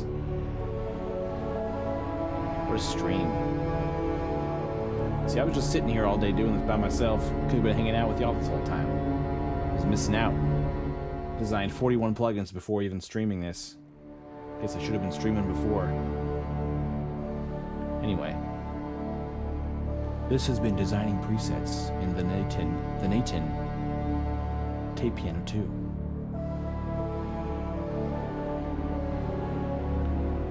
I will have the review up next week. Keep an eye out for it. And hopefully if you ever want to come in and make presets, this was helpful too. There's 4 hours of stuff to work with here. So we just passed the 4-hour mark, which is much too long. Nobody's going to click this video. It's too much. Too much. Anyway, see y'all later. Take care. Have a wonderful evening or day, depending on where you're at. Or just a wonderful life, I guess. Yeah, let's go with that. Take it easy.